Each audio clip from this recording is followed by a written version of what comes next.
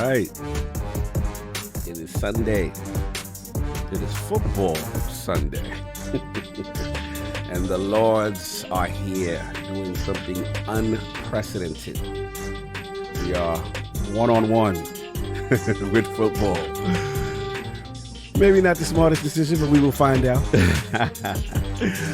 First of all, let's do some roll call in the building, in the realm. What's going on? I see a lot of y'all in there already. Gerald Mack, what's going on? Salute, Yo G. Christopher Hart, or hell, Sony, salute, no doubt, no doubt. The Don Utaku with snitching hands and, okay.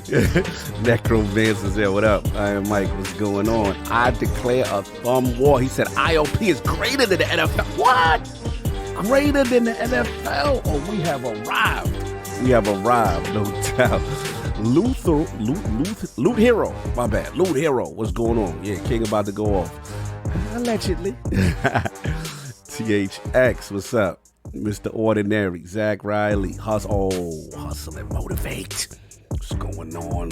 DMV, how my levels sound, how we doing? I'm back. I forgot how to podcast. It's been a minute. K Asante, the legendary K Asante, my man, Black Conflict X. Let's go. Let's go. Isaac Gentry, what's up? You already know. Zach Kareem, what's going on? Thank you, Hustle. I appreciate you, brother. Thank you. Yeah, man. Wiping off the cobwebs. Try to do this podcasting thing. It's been a minute. We got some super interesting topics. You already know what it is. The Lords will be here in full effect to talk about it. You know what I mean? Maybe some special situations may pop off. We'll see. Some surprises. Tim the Sorcerer. What's going on? Oh, yeah, that's true. I can already see people in the chat now. It's Phil coming. Dominus. Commander Rodimus, what's going on? Dova, 360 sub ILP around, what's going on? Yeah, man. So, yeah, we're going to get into it. Should be a fun one. The realm reunited back with my brethren them. It's going to be some fun. And, yeah, I'm looking forward to it. So, I will be back. Julio Aruz, what's up? And, yeah, we'll get Saul up in here. Hopefully, we'll get King up in here. And shout out to the Don Otaku, member for 16 months, Lord Silver. Splatoon 3 just blew out every premium shooter in years. Strong campaign, multiplayer with good content and progression, monthly updates, and no microtransaction. I don't know about the best premium shooter. When you give 100 million plus people finally something to play, then people are going to gravitate towards that like they 8 and 10 years. I will say this though. When I was at PAX, and that Splatoon, did you see the part of my video where the Splatoon, they opened it up for the public, and they started cheering and running towards the station, like, Splatoon. I was like, that's different. I ain't going for it. Nintendo energy is different. Hustle says Addict is kind of low. Yeah, I think he's stepping away from the mic. No, I'm literally right at the mic. Oh, okay. Ducky.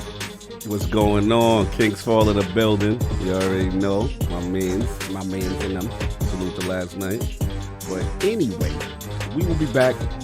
We will get the Nostradamus. We will try to find the king, make sure the king is good. We want to hear what he got to say clearly. And I'll see y'all in a minute.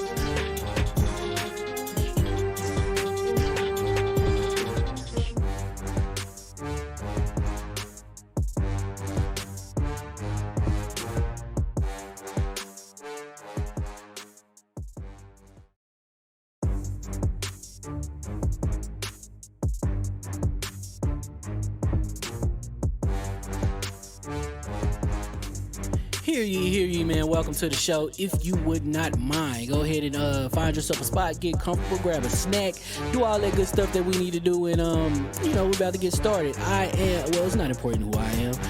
What's important is that you are pulling up to the Iron Lords podcast right now as we speak, and I guess I'm here to keep you entertained until it's time to get this show started. So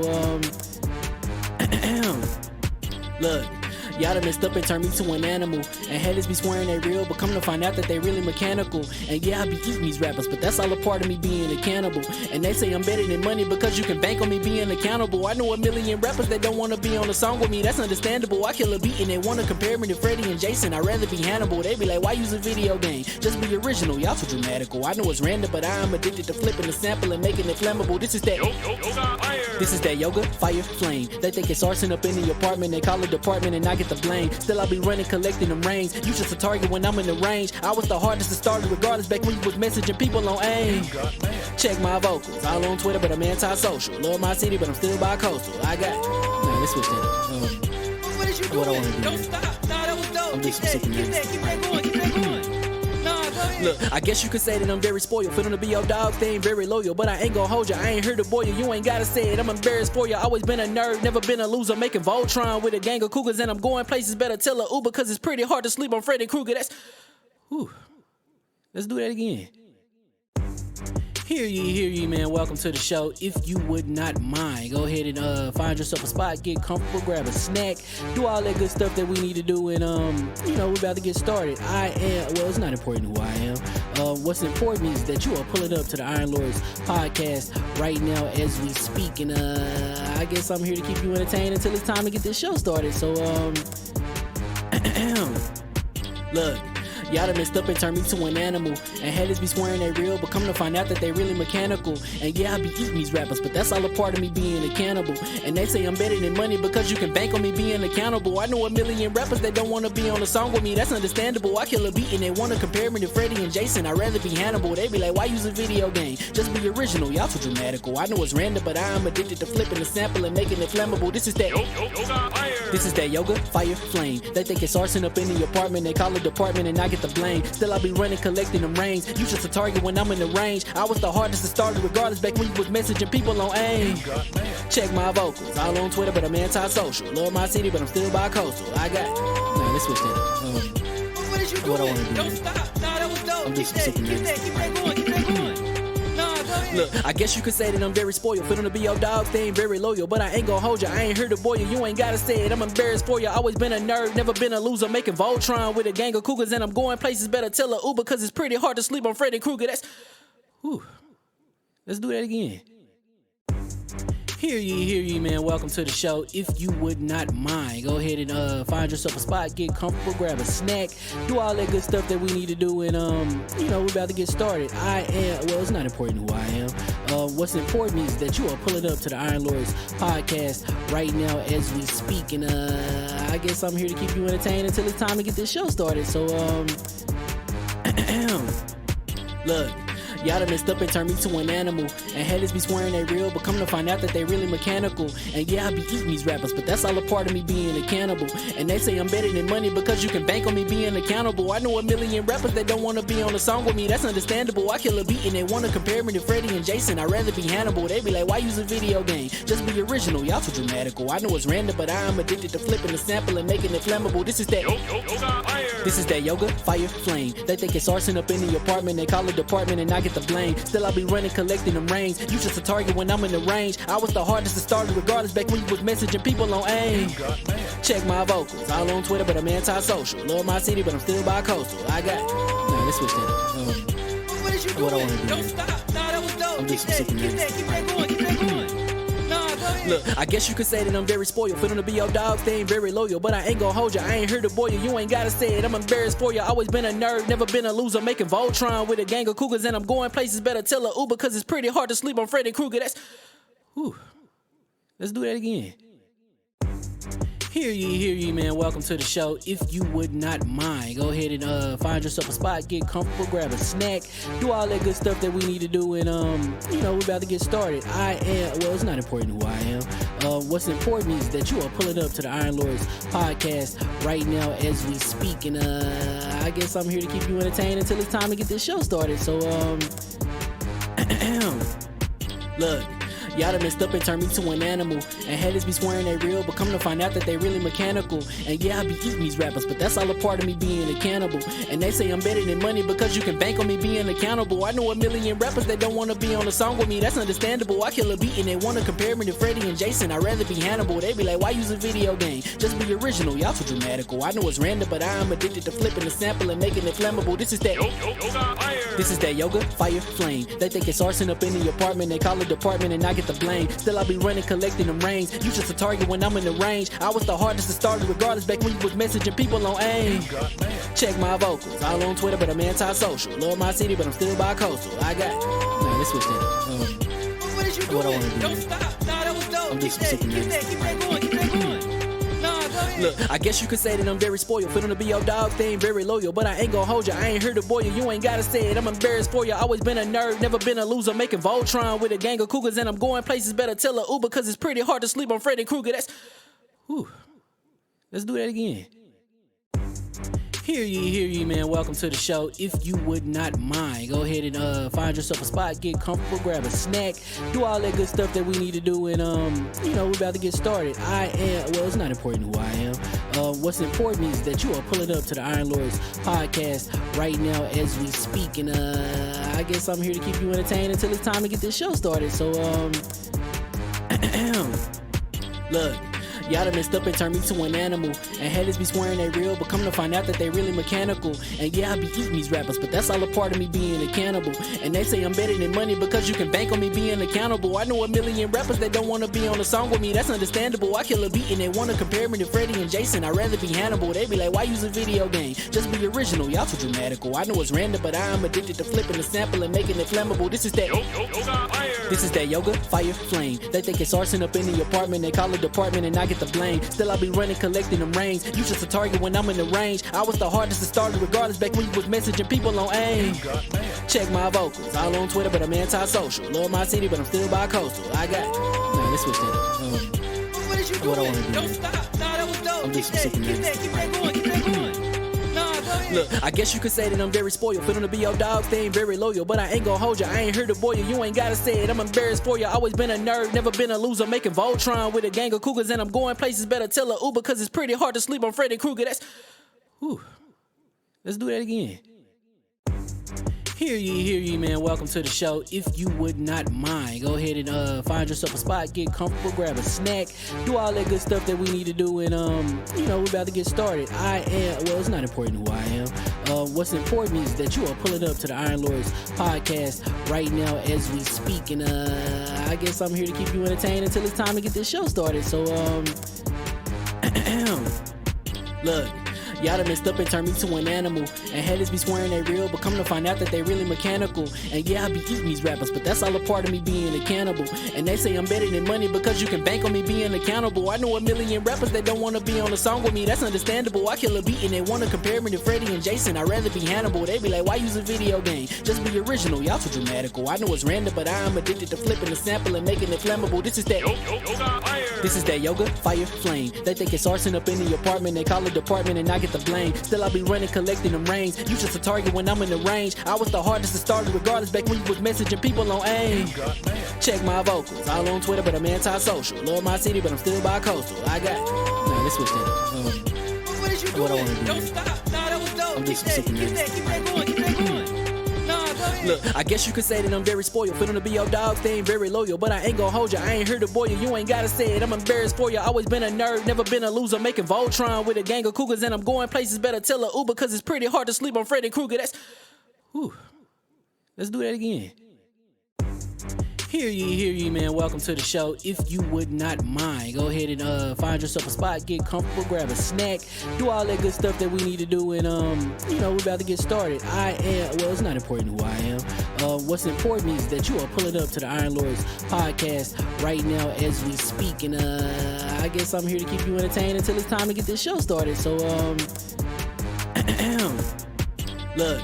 Y'all done messed up and turned me to an animal. And haters be swearing they real, but come to find out that they really mechanical. And yeah, I be eating these rappers, but that's all a part of me being a cannibal. And they say I'm better than money because you can bank on me being accountable. I know a million rappers that don't want to be on a song with me, that's understandable. I kill a beat and they want to compare me to Freddie and Jason. I'd rather be Hannibal. They be like, why use a video game? Just be original, y'all too dramatical. I know it's random, but I am addicted to flipping the sample and making it flammable. This is that yoga, fire, flame. They think it's arson up in the apartment. They call it department and I get the blame. Still I be running, collecting them rings. You just a target when I'm in the range. I was the hardest to start regardless back when you was messaging people on AIM. Check my vocals, all on Twitter, but I'm anti-social. Love my city, but I'm still bi-coastal. I got. Nah, let's switch that up. What is you doing? What I wanna do. Don't stop. Nah, that was dope. I'm Keep just that sick of going. Keep that going. Nah, go ahead. Look, I guess you could say that I'm very spoiled. For them to be your dogs, they ain't very loyal. But I ain't gonna hold you, I ain't here to boil you. You ain't gotta say it, I'm embarrassed for you. Always been a nerd, never been a loser. Making Voltron with a gang of cougars. And I'm going places, better tell a Uber. Cause it's pretty hard to sleep on Freddy Krueger. That's... Whew. Let's do that again. Hear ye, man. Welcome to the show. If you would not mind, go ahead and find yourself a spot, get comfortable, grab a snack, do all that good stuff that we need to do, and we're about to get started. It's not important who I am. What's important is that you are pulling up to the Iron Lords podcast right now as we speak, and I guess I'm here to keep you entertained until it's time to get this show started. So look. Y'all done messed up and turned me to an animal. And haters be swearing they real, but come to find out that they really mechanical. And yeah, I be eating these rappers, but that's all a part of me being a cannibal. And they say I'm better than money because you can bank on me being accountable. I know a million rappers that don't want to be on a song with me, that's understandable. I kill a beat and they want to compare me to Freddie and Jason. I'd rather be Hannibal. They be like, why use a video game? Just be original, y'all too dramatical. I know it's random, but I am addicted to flipping the sample and making it flammable. This is that yoga, fire, flame. They think it's arson up in the apartment. They call it department and I get the blame. Still I be running, collecting them rings. You just a target when I'm in the range. I was the hardest to start regardless back when you was messaging people on AIM.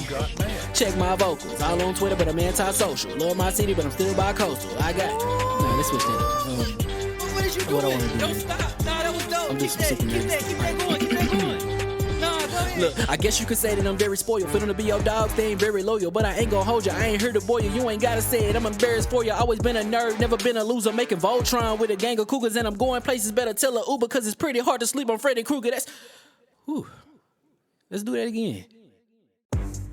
Hear ye, man. Welcome to the show. If you would not mind, go ahead and find yourself a spot, get comfortable, grab a snack, do all that good stuff that we need to do, and we're about to get started. It's not important who I am.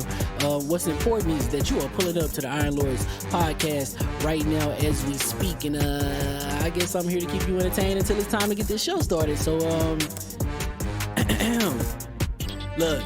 Y'all done messed up and turned me to an animal. And haters be swearing they real, but come to find out that they really mechanical. And yeah, I be eating these rappers, but that's all a part of me being a cannibal. And they say I'm better than money because you can bank on me being accountable. I know a million rappers that don't want to be on a song with me, that's understandable. I kill a beat and they want to compare me to Freddie and Jason. I'd rather be Hannibal. They be like, why use a video game? Just be original, y'all too dramatical. I know it's random, but I am addicted to flipping the sample and making it flammable. This is that yoga, fire, flame. They think it's arson up in the apartment. They call it department and I get the blame. Still I be running, collecting them rings. You just a target when I'm in the range. I was the hardest to start regardless back when you was messaging people on AIM.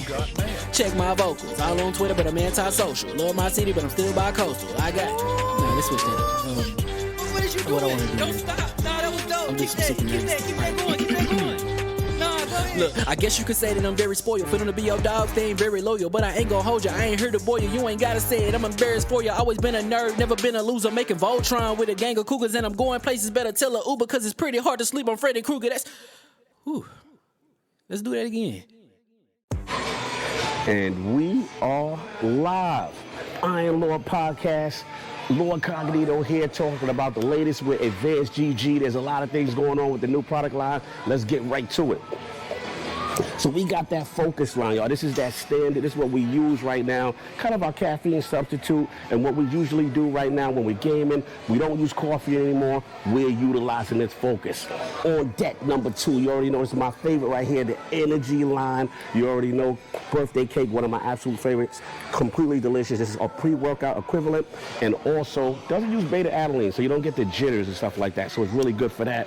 And then the new, we got that hydration hydration line, y'all. This is really good for people who don't like caffeine, who want an electrolyte substitute, and it is really sugar-free, absolutely delicious. So you got your 3 choices. Once again, you know Cog Lover is sour. You already know, and we're doing this right now. So go get yourself to advancedgg.com. Use code IronLord on the checkout. This is something I use all the time. We got to support AdvancedGG. Great products if you want to get your workout on. Even if you don't work out, you're just gaming, you need that focus. And again, the hydration line for those who don't want caffeine, no sugar, electrolytes, you're good to go. LordCognito here, Iron Lord Podcast. Peace.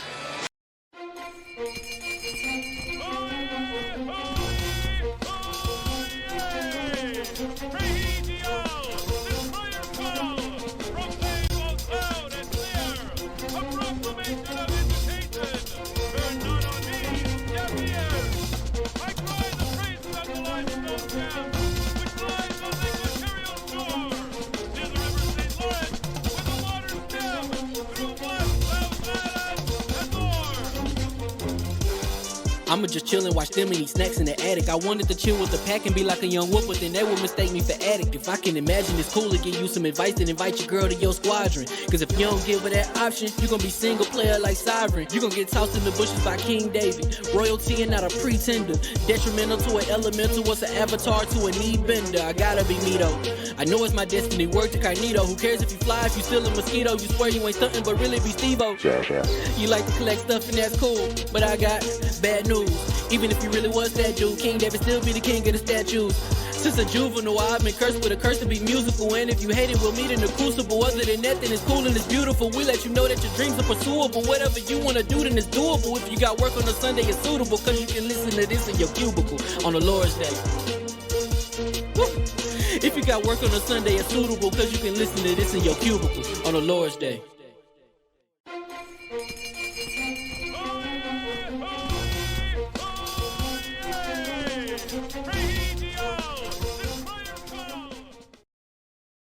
Mic check, mic check. Wait, so where is officials? I didn't even know. That's official. Anderson the Spider Silver. Okay. Oh my god, that's crazy. And apparently he's got like a negative 700 favor right now. Anderson Silver does. I'm about to do a small bet on Logan. You about to bet the house. Anyway, I think Anderson gonna win, but part of me feels like Anderson is old right now. He old. Part of you feels like that. Part of me, anyway. But part of me just like, man, that Wait, are we age live? matters. We live. That We age just matters. talking live and just checking. King will be here momentarily. King will be Calm here. down. It's like you other dudes. They see that shit. They see that. How they those gonna say topics, no, man. They see King? those Yo, topics. y'all foul. See, hold on. Let me get Lydia Master, Himanshu. Yeah, they ain't want to see us. There's no King. Yo, we see what y'all I'm doing. officially This is retired. for y'all. I This have is for y'all officially right retired. Exactly. Man. We might as well not even show up. It's I like have officially retired. yeah, I'm done. Forget the other lords. You know what? This is what you guys get. Ooh, yo, we want King. Where is the host of this podcast? Shafiq Baxter. Then it's look, Hawky. How dare you? Treachery. He relieved King's coming. Look at y'all. See, we see the truth now. We see. King of the Lord. Oh my god, this is funny. This is funny. It's like Mr. T. Remember the cartoon with Mr. T and the gymnast, the kid gymnast. Bro, we the Jackson 5. Like we the other. Michael is not here. Yeah, with Tito and the rest. Anyway, hear ye, and we are live. Welcome to the Incomplete Iron Lords Podcast, LLC, and the Lords of Gaming. Welcome to King's Podcast and the other people. Welcome to King and Them Other Dudes.net. Episode number 271. It's another glorious Sunday. We're back at the round table on the Lord's Day.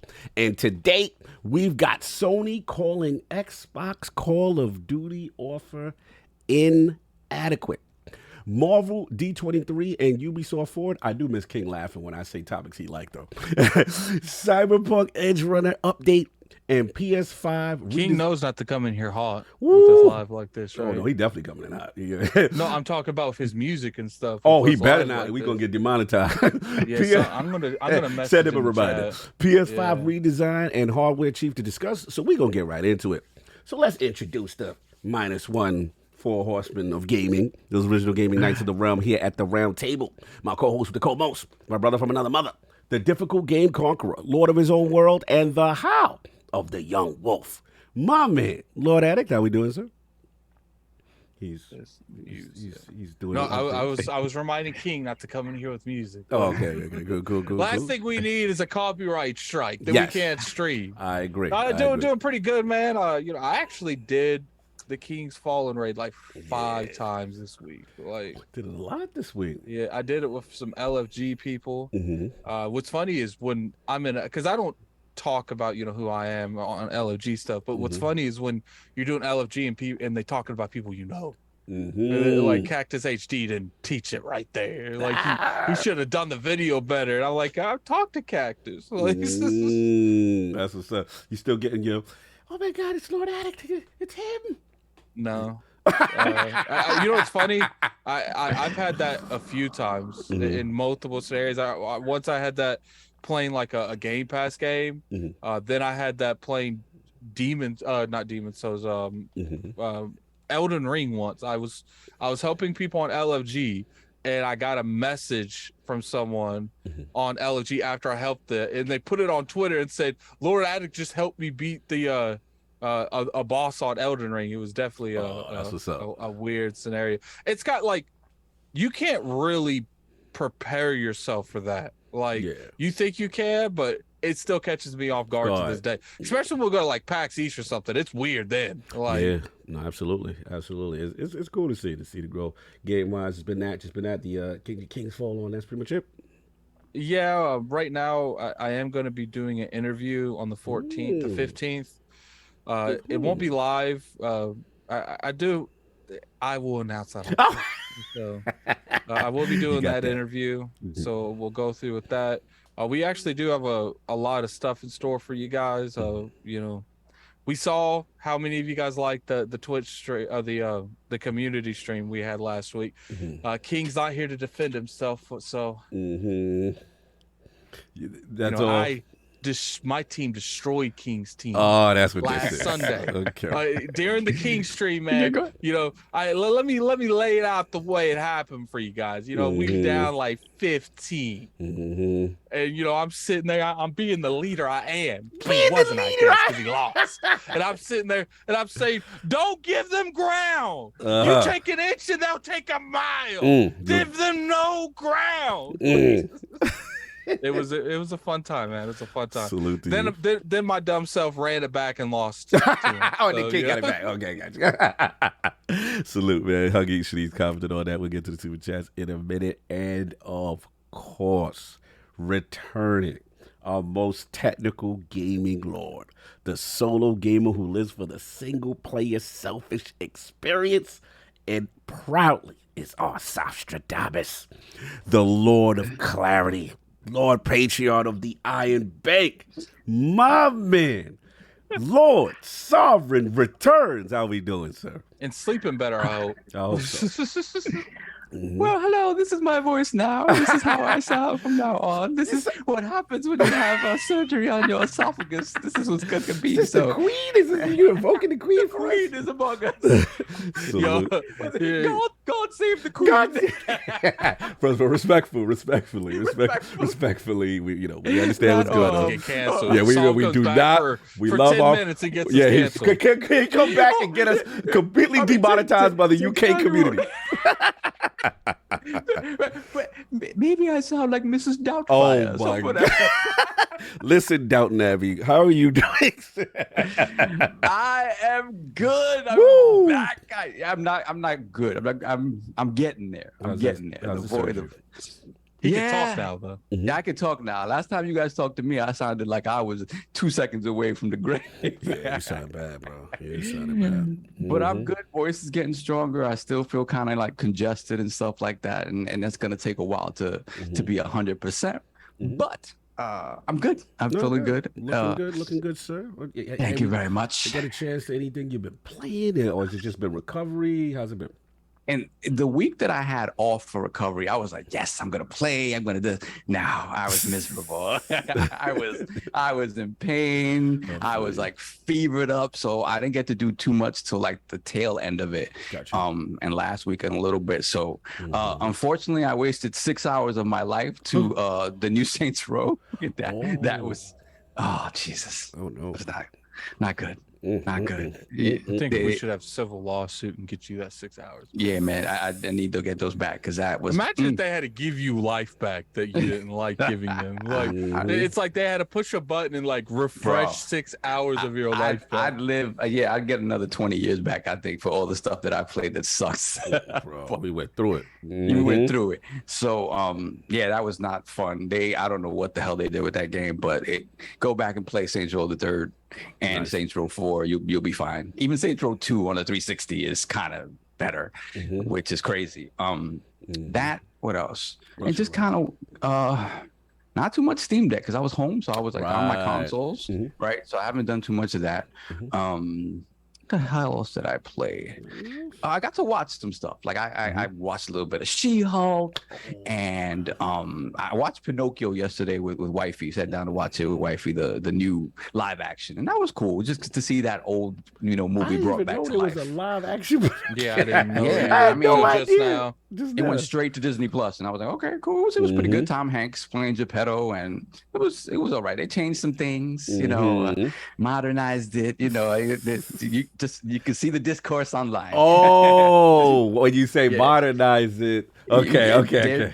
There's discourse about that. Gotcha. There's discourse about the Little Mermaid. Yes, discourse. Discourse. I like that. Discourse. Yes. I saw that. I saw the beginning of House of Dragons. I got to catch up there again. And That's a good show. That's probably what I'm gonna do right. Are you after feeling this it? Because podcast. I got to figure out. After that first episode, it's right where I hoped it would be. So I think, man, 3 was good. Yeah, and I'm sitting here, I'm watching these episodes, and I'm like, can I forgive them for Game of Thrones yet? I need a little bit more time. I need a little bit more time. We healing. They hurt my feelings at the end of that. But yeah, and then I haven't watched Rings of Power yet, so I want to watch that. No doubt. Yeah. And of course, the Incredible Hulk of this hopefully will be joining us in progress, so y'all can still listen. AKA XS Game. Ooh. Will be joining us hopefully soon. Oh, as Mrs. Doubtfire, I was like, ooh. Captain of the Snitching Police. I know, right? But of course, we still have the gaming ninja himself, the Shinobi, LordCognito. Spread that realness to the rub of the ILP, not telling you what you want to hear, what you need to hear. Shout out to my brother, Mr. Matty Plays, who still has not played Yakuza Like a Dragon. Let's keep the pressure on his neck. Keep it on his neck, y'all. I did everything I was supposed to do. He didn't play Yakuza Like a Dragon. I did his Danganronpa. I did all that. I gave him the synopsis, you know what I'm saying, on that. So he got to fulfill his end of the bargain, keep the pressure on him. But we had a great episode talking about, obviously, the Suicide King in the chat. Sob equals sus. We finna snitch to Miss Sob. What? Stand down, Suicide Kings. Ooh, for you. Why they saying that they gonna snitch? What they talking about? I guess he's not feeling the tone of the. I need to stop snitching in the up on the screen. Okay, they want to stop snitching. Okay, stop snitching. So we're gonna go to stop snitching. Anyway, nothing but snitches in his chat. Yeah, it's a lot of snitching going on, a lot of talking. But so we're doing that. We did that with the episode there. We did a Defining Duke Ultimate that's up on free feeds. Mega episode, crossover episode. Chris Raygun, the Dukes, and Ainsley from Season Gaming. So I listened to that. Mm-hmm. What's that? Oh man, y'all went in. Good. Yeah, y'all went in. We had to have some real talk, you know what I'm saying? But it was good, man. We tried to get some balance and get some other perspectives as well. So salute to that. And then shout out to The Last Word, came back to that. He bought this Thai guy, Travis, the homie. Shout out to Sephiroth from the ILP clan, man. He was all suited up. It was all cool, talking about what's going on in Destiny and all that good stuff. Season of the Plunder, all that. And then I'm back from PAX West in the building, man. First off, I'll be remiss if I do not salute the best cameraman in the game. Sorry, Pete, I love you. I'm just joking. I got it. But my man, Bill Stillwell, the legendary Epic Games, holding it down, holding me down. I was out there dolo. He was just like, "Yo, you know, if you want to rock, let me know." I was like, "Yeah, absolutely." And we just tag team. You know what I'm saying? We came through. You know what I'm saying? And just really covered these games. I want to shout out to a lot of people who I'm. I can just stop my intro right now. First of all, forget about me. Michael is here. the Jackson 4s, they're done now. Anyway, and of course, yo, bro, you got a whole segment of people like, yo, where's King? We don't want to hear what you're talking about. So we got to introduce the incredible Hulk of this, a.k.a. the XS Gamer. Ooh. There we go. Louder.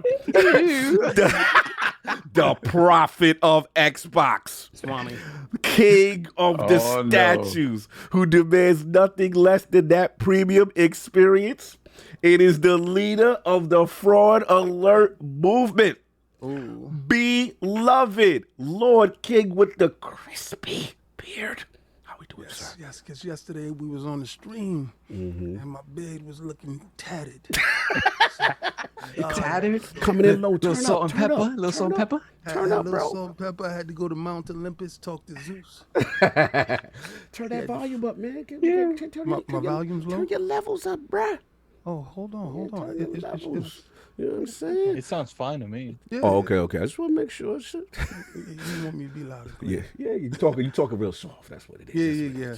I'm sorry, man. I apologize. This has been one crazy week, and it's like down to crunch time, and we got inspection coming, and I'm like, remember I painted the whole house. Yeah. Now we paint in the kitchen. We they have a list of stuff that we have to do, so we're doing those things, and I'm going to this place buying rails to put outside, you know. Oh, okay. All types of crazy. It's the craziest thing ever. But down to crunch time, I'm gonna give a shout out to Galveston, and his son, because on Thursday I was having a really, really bad day, right? And he logged in and he was like, "Hey, you want to play some Fortnite?"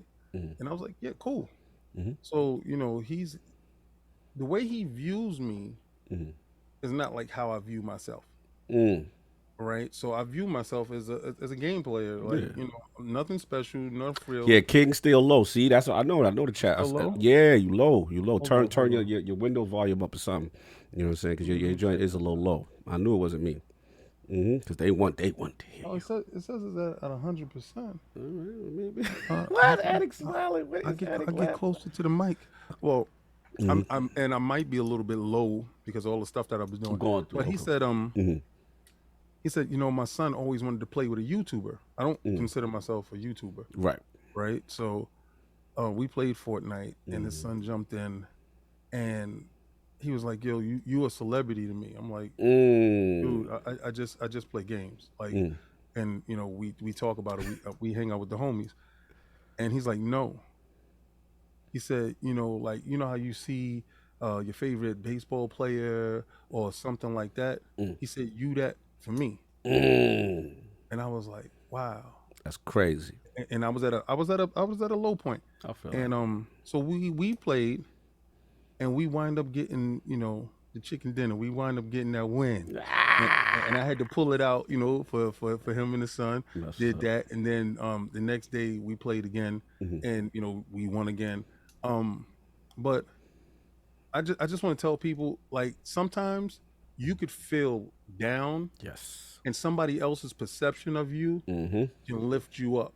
So it's not always as bad as it seems. And it's not always as good as it looks, you know. So a lot of times, you know, people think you on cloud nine, everything is fantastic, and it don't really be that way. Factual. So, you know, I always try to greet people with a smile, and I'm never too big to play games with, my peoples. I feel that. That's real. That's real. Yeah, that's all I've been playing this week. No doubt. And some God of War type game that was inside Game Pass. You remember the name? it's like something Kill the Gods or something like that. So it's dope. I like that. No doubt. Yeah, I was just jumping off. I did my intro already, but I'll just jumping off into PAX West again.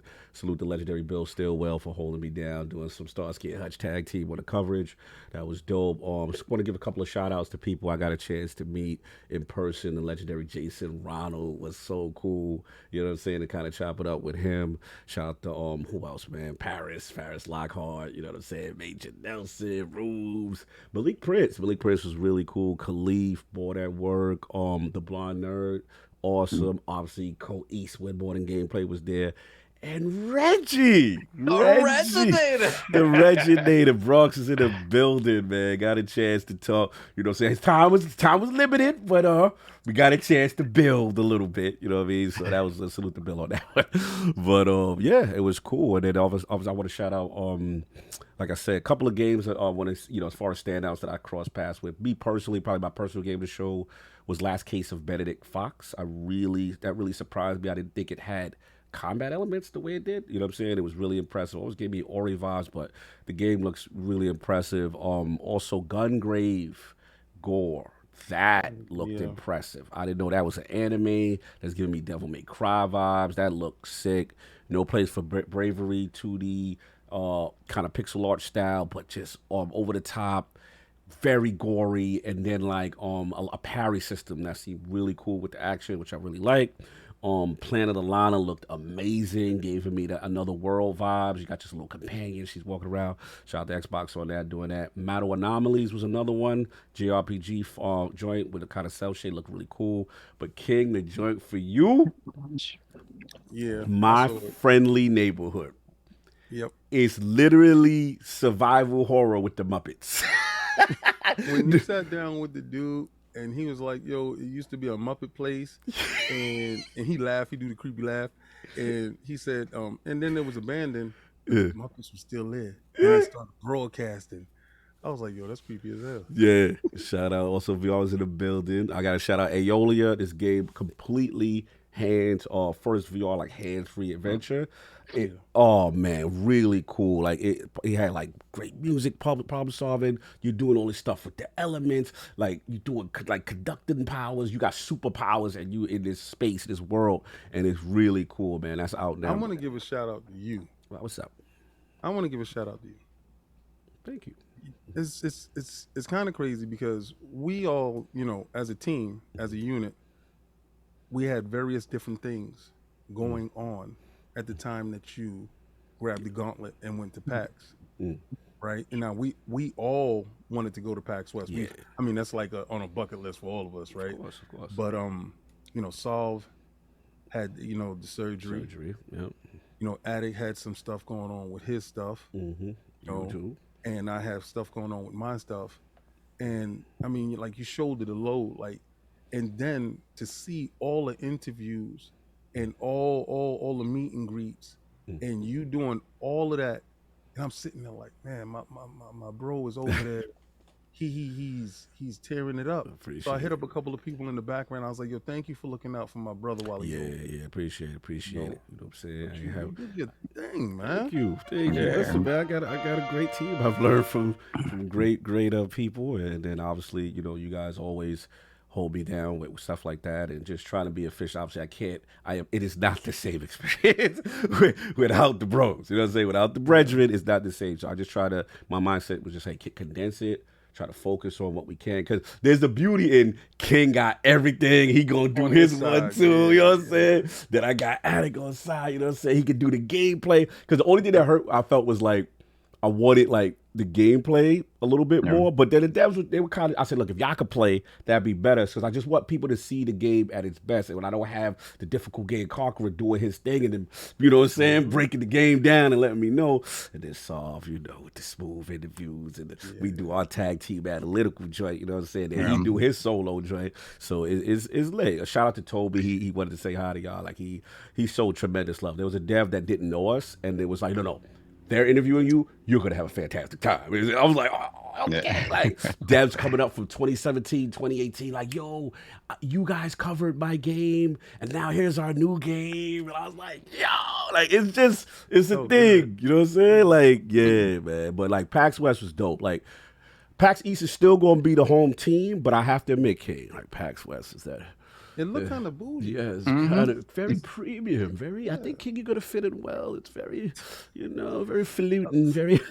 Highfalutin. Highfalutin. You know what I'm saying? Highbrow. Yes, at any minute you can, walk past some bad booty. Oh, there's so Reggie. Like, it's just a thing. You know what I'm saying? Like, yeah, so go check that out. And, yeah.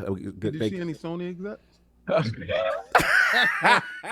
I knew. We need the sound effect, King. Where's the sound effect? There you go. Colt bumped in the shoe. Colt bumped in the shoe. They let Shoe out? He was outside. He was outside. I don't know what he was outside. He was literally outside. He was outside. You got to pay a lot more to get in there to see them dudes. Anyway, moving on. So, yeah, as far as that, definitely King's 4 raid finally done. King was in the chat that time when we started it. Finally with Divinity. I know that's a big controversy to chat right now, but we got it done with Divinity. It was Lou. Shout out to the clan. Shout out to Ducky, DJ, All Rose. Who else there? Scream, Sinister. You had a wild bunch. Yeah, it was a wild crew. We had a good conversation. Yeah, it was dope. No doubt. And then as far as games, just started Cyberpunk. I'll tell you why. We'll get into that. What else? So I've been playing Tekken 7 like crazy on Steam Deck for some reason. That's become my go-to game on Steam Deck. It looks phenomenal. Shout out to Hip Hop Gamer. Yes.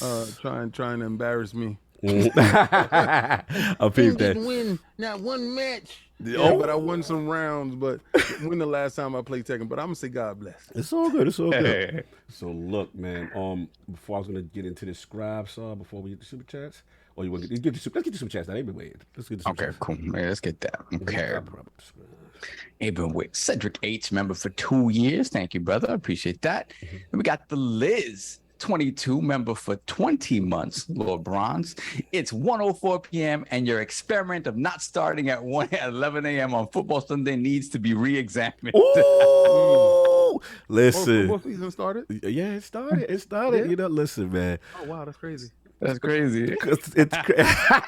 I figured there would be not much opposition if I kept things the same. So from people getting up, even for me, like I'm like, you know what, I'm good. Let me sleep. And then look, we'll see. If you would have pulled that today, if you'd have called that text, you'd have been like, yeah, yo, you up? You were like, I quit. I would have died. Literally, I'd have been under the gun. I feel you. Now we're gonna keep it. We're gonna see how it goes. Plus, I want to respect. There's a lot of things going on. Our schedules, rest. And then also I want to respect my brothers in season gaming, man. I got love for those guys. They moved over, and to 11, yeah. To 11. That's what old time. And I remember me and Ains had a good conversation about that maybe a year ago. He was like, oh, y'all go back. Yeah. He didn't know that we used to go at 11. I was like, yeah, we do that for football. But I was like, don't worry about it. It's all good. So yeah, salute to them, man. Shout out to subscribe to their channel too. But anyway, you can have both things on at the same time. It's fine. You don't have to make people choose. Yeah, exactly. Remember the Xbox used to have that split screen thing? Yeah, there you go. You gonna put Xbox Snap? The TV. Yeah. I used to love Snap. I'm done. Anyway. We got baby father. $5 super chat. Y'all baby father. Yeah, baby father. Welcome to the King Show and some other guys. What? You guys. Yo! This is where we're at right now. This is where we at. Hargeet Shadim, member for 1 year. Thank you, sir. $2 super chat. Salute to the Lords. Welcome back, Cog and Saab. Thank you, brother. Appreciate it. Thank you. Hargeet Shadim once again, $5 super chat. Playing Halo with Addict and King last week was fire. Need to play more of that dead game. Hope you enjoyed it as well, despite the stupid issues. Yeah. Yo, salute to you, Hargeet. I gotta play with you. Hit me up one time, but it was late, but I gotta play with you on that Halo, man, for sure. And we got Let Me Play With Your Joystick. Right on time. Oh, he's back for his minute. Let's go. Suicide Kings, you better stand down talking to Saab like that. No disrespect thrown out his great name. Hey, Saab Boo Boo. Oh my God. Saab is back. Saab is back. I got the defense crew. I appreciate that. Let me play with your joystick. I appreciate that. You mess with the boom. Yeah, I heard you wanted to hit me up. He tried to get in contact. He or she, I should say. They tried to get in contact. Yes, correct. They wanted to get in contact. Then we have 14 member for 14 months. Wagwan Lords, enough respect. Big up to the crew. Ding-a-ling-a-ling. School bell a ring. Knife and fork and fire. Then we got baby Farmer once again, $2 super chat. Let the trumpets herald King's arrival. We need to get some trumpets for King. Yeah, he need like a serenade or something. Like, yeah, when he comes. None of that. I'm gonna be coughing throughout this today. Nah, so you good. I got you. Then we got free R. Kelly $5 super chat. Outside? He outside. You dare show your face today? King, it's over. Hold on. It can't. Where's Tex? I have to meet Tex. I haven't been able to meet Tex yet. Oh, you mean Buck? It's Buck. Yeah, I thought it was Tex. Buck. yeah, wow. Buck. Wow. Fucking up on him like that. Then we got free. He says, What'd he say? Kang, it's over. Halo died. Why you ain't played Halo? Microsoft killed their own flagship title. JimRyan drinking your teas in his martini. Or tears. Apparently, tears. It's teas, but tears in his martini. Apparently, you wasn't part of the group that was playing Halo with the team. Since you're here regularly, I suggest you go and get a Little Man or a Series X so you can have games to play other than Twitter. Salute to R. Kelly. Then we got Himanshu Yadav with the 40 rupee super chat. Salute. King, Canelo vs Triple G prediction. Any chance for Triple G? I don't think so. Yeah, there's a huge chance for Triple G. Ooh, really? Okay. All right. So there's 3 different injuries that Canelo is working with right now. He's working with the injury of his shoulder. If you ever see him have that tape on the shoulder, he has suffered with torn labrums. So right now, arthritis is setting into the shoulder. He also has a bad knee. He doesn't do too much road work. So if you notice, Canelo doesn't move around the ring as much as he used to. So, and he also has the tape on his knee. So I'm pretty much assuming that arthritis is either working his way into his knee as well. These dudes can't keep training and doing the stuff that he's doing. At the same time, Triple G wasn't fighting the same times Canelo was fighting. So he's pretty much on the shelf. So if he does have one good last fight in him, this could be that one good last fight. And remember, power is the last thing to go on every fighter. Okay. Salute. Next up, sir. Then we got Lord Metroid, member for 12 months. Shout out to COG for the excellent PAX West coverage. Thank you, sir. Thank you. COD is too big of an IP to keep exclusive. Money talks. Good to see Saab back. Thank you, brother. Appreciate it. I don't believe that what you're saying. We will get into it. And then we got Sin Vendetta, $5 super chat. Awesome. King, it's a homie right there. King, when you said a God of War type game, I thought you were about to drop name drop Dante's Inferno. Love that game. Shout out to Dante's I'll Inferno. look it up and I'll tell you. No doubt. It's pretty much. It was fun too. I think it's like Kill the God, something like that. Kill the Gods. Yeah, I think that's the name of it. It's so much fun. You get a group of like 5 to 6 people, and you're going to dungeons, but only one can go in at a time, and it's like permadeath. So if that dude goes in there and he dies, you lose him. But if he comes out with the stuff, your groups get to partake in what he came out with. It's dope. No doubt. What else we got? Then we got free R. Kelly, $2 super chat. Kang, I can get you into PAX. Okay, R. You Kelly. can't get yourself out of jail. Yo, how you gonna get me into PAX? You can't get out of there. You in the who's guy. Don't do him like that. Yo. All right, then we got Hargeet Shani once again, $20 super chat. Jim crying dance moves Lion Ryan needs to show us the adequate offer that he made to Phil when he married the ex Bungie, so we can all see what he's looking for. I mean, he obviously sent one, right? Wow. Bungie told him from the rip, we for the streets. Pay what you will, but we're for the streets. No doubt. Then we got free R. Kelly again, $2 super chat. It's our commissary money. Halo dead at Microsoft. Bungie made the right move. Oh my God. I don't care how much you're yelling from the rooftop. It don't change the fact that we all was playing and you was looking over the wall. Don't do him like that. Are they still having fun? Don't do him like that. Anyway, Then we got the man who got them horns, I haven't member seen for that, 27 months. Shout out to you, sir. Salute. Much love to the crew. The Ubisoft event was made watchable. Thank you, King, Addict, Mega, and Kid. Welcome back, Saab. Thank you, sir. Hashtag moving powder.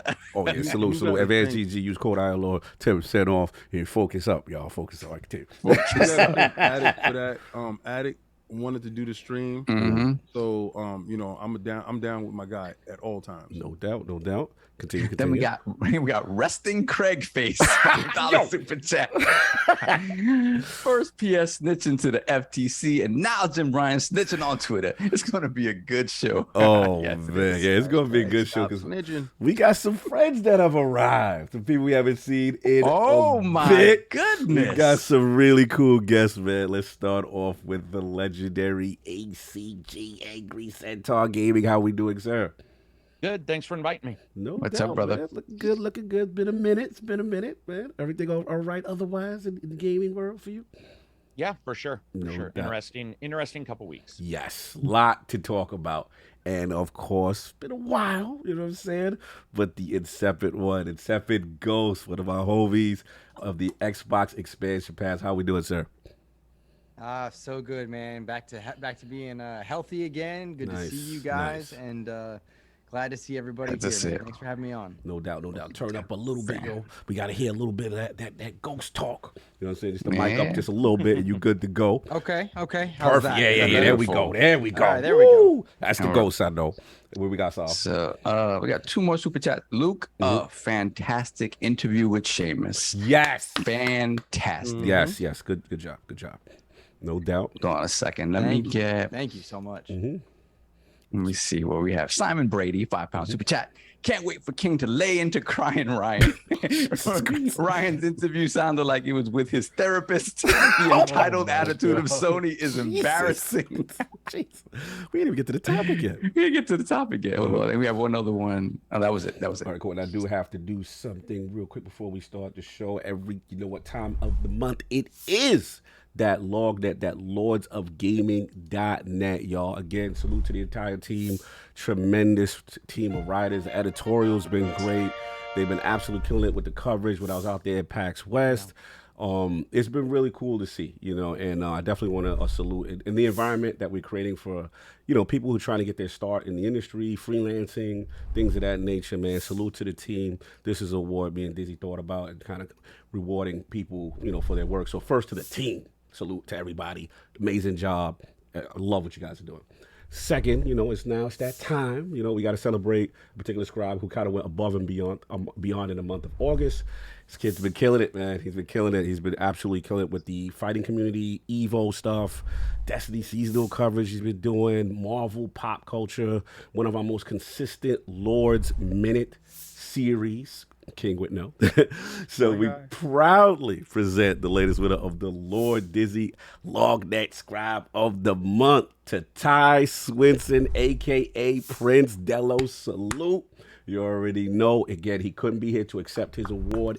Shout out to Ty. Yeah, shout out to Ty. That's my road dog. That's my buddy in arms. Yes. And on behalf of him, I will tell you that it's been a long road. And you might not have to do anything on behalf of him because he left something for us. Hello there. Oh, he did. My name is Ty, also known as Prince Delos. I'm so grateful to accept the award for Scribe of the Month once again for LordsGaming.net. My time as a writer here has been amazing and just spectacular working in the games industry for the first time. Throughout my busy schedule, I love that the team and Lord Cog understand and allow me to take the time to write about things that I am truly passionate about, as well as doing the Lord's Minute recordings weekly with Lord King. Getting to talk about the newest Marvel, Star Wars, or hit TV shows there has been such an amazing experience, and King is so knowledgeable about everything. It is crazy. We can just be talking about one thing and King will just pull out another knowledge that I had even no idea about. So for the viewers at home who are watching Lord's Minutes on the weekly, thank you so much. I'm learning almost as much as you are on a weekly basis. Sov, Addict, King, and Cog, you all make such spectacular content weekly with Iron Lords Podcast. Each and every one of you are an inspiration, and I just want to thank you on behalf and the bottom of my heart for everything that you do for the realm and the gaming industry as a whole. Now, for the viewers in the realm, if you haven't checked out Lord's Minute yet, April and Soph also do amazing content on the weekly. You are missing out. If there are things that you want the panel at the roundtable to cover, we might be covering here at Lord's Minute. Again, right now, King and I are doing She-Hulk on a weekly basis. Right after that, we'll be hitting up whatever the next newest thing is. D23 just has some amazing announcements. Mandalorian Season 3, Ahsoka, the Star Wars Tales. These are things that King and I will definitely be hitting with our Lord's Minutes. So make sure you come and check us out. We're here every Monday, Wednesday, Friday at lordsofgaming.net. Again, thank you so much for having me as a writer at lordsofgaming.net. Thank you, Realm, for supporting the podcast, for supporting the Lord's Minutes, and for supporting all the writings. For all my Destiny fans out there, I see you. I salute you for checking out my writings. People in the fighting game community, I see you. I have a passion for fighting games, and I'm doing whenever I have free time to cover it as much as possible. And here at Lords of Gaming, we're also going to be diving into the esports scenes. So just be there, check us out. We're only going to be getting bigger and brighter. Every single one of the writers and editors are spectacular. They are heroes in their own right. And I'm just super happy to be a part of the team. Once again, thank you all so much. Hope you have a great rest of the day. Enjoy the show. This has been Ty. Peace out. We hot, mics are hot. And shout out to Ty, man. Salute, man, brother. Salute on the award. You've been killing it. Salute to the whole team. Again, the ID Scribe of the month, LOGNET. Shout out to Ty. Ty, let me know what you need immediately so that you'll get it by the end of the year. Thank you. Shout out to our fantastic shipping. Shout out to T-Spring. I'm still looking for something. I thought I would have that today to do some stuff. Teespring. Yeah, shout out to Teespring. Shout out to Teespring. So, real quick before we move on, shout out to Lord Macho for tying the knot, walking the plank. Thank you. Yeah. He looked so debonair. Yeah, he did. Shout out to you and your wife. Congratulations. Yes. Nobody ever looks at the groom at the wedding. It's really not about you, but he definitely he did that. Passion and debonair. He did that. I gotta say that. Yeah, he did that. So we good on that. No poll because last week we missed. So we gonna get right into these topics unless someone got anything for me. Real quick, one more super chat. We got Rel member for 10 months. PlayStation 6 turned it into Sega. Their games going into PC and Switch like portable or cell phone games. Where is the new God of War trailer? Okay, all right. So there's the thoughts. Shame the devil. For the realm. Hold on, one more. Stitch. Member for 34 months. Let the king read the good word from the book of X. Hashtag stop snitching. Hashtag Sony ain't getting caught. Oh my God. Anyway, so let's get into it, man. Look, so it's a big hot one this week. We all know, shout out to GamesIndustry.biz, PlayStation, Xbox Call of Duty offer was considered inadequate on many levels by JimRyan. So looks like, the disagreement that's been going on, if we do chronological order, obviously Phil Spencer came out there to talk about, providing the signed agreement to Sony to guarantee Call of Duty on PlayStation with feature and content parity for at least several more years. And then basically, the current deal between Sony and Activision Blizzard around Call of Duty is believed to cover the next 3 releases, including this year's Call of Duty Modern Warfare 2. However, Sony feels that its offer doesn't consider the impact on PlayStation gamers. According to JimRyan, I hadn't intended to comment on what I understood to be a private business decision, but I feel the need to set the record straight because Phil Spencer brought this into the public forum. Microsoft has only offered Call of Duty to remain on PlayStation for 3 years after the current agreement between Activision and Sony ends. After almost 20 years of Call of Duty on PlayStation, their proposal was inadequate on many levels and failed to take account of the impact on our gamers. We want to guarantee PlayStation gamers continue to have the highest quality Call of Duty experience, and Microsoft's proposal undermines this principle. So this hit the waves. I want to roll my eyes every time I hear that. I really do. I want to literally yank my eyeballs off, roll them back to the back of my head, and put them back in. So this definitely tore up the internet. This was a big one. Before I start, because I know the realm usually likes to have me ask King first. King, would you like to go first, or would you like to, when you get the option? I need to address the stench in the room. Oh my! I need to address the snitch in the room. Why is that snitching? What's going on? Why the boss got to come out snitching and ratting? Like he off rip. Like, it's at a point y'all guys got to stop repping this dude. Like, y'all really got to stop repping that whole squad. You out here putting up your dual sense. No, you need to have sense because right now you got no sense. It's out of control. Where I come from, that snitching stuff ain't cool. He gonna sit there and try to preface it like Phil told first. Like, shut up. Phil ain't say nothing. He said that, yo, it's gonna be at the end of the contract, we're gonna throw that out there for 3 years. That's not good enough. He could have just told you, no, you don't get nothing at the end of the contract. He don't owe you anything. Okay. And he don't care about your fan base. So at what point in time is he supposed to care about? Do you care about me? Where's that Final Fantasy at, bro? Yeah, that's why I roll my eyes because it's like, man, like I have to buy a PlayStation for a lot of IPs. Are like, you? Sorry, continue. I interrupted. This dude, he talks out of both sides of his mouth while you looking right at him, and it's out of control. You did the stuff with Bungie. I had to wait a whole year to get a Hawk Moon. Yeah, exclusive content. I had to sit back and wait, but it's okay. It's okay. It was when 2 it's done years, on this King. side. They extended it. Remember, it was 2 years. It wasn't a year. They kept doing things. You kept poking the bear. And Phil Dominus Maximus Aurelius Spencer not having it no more. So you're fearful right now. That is the most fear-laden text that I've ever seen in my life. Oh, this is not adequate. Nobody owes you a damn thing, bruh. So at what point in time are you going to look over to your fan base and actually do right by your fan base? $70 games, raising the price on a console that already is in existence? You're doing practices that are anti-consumer, but you're screaming out, who's looking out for you? You ain't even looking out for your fan base. So you're going to talk about this guy over here that's all he ever does is look out for his fan base. And his fan base wants Call of Duty for Dolo. If you ask every Xbox dude, they don't give them a damn thing. Let them starve. Popeye's biscuits for you. Why you gotta starve though? Why they can't? Some Popeye's biscuits. No chicken, just the That's biscuit. a dry biscuit, man. Damn, Dry biscuit. Yeah, man. Chicken sandwich is kind of good. No, no churches, with the honey on top. I like that. I like that. Popeye biscuits, you take 5 Popeye biscuits, that right there is a torture tactic. It is. But I say this to say, Let's go. Phil has always been benevolent, always trying to reach across the line. Yo, listen, man, after 2024, we know that your joint is up. We'll slide you that for 3 years. You got that grace period. It ain't gonna be no PlayStation 6. Oh, here you we go. got that grace period. Let's be real, King. He's like, we're gonna slide this to you for 3 extra years. You got 3 extra years to find a solution. Like, you can't make a game within that period of time.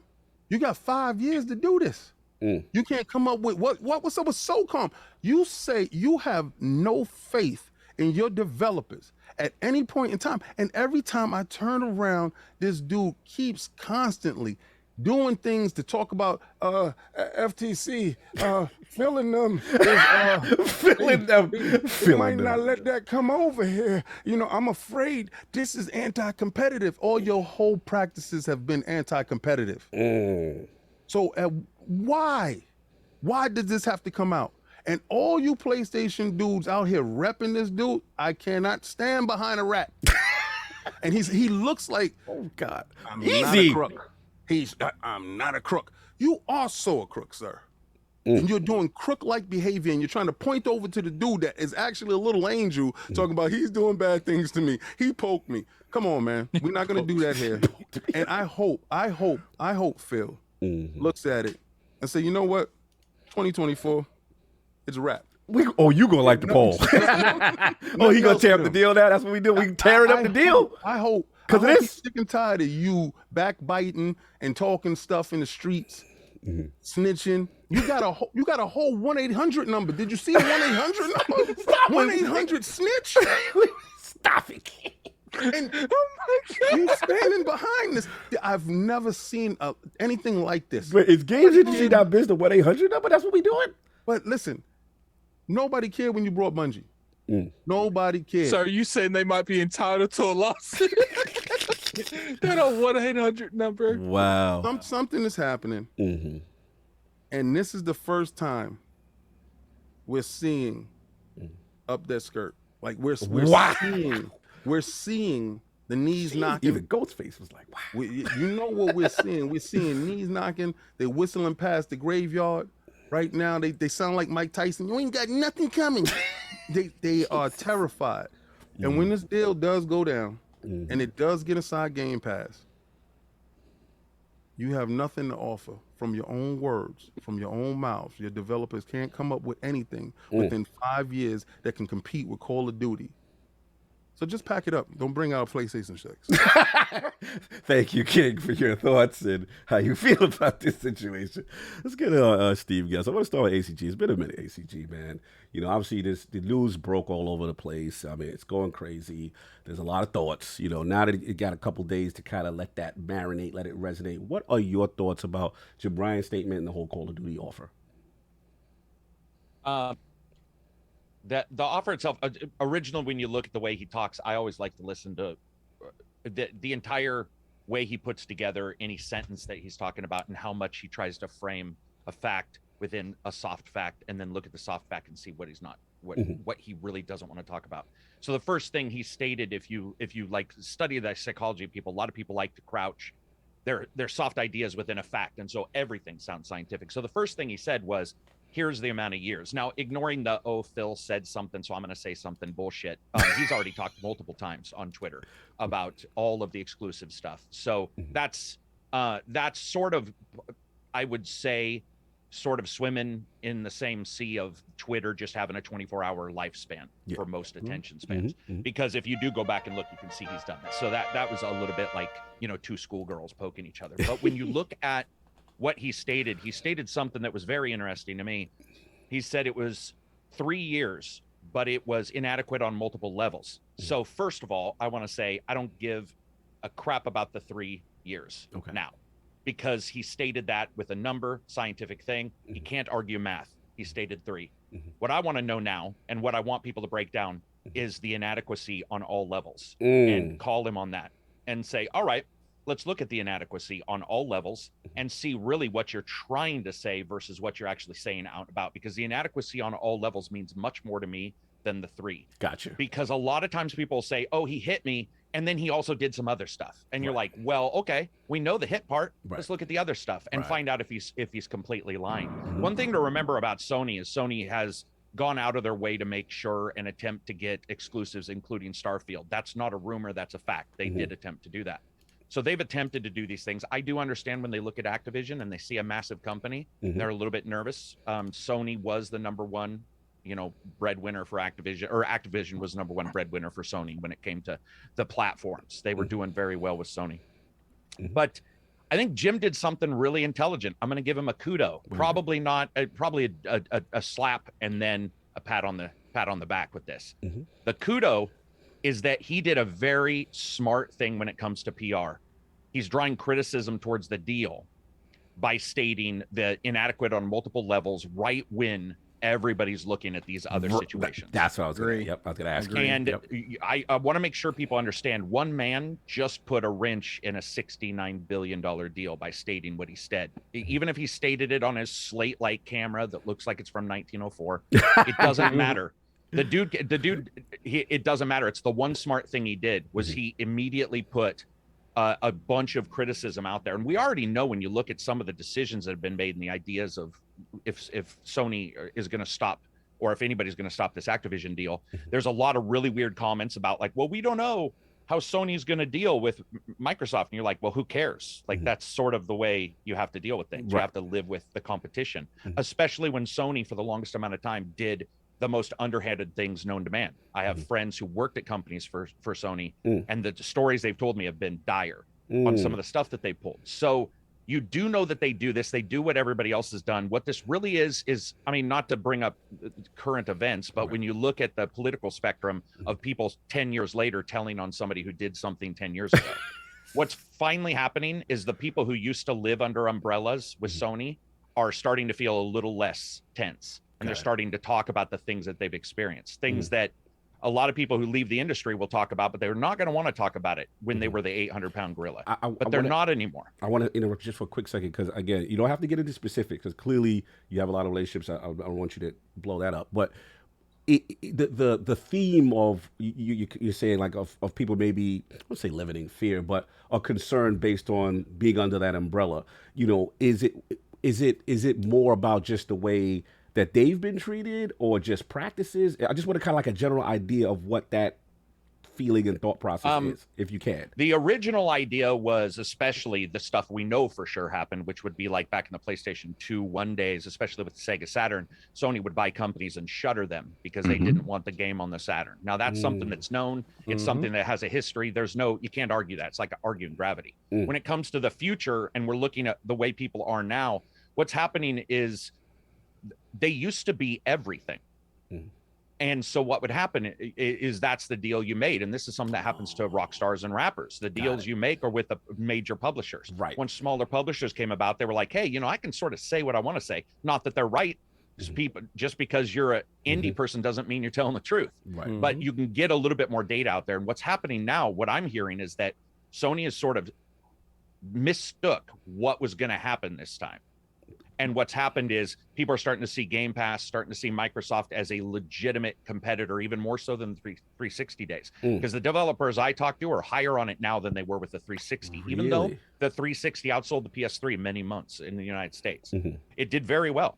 But there is a huge positive idea about where Microsoft is going with streaming. I mean, people are like, dude, I can put it on one system and I have it on Windows. I have it on, and I'm not saying they're right or wrong. I'm just saying that they're starting to come out and starting to say, you know what, we don't like the practices. By the way, the same thing happened to Microsoft. I want to point this out. Microsoft got a ton of crap when the Microsoft Games Division basically just absolutely cratered a couple times. It's taken 10 years now for them to rebuild themselves. And remember when Arcade came, there were people, really complaining. Indie developers were like, Microsoft doesn't even answer our emails. Yes. Oh, yeah. So started at Xbox One generation especially. Yeah, it was ridiculous. It's really bad. I just have to say that is something that is not just pointing out Sony. These companies do it. Nintendo does it. And then the last thing is these guys, most likely what we will see, this is just my personal opinion, is that if the deal goes through, what we'll see is that a deal will change with Bungie and you'll see exclusivity there. Oh, wait, hold on. I agree. That's exactly hold on. Hey, turn your mic up just a little bit. I still think that's what's happening. Hold on. I go tit for tat. Yeah, hold on. So wait, hold on. So you feel him? I don't know. This is how they exit. This is exit stage. It's actually a perfect way to do it because Bungie. all they have to do is state if that's the way you want to play, that's the way we'll play. By the way, if you don't believe me, look at what Microsoft stated when they did buy Obsidian and Bethesda. Look at the stories where they were like, we know Sony was out there trying to get exclusives. And what happens is once somebody does something else, and it's a Cold War or the Hot War. It depends on how it's going to go. But if I were Sony as a businessman, has nothing to do with if I like Bungie, I would immediately look at my exclusives and be like, agree. Why? And I don't see any argument against that. People will say money, but what will happen is Sony will say, the exclusivity of our platform is going to be worth more to us than putting it on Microsoft's system. Whether that's true or not, I don't know. But they'll foot the bill. Microsoft foots the bill. So your general consensus is that from a reactionary standpoint, if it goes through, expect the intensity or aggressiveness with exclusive deals and exclusive content to try to lock more to their platform as a result, if it goes through. Well, yeah, because Sony's full of crap when they pretend they don't do a ton of exclusive stuff. And so what Sony will do is Sony will be like, oh, that was yesterday. They wait 24 hours for Twitter to forget what they're talking about. And they're like, nah, look at Microsoft. But if you look at the massive list of Ubisoft exclusive stuff, if you look at the massive list, there are a huge number of things. And I personally feel that Jim certainly comes across as a businessman who knows that he needs to make a decision. And if this pops up, he'll just do it and just be like, we'll worry about it later, even if it's 1 year exclusive, which it sounds like for Destiny, you guys already have. Well, yeah. Well, the thing is, in that deal, though, Bungie was explicit in that they were like, we were not doing the deal. And even we had Hogue Law on. He said contractually, he's never seen a deal like that where Bungie pretty much retains their multi-platform status. But it's interesting to see. And you can buy yourself out of any contract, by the way. I know. How do we know that? Because Bungie no longer is owned by Microsoft. Yes. Yes. Where I stand by that is I don't feel like Bungie can be bullied, but I feel like Bungie could be corrupted by Sony in the long run. Where, once you putting that money through there, if you threaten to cut that that nozzle off. Like, I feel like some people on the higher end of Bungie be like, look, like we've been doing this for 5 years with Sony. They want Destiny 3 or whatever to be exclusive. Like we gotta kind of do it, or we're gonna have to go back to being an independent developer. Like, well, let's not forget that Bungie has been with major corporations a couple times and then celebrated when they've left them. They celebrated when they left Microsoft. They celebrated when they left Activision. Dude, Bungie can't get along with anybody. Exactly. And that's not me being a Which jerk. is why this is the perfect way for them to leave. It's known they have some chafe all the time because of how they want to run. No, I agree. My pushback was just that historically that they don't like being controlled and being told what to do, and they fought for that position. But I will say, yes, Sony, I will say, because of the way it was set up, the deal was set up, was very interesting to me, the way they fought. And I'm surprised that Sony even agreed to it. But we have to see that. I want to get King, because King had his hand up. He was patient. I just want to say one thing. Yeah. We all know Bungie for the streets. The moment that y'all sit there and say, oh, you can't go and do this and you can't go and do that, I don't care who you own. And I got a ton of lawyers that's going to get me out of this because I signed a prenup way before this. So if you think I'm not going to be partaking over there, you're out of your mind. And they, as soon as they say you can't go over there, they lock the door.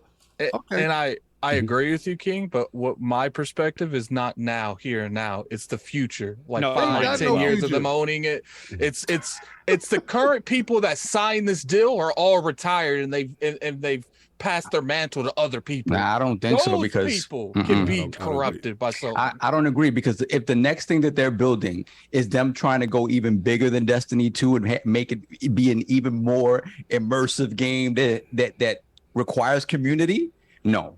And to them, that matters more, I think, than the bag. Especially, I love you guys and your optimism, but you're wrong. And I love you, ACG, but I think you're wrong. I love you too, but I think let me get my point. Optimism. I'm not even talking optimism. I'm talking about live service engagement. It is not advantageous to lock down a live service game to one platform. It's Let me tell you, you're absolutely right. But I have, including Call of Duty, which is what they're doing. You guys are not understanding. This is where we're splitting into a Cold War between these companies, and there will be a time where I have to decide that. But let's talk about something else that we know has happened in the past. Let's go. 100%, which is that Sony purposely didn't put development team time on some games that they owned or had partaken of a third party when both systems were getting it. So one system didn't have as good a performance or what have you. Microsoft has done the same thing. So welcome to Destiny, where it doesn't run very well on your Xbox. You talk about here's something more important. You just explained to me why I do believe they will try something along these lines. They want a service game.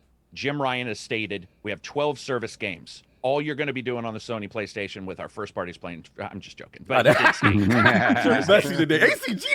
service games are huge, and service games allow for them and they cost a lot of money. Yeah. Right. But I will tell you, these companies have enough money that they could quite easily build something into a service game that is exclusive for their platform that makes it almost I'm talking 100% useful. Okay. I was talking about we got to get Ghost. He's been patient. We got to get Ghost. We could go back. This is a fun one. The Ghost. Xbox expansion pass, the homie. What's up? What's going on, sir? It's been a minute. So now that this news is shaking up Twitter, shaking up everything on social media, JimRyan was trending. You know what I mean? The words inadequate, I've seen used in so many different contexts. InsipidGhost, how are we feeling, man, now that the news is resonating? What's your thought process? So I agree with Carrick in that absolutely, without a doubt, there is... JimRyan's doing what he's supposed to do. He's casting doubt on a deal. Yes. He's putting that seed in people's minds, hoping that it grows into something special to disrupt the deal. And that's what he's supposed to do. So props to him for successfully doing that on a couple levels. Where I get hung up with JimRyan, because without a doubt, PlayStation has earned some leeway, right? They've been putting out incredible first-party catalog. They've earned some leeway. The bangers. The bangers, indeed. And like, don't do it. And I'm stoked for Ragnarok, right? I'm stoked for the next Spider-Man game. Like, there's a lot there. But the problem is when you add all the little things together that JimRyan's policies have done, I'm surprised people are still willing to go to bat with him. And I'm talking like $70 games versus 60. Not a big deal. Games are expensive. It's a small thing. But then you couple that with the debauchery that came with the Horizons Forbidden West upgrades. Remember that? Yeah. That didn't feel very pro-consumer. Or their own platform raising of prices. Exactly. Yeah. You're ahead of me. I got a list, Karen. ACG is like a Rolodex information. And this. But you got the Horizon thing. Then you have the discussions about things being inadequate as far as what it's meant to PlayStation gamers. Well, what does that mean as far as Xbox gamers and Street Fighter for so long, right? Then you got Final Fantasy. Then you've got the fact that they were trying to shop out Starfield. And they were trying to keep that exclusive prior to the deal. Then you look at the way they refused to let Spider-Man exist on other platforms. And I don't mean the PS4 Spider-Man like Insomniacs. I mean like Spider-Man in Avengers couldn't exist. You know what I mean? Like little stuff. Like that seems so anti-consumer. All the exclusivity deals that came with COD. And then to the point ACG's making, like they're choosing to price hike their system at a time where there's worldwide recession. And it's the right time for them to do it on a business sense because they're still selling out and they've got God of War on the horizon, but none of it feels very pro-consumer. And so to suggest that somehow Microsoft's being anti-consumer and we're painting themselves as the heroic ones just felt very flat, very petty. The way that I don't have the panache that King has as far as calling him about very disingenuous. Very disingenuous indeed. But like to call Phil Spencer out like that in a world of gaming, 3 years is an eternity. It's an eternity beyond the original deal. And to my way of thinking, like you're lucky you're getting that, but also Microsoft's smart to not take a live service game and limit where they can do it. If they want to play a Cold War, come June 2023, when provided the deal goes through, Microsoft's holding a lot in their arsenal to negotiate with, to battle with, to do whatever needs to be done in a Cold or hot war. And it seems odd that this is the angle that JimRyan and PlayStation would play. I get it. I understand it. But it's like, yo, dude, you better hope that Microsoft doesn't suit up, because if they want to come, they're going to come for real. And it surprised me a little bit. No, it's very interesting, Ghost. I'm with you there. It was surprising to see the public nature of this, right? Exactly. These are the kind of conversations generally because the public's not privy to. So that's why it's just so crazy, right? So it's a lot to. Good. Go continue. Well, we got some insight thanks to the Brazilian laws that allow different deals under scrutiny allowing to be seen. We've got insight into things that the Brazilian wax version of deals. Yeah, exactly. Yeah, it's just like, ooh, you get to see a lot more on this one. Oh yeah, they telling over there. When you have no other recourse but to shout, because it seems like it's not going in your favor, and it doesn't bode well. But this is a guy who doesn't, from his own admission, doesn't play video games, but he's the head of the video game department of But it's the money, Sony. King, the money, though. He is the money man. The question is, will it come back and bite them? All these small things, again, $70 games, not a big deal, but will it come back? The price hike on I would consoles, argue that it already has, though. Luke, when you look at it. I think especially the price hike, like they got a lot of flack for that. Well, King has been preaching this. He's been preaching, when are we going to start paying attention this generation to all the little things, right, that add up. And he even got me the little things started, too, with the control. original Xbox when they were pretending they didn't want to do DRM as well. Because Thank you for that's saying a that, complete ACG. lie, by the way. Yeah, that's true. like, that's anybody you talk to who actually like works with companies is all, it was smart. Sony nailed it. Bro, they were like, here, just put it in the game. And you're like, wow, that was genius. That's a lot of this stuff. ACG, remember, I hate to cut you because you're on fire. No. Remember that day. Me and King remember like it was yesterday. It was the E3. Historically, Microsoft goes first kind of in the morning, and then they delayed that conference 1 hour. And when we see the news come out later off the fact, people go, they were like, well, once we heard that, you see engineering. Can we do that? Can we remove the camera and the DRM, and then we've got ourselves in a nice position, and that can win them a generation. It's like Microsoft and Sony both came together, and okay, this is how we're going to go out there, and then Microsoft went out there and they shipped them. Like, okay, go get rid of that. Get rid of that. They don't like that either. Pushes you forward, or when they're in the scary house pictures, and you always see the one guy pushing everybody away to save himself. I will say also, Jack Trenton, amazing interview by Ryan McCafferty on IGN. He does the insides. Those are easily the best aside from your guys', of course. I gotta say, the Kings, but it's easily the best interview. And Jack Trenton really actually explained a lot, but didn't say a lot. Listen to his interview, and you're like, oh wow, there's a lot of weird crap that goes on. Sorry, King. It's different leadership in charge. There was different leadership in charge of Microsoft to fumble the ball the way they did. He's no longer around, and there's different leadership in charge right now. And I believe if you had the old guard, you wouldn't have got the price hike in any regard. You would have got a couple of things that is traditional to the how PlayStation handles their business. We're not going to say that they're not a company. They're a company and they're supposed to go get money. But this seems egregious. A lot of stuff seems just egregious, and they put it in the face of the consumer, but trying to act like, we're up against it. And I don't like that. It comes across as disingenuous. And some people, and I know you say, when are they going to stand up? Sometimes you dig yourself so deep in a hole, you don't know when to get out. Right? You done back this dude for so long, you don't know when to get out. I saw signs anyway, so I just walked away a long time ago.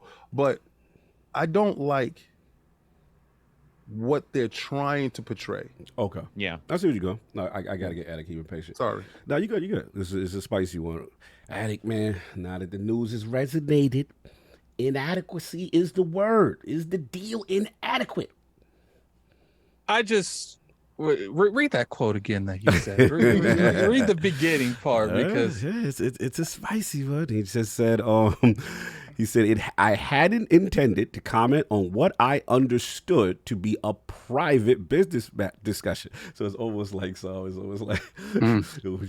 talking. It's like he accuses Phil of snitching. It's kind of funny. It's kind of funny. They know he saw the opening. He saw the opening. It's like, I wasn't going to talk about it, but since your man outside, since you brought it up, since he outside with it, right? I feel the need to set the record straight, because Phil Spencer brought this into the public forum.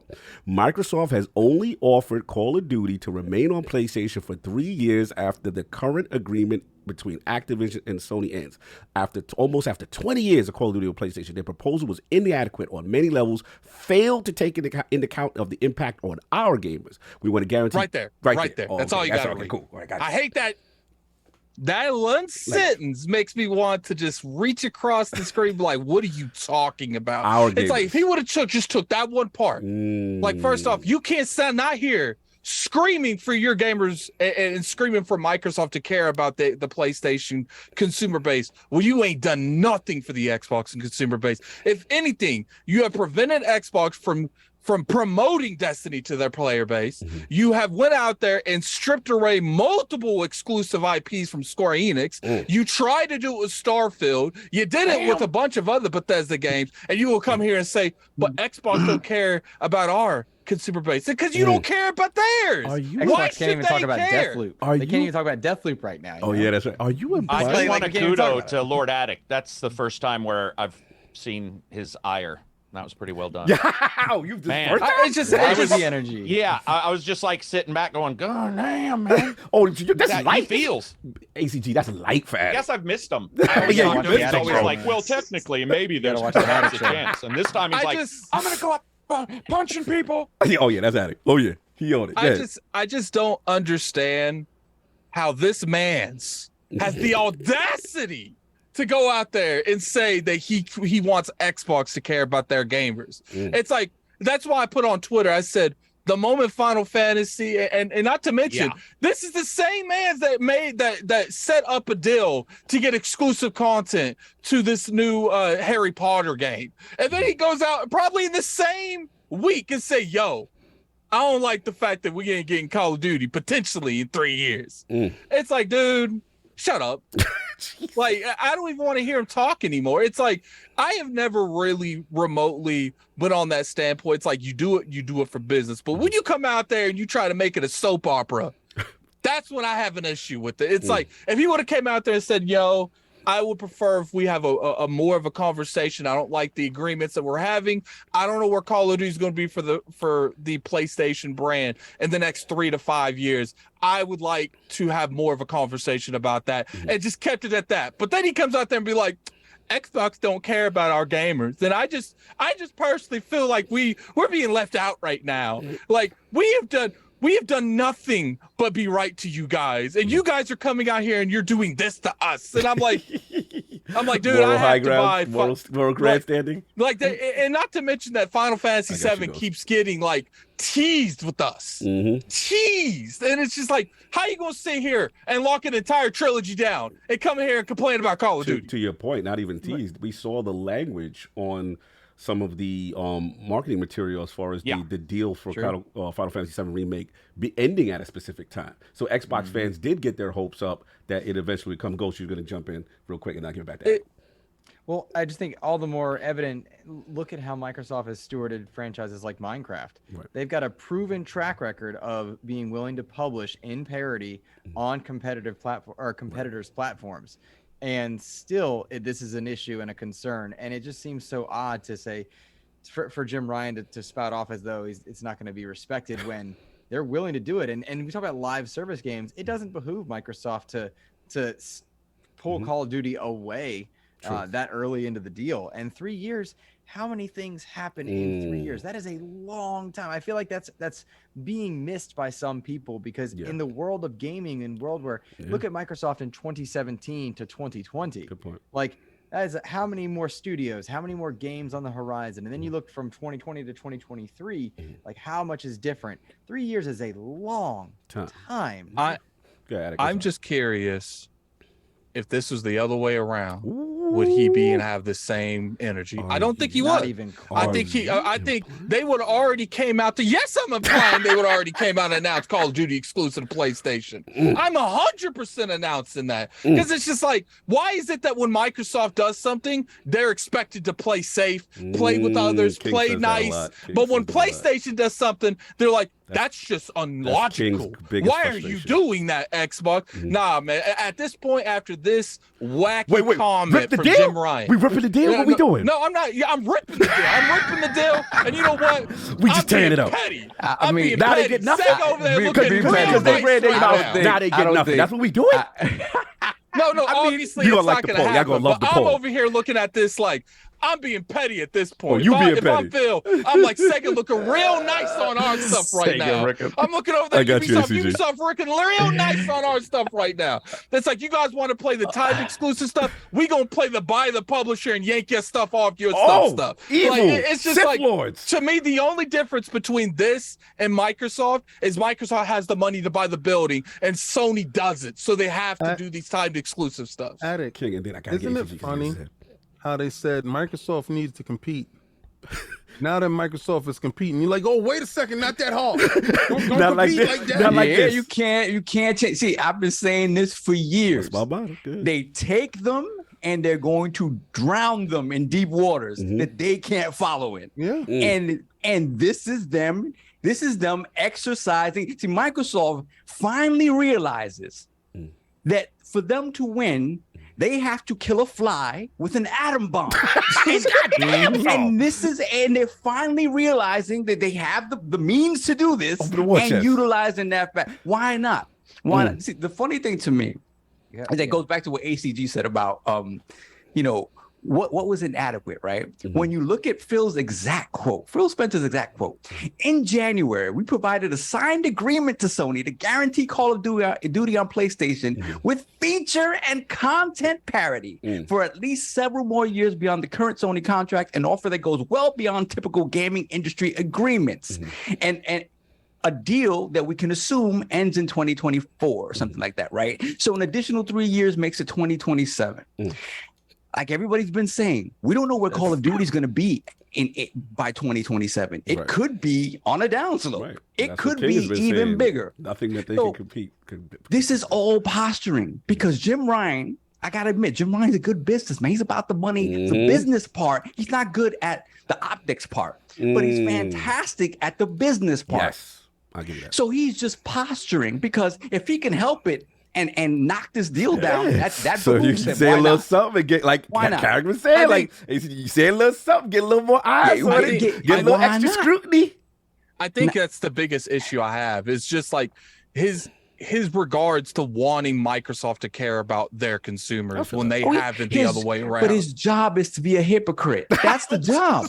That's what their job is, right? He has to go out there, and same way Phil Spencer would have to go out there and rebut this, right? So the thing about it is that this seemed a little out of pocket, though, like something that he wouldn't normally do to speak on something like this. The desperation of the situation. It is, and this is the thing. Of it. We got. I will give him this. I will give him this. He has thrown out he's thrown out the entire idea that he has to put a face up to look strong. Mm-hmm.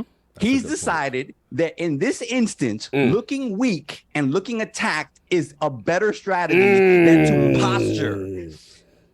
Because he's not posturing. Because he's not caring about the PR optics of this. Because they are getting dragged. He does not. Let's keep it a buck. Sony is getting dragged this week. Completely. 100%. So to me, this shows the reality is that they are scared of this, of the possibility of it. But at the same time, a smart business would tell you, take that deal and obviously reassess it in 2027, because Microsoft is going to want to reassess it. If Microsoft, the only way they don't reassess this is if Microsoft's plans for Call of Duty within the next 5 years is it's not annualized anymore and it becomes a different beast, right?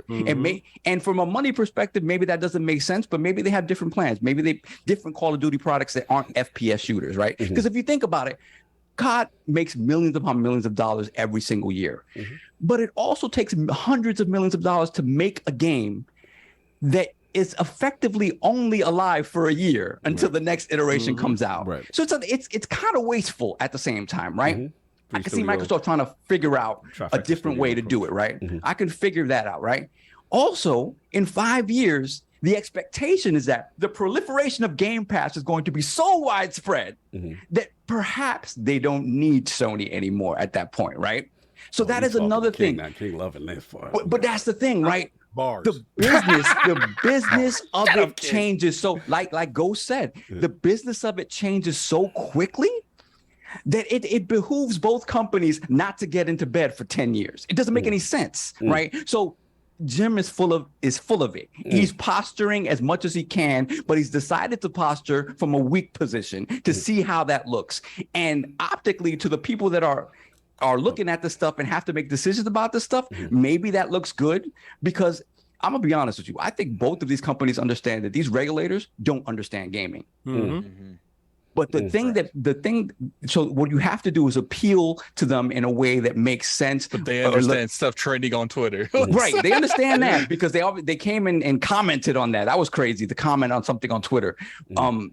But the thing about it is they out there and they're going to do, he's going to say what sounds best in terms of, okay, this is not good for the consumer, right? The same way Phil is doing. And he's seeing how that works. At the end of the day, I'm going to tell you this. Whatever he's doing, the monkey wrench he's trying to throw into it, it isn't working, because check this out. The fact that Phil can talk about giving them an agreement means that you can't talk about this stuff before, right? When it wasn't ready to go, you could not talk about it, right? All of a sudden now he can talk about it. Like the deal is essentially almost done. Devil's advocate, Jim is implying that Phil wasn't supposed to talk about that. Maybe Jim that the terms were something that shouldn't be discussed in the public forum. Maybe Jim wasn't supposed to talk about it though. Maybe he broke NDA even bringing this up. But again, Phil came out. But okay, if it goes by what Jim said, that Phil spoke first, right? He spoke first about. Phil says January. Now, what's funny about this? It gives a little insight onto deals. Period. Right. Back when they were initially asked about this Call of Duty stuff, right? It was like, no, we haven't talked to them because we can't talk to them, right? That is true. Now he's saying that as of January of this year, which is 9 months ago, they were able to give them kind of a agreement in writing as to what they intended to do with Call of Duty, franchise that they supposedly don't control yet at that point. So the deal is done. I don't really see what this gets you from JimRyan, except trying to use that weak position to look like, hey, this is something that needs to be looked at twice. But I don't think that's going to happen. I think the deal is done. I think he's going to take that extra 3 years, and everyone's going to reassess in 2027.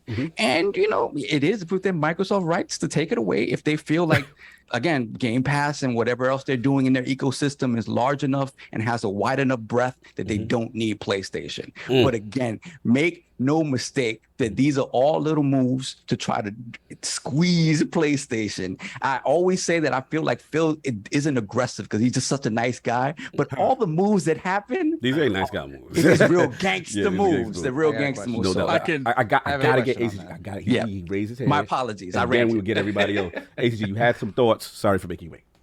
I think everybody actually covered what I was going to say. I do want to say that that for sure Microsoft's the one thing that they did that I got to give them kudos for that even I didn't necessarily agree with was the Xbox Series S. And its entry is and then cloud. So people are not really contemplating. This is one of the reasons why I'm still in disagreement with everybody here, thinking that there won't be some stuff with Call of Duty and some exclusivity going on. And one of the reasons why is because Xbox, really in the old days, everybody was swimming in the same pool with the little swimming dividers and everybody was in the same race. Microsoft switched the pool and it's a little longer and it's filled with their games.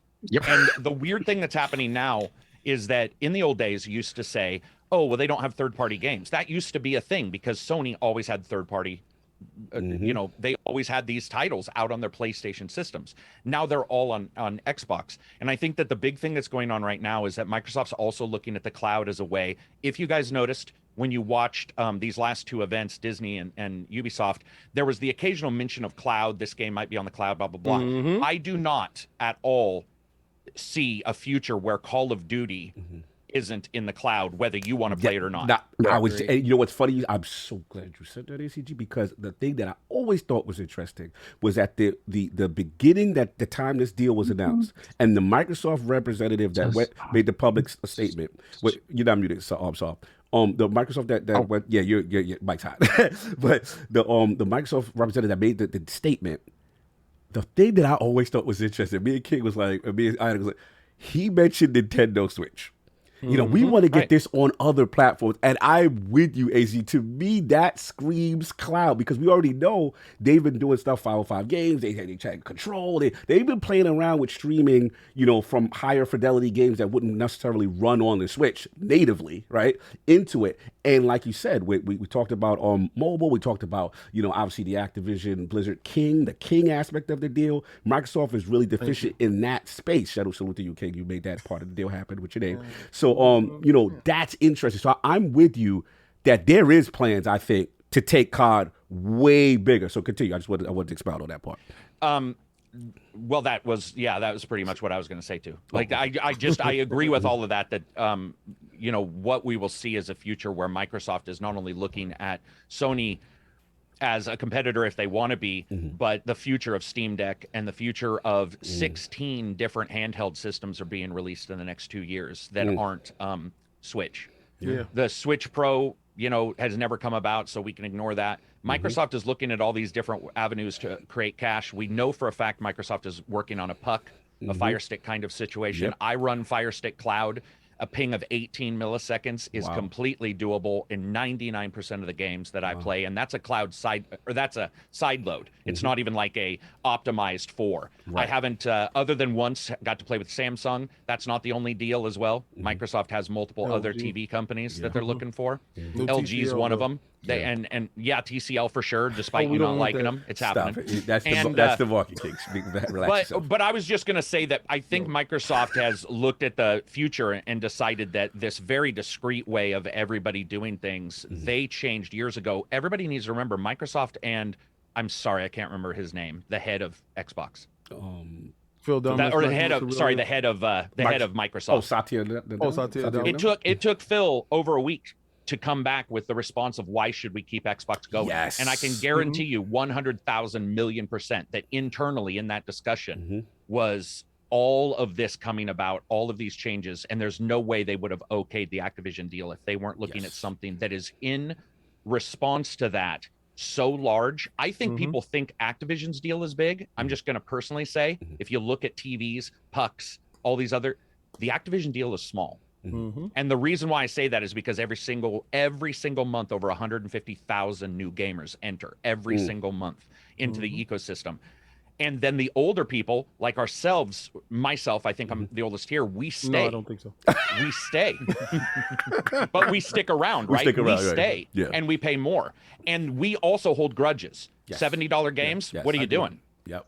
And $40 games, we also reward those. I just rewarded one where I'm like, hey, $40 game. Yeah, it's got some issues. It's a $40 game. It's not a $60 game. There's a game that Microsoft's playing that's so far beyond what Sony's thinking about. And people are absolutely talking about Call of Duty. Guys, Bigger than that, baby. it's not the only thing coming from Activision. Yep, talk about it. You know what's going on, ACG. Sorry. Yeah, And they're big. And when people start seeing some of these things, I think they'll be like, oh, what we know is awesome. What we can get in the future that excites gamers is what causes that pyramid of growth where everybody at the base wants, because they're like, what's the new hotness? And once they nail that, they're in position. Yeah. Yep. Look, boss, I'll jump in. I gotta get my boss off. Look, all fantastic points. This has been in my opinion, there's a part of me that was like, all right, I am so sick of talking about Call of Duty, whatever.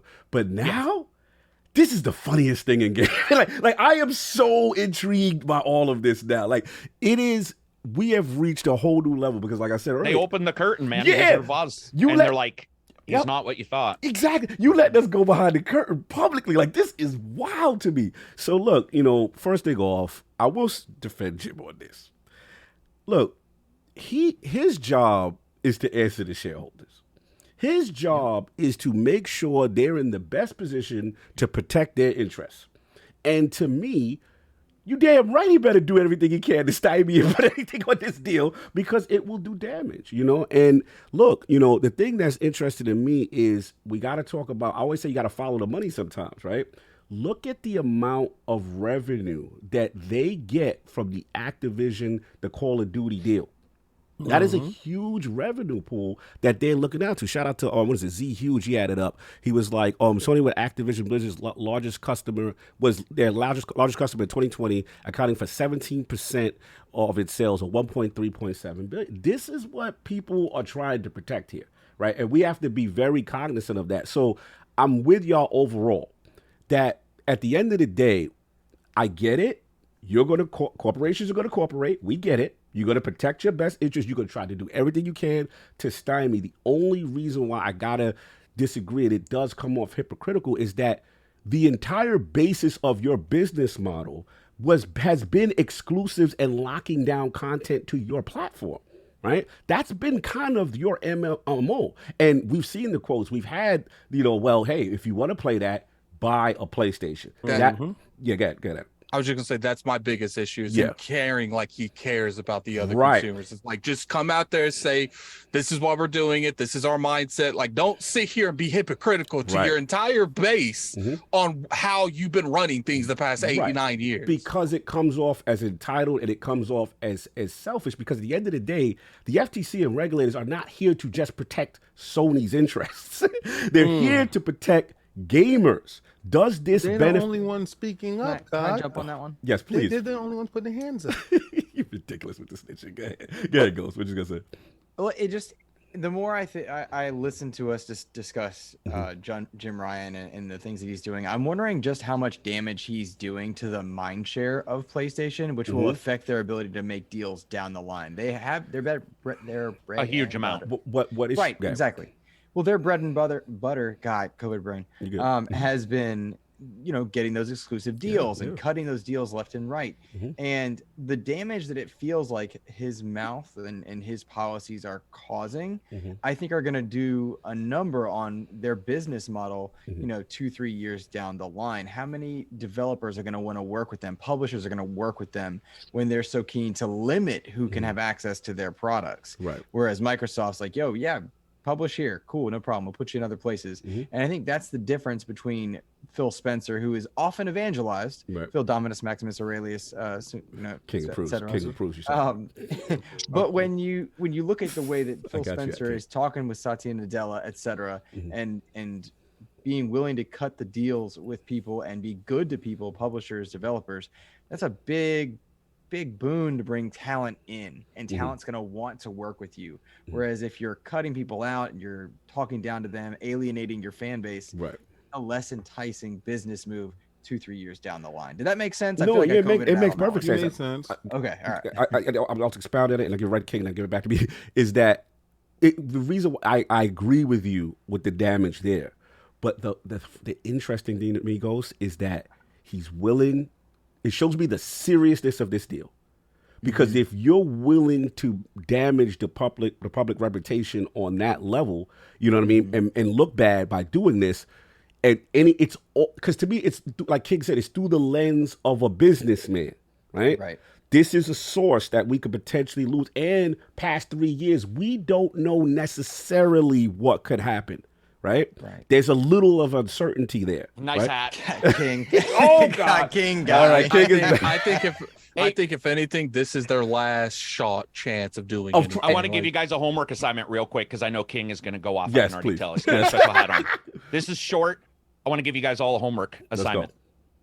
Go and study what Sean Layton said when he did his first. Layton said when he did his first interview about leaving Sony. He stated, "I wanted Unsustainable. to leave. I wanted to leave when PlayStation was at the top." And there is something inherently dire about the person who has ushered in a number of creative games to the PlayStation stating that. And I do not think that was said in a gulf, because there were a lot of rumors about some heaviness going on behind the scenes about who was going to be in charge. I just want to say, go look at that interview and see what's said and what's not said. And there's something very forward looking about what he said in that interview, where he was seeing some things coming down the line. It looks like no, you're good. It seems like we have Lord Buck of Sony. That's Wild Buck. Wild Buck. Don't let me buck up on you there. Oh, Now. Dude, that hat is so small. At His what head's point in big time too, though. does number one worry about number three? At what point in time do we care about what the hell they doing? When they start to dig in our backyard. Oh, God. I don't like what they're doing. And I'm going to have to put a stop to this. You're going to have to put a stop. How do you intend to do this, sir? I'm going to become a confidential informant. Yo, stop it. I'm going to snitch. You see, around here in these parts, you ain't going to go do what you think you're going to do. You ain't going to get that deal across the table there now, boy. I can't. And I'm going to tell you. I'm going to tell you right now, we got enough bucks because we number one. And I heard something Ghost said. Does it damage the reputation? We are number one. They must bow down to us. If you want to sell your game, you want to sell your game with a winner. Don't you buck up on me. Don't you buck up on me. God, that voice, man. but Lord Texas of the PlayStation Wild division. Buck. Wild Buck. Wild Buck. Get the name right. Lord Wild Buck of the PlayStation Texas Association. Wow. My question is, do you think this move, this is your plan to attack the FCC? Snitch. The snitch. I'm talking to the people that can stop this. Social Apparently media, I can. man. I done put out all the tweets. I done talked on all the newsletters. I done even galvanized the fan base by raising the prices on stuff, and I'm gonna tell you it's not working. So I got no other recourse but to snitch. But I'm gonna tell you this: we are number one, and all developers like a winner. Now, it was inadequate. The deal that they slid across the table. They slid me a couple of ones. Who the hell? You see any ones in here? I don't want that. How would the deal have been more adequate to you? I'm curious. When we give us Call of Duty. Give us Call of Duty. Oh, that's how. Okay, got it. It started with us. It ends with us. It finishes with us. Don't you buck up on me. Do not buck up on me. Thank you, PlayStation Studios Texas, for your input. Lord Wild Buck. Thank you, Thank sir. you for your appearance and Appreciate we really appreciate you listening to our little podcast. Really do. Yeah. So now that's concluded. Yeah, man. Look, this is serious, King, as well. Serious on so many levels. I am curious because ACG made a good point. I think the scope of this deal is much bigger as far as Call of Duty, the intentions of where it's going to be, and where this thing's going to go long term. I do think, though, I will say this, it behooves them and Microsoft on some level to rectify it because the situation, because right now it's beef. Let's just call it what it is. Like Jim Ryan's making these comments publicly. We know Phil Spencer and Microsoft, they cannot be happy internally, right? So the question now becomes how they figure it out, because here's the other thing that people not realizing is that these two are still working together and closely aligned with Azure, right? And we have to be cognizant that, again, how does this affect things with the big scope? Because to me, Azure, cloud, all that stuff is the big scope. That's where they intend to go.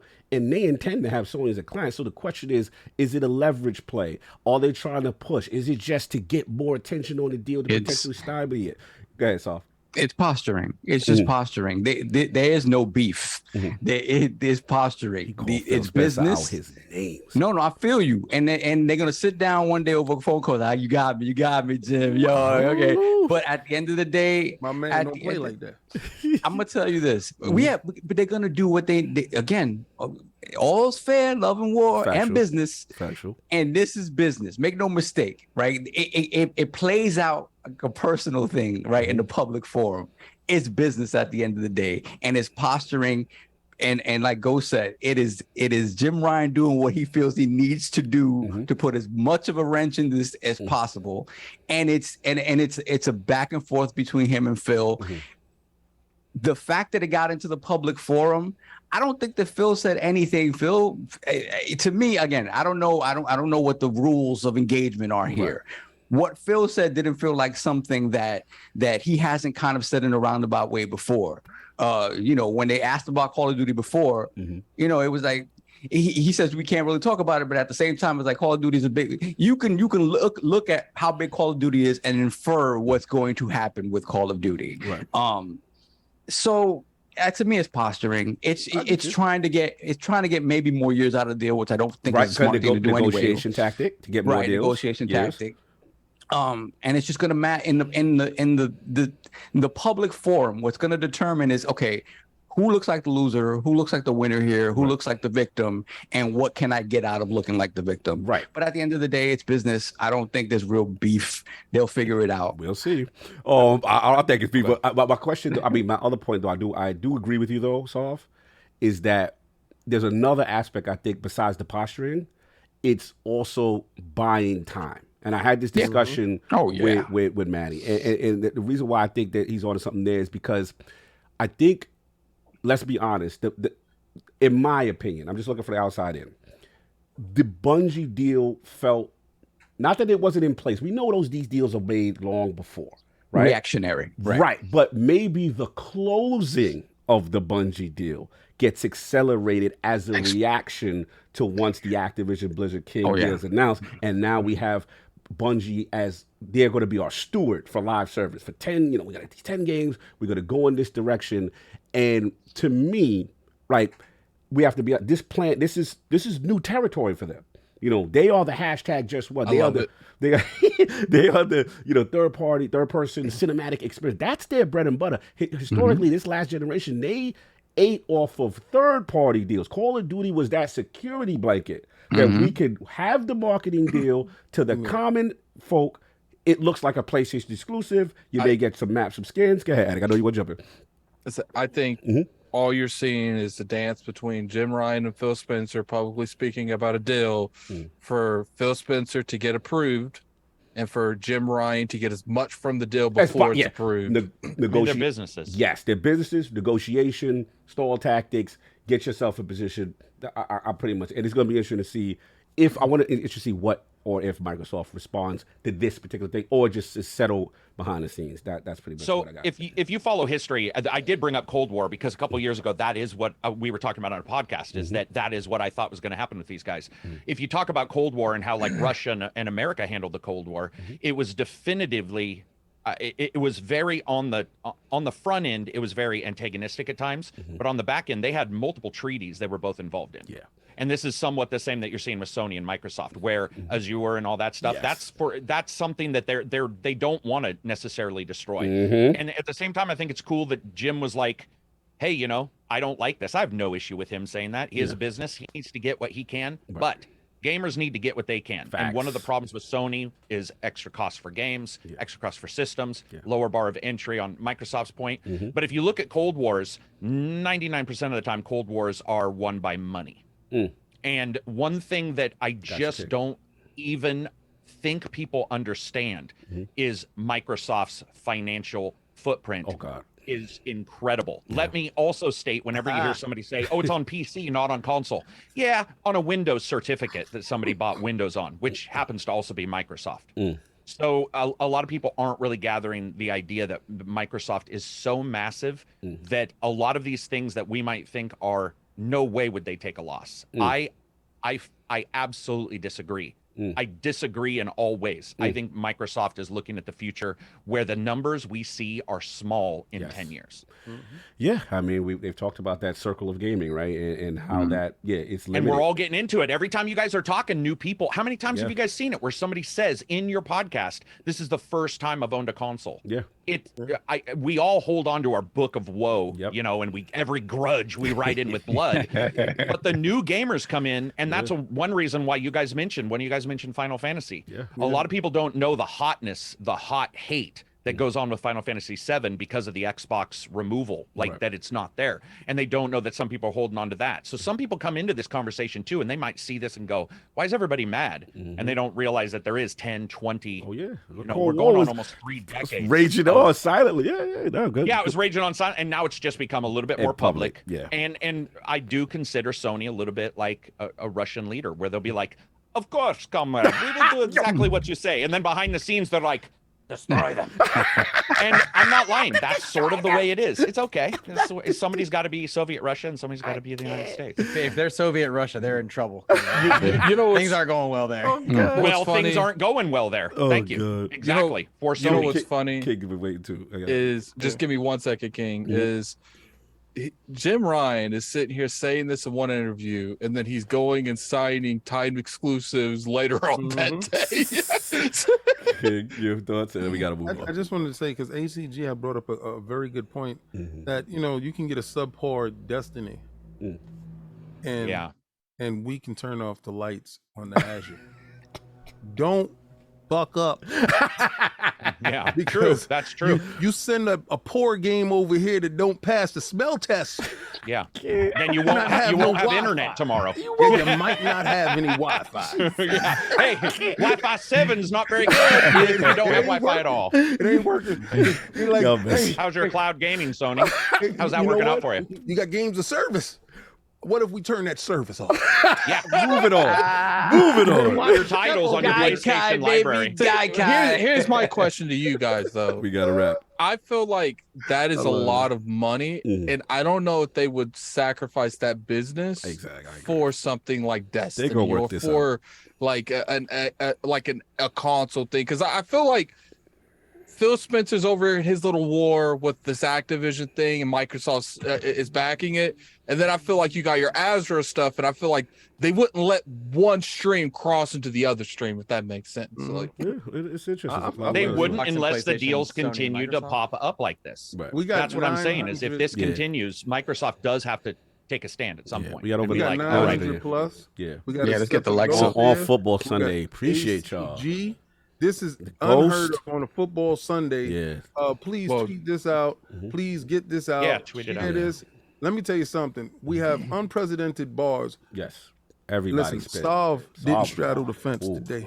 Solve hopped over. I like when you not on his side and straddling the fence. I'm always straddling the fence. You know what it is? I see what it is. King, you know what it is, man?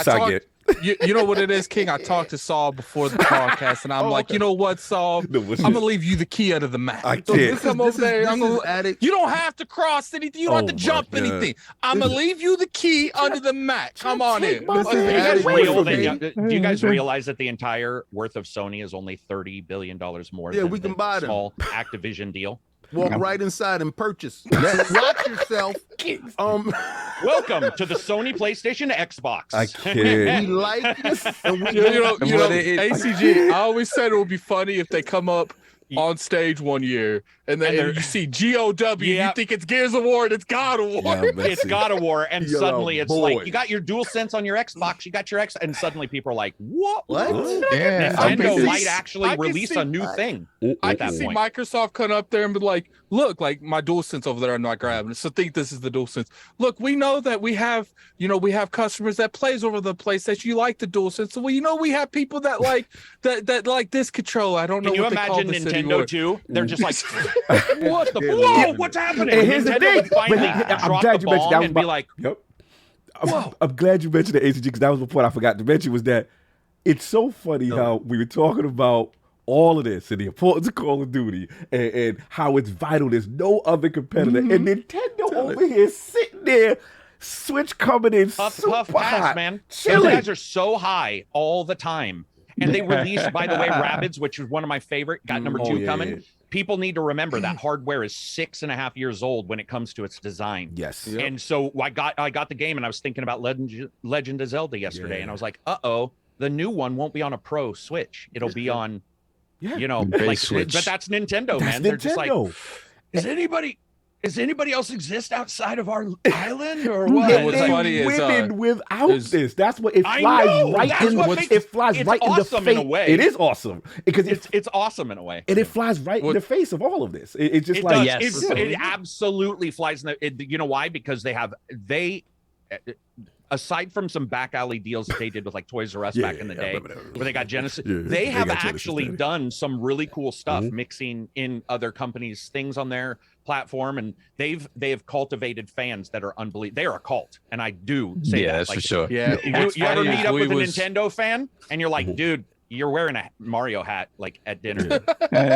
Just saying. We was watching the Ubisoft thing, and the event for Rabbit stuff came up, and they were in the chat saying this is ACG's favorite. I thought people were trolling me. I thought people were trolling me. Favorite game on that system by 1,000 to 1. I would play only that game and probably think the system was worth it. That's how good it is. People want me to review it. I don't know. Do it. do it. Anyway, so let's We'll get these super chats, man, because I know Ghost Time is limited. I do want to sneak. So you want? I mean, do you want to just go to the? Then we super chat. Just go to the next topic. Go to Just the go to next the topic. next All right, topic. but the only thing is the super chats are pertinent to the this, super chats to is this about topic. Oh, pertinent to this. Yeah, right. really Okay. pertinent to this. Let's get All that. right, And then we'll what go I'll through. do, Ghost, is I'll get you first, and we'll get your thoughts on Marvel and Ubi. We got Tony Bryant, member for 26 months. Glad to hear live. Glad to be here live. Also glad to see my favorite people all in one place. Anytime ACG is here, the energy is amazing.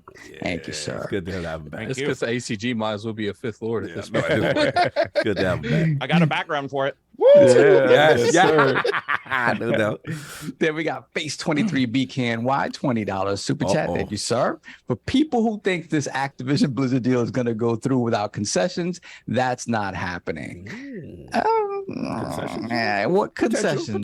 Concessions make sense. Potential, Yeah, potential. Maybe another year, get a little year here, a little there. Yeah, we may never know about that. They bucked up. I don't necessarily disagree with Face on that one. Yeah.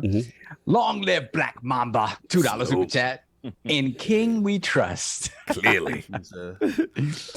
Then let's put the crest in the chat for acute perspective. Welcome to the realm, sir. I like the name. I like that name. And we got the Everborn Saga $5 super chat. It ain't Phil's job to take care of Jimmy's kids. Tell Dance Moves to pay his child support. The Book of X. Wow, I haven't seen the Book of X in a minute. Wow, salute to Everboy, man. Then we got Hargeet Chani, $10 super chat. Jim Crying Ryan, he sounds like a garbage pail kid, says no game can match Call of Duty. That does sound like a garbage pail kid. Yeah, sorry, continue. Meanwhile, we have Fortnite, League of Legends, PUBG, Crossfire, Minecraft, Roblox, Among Us, and many others with higher player counts than COD. Yeah, and let's be real. Things are cyclical. At one point, Halo Land. You know what I'm saying? But like things can change, man. Things can change. Things can change for sure. We got God's Hitman. Oh, he's putting them down for the Lord. He's doing it in Lord's name. $2 super chat. ACG go as Mac Man for Halloween, please. Maybe. Then we got Rel, member for 6 months, $2 super chat. Destiny 2 don't run 120 FPS on PlayStation. No feature parity. There's no parity there. Oh, that's kind of crazy. And you Damn. own them. Wow. You know, it'd be crazy if we did like that week of the Halloween, we did like a costume Halloween podcast. Jesus. Oh, no. Keep Remember, King Yeah, I know every King does. Halloween, I'm King in a always costume. comes in. King All always. of us dressed as everybody else. That'd be dope, right? Except Addict and I would switch, and people be like, "What's Okay. the difference?" It's the same. We just gotta give Attic a beanie. It's the same. Yeah, that'd be it. I got like 10 back there too. So I know. He's dressing up get as the Wild Buck. That's what I background, want. and then all you gotta do is just have a green screen in the back, and we good. Like, I'll be Wild Buck then. Continue, so let's get these quick. Then we got Carlos Alvarado, $2 super chat. As gamers, we need to demand better from PlayStation. Now we got Carlos Alvarado again, $2 super chat. PlayStation gets a pass because they deliver games. Shaking my head. That's not why they get a pass. We got Spartan Ghost 17, £1.79 super chat. Jimbo leaking DMs like a disgruntled ex. Facts. That's what it smelled like. It smelled like, okay, I'm gonna snitch. There we go. Hargeet City once again, $5 super chat. Jim Crying Ryan can't continue to dominate without one third-party game while Nintendo doesn't have COD and dominates both Xbox and PlayStation. Ironic. Yeah, it is. We just talked about that. Too. Crazy.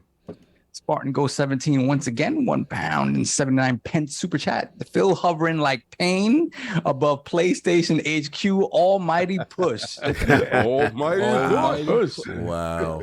that's actually one of my favorite villains in anime. Yes, he is. Oh, then we have Slim Ryan in the chat. $2 super chat. It's him. It's him. It's inadequate. It's inadequate. We need COD. We deserve COD for our loyal payers. Shout out to Very loyal payers. Shout out to It's like I InShape, said, like, Ryan. My issue with this statement wasn't him defending his company, his consumer base.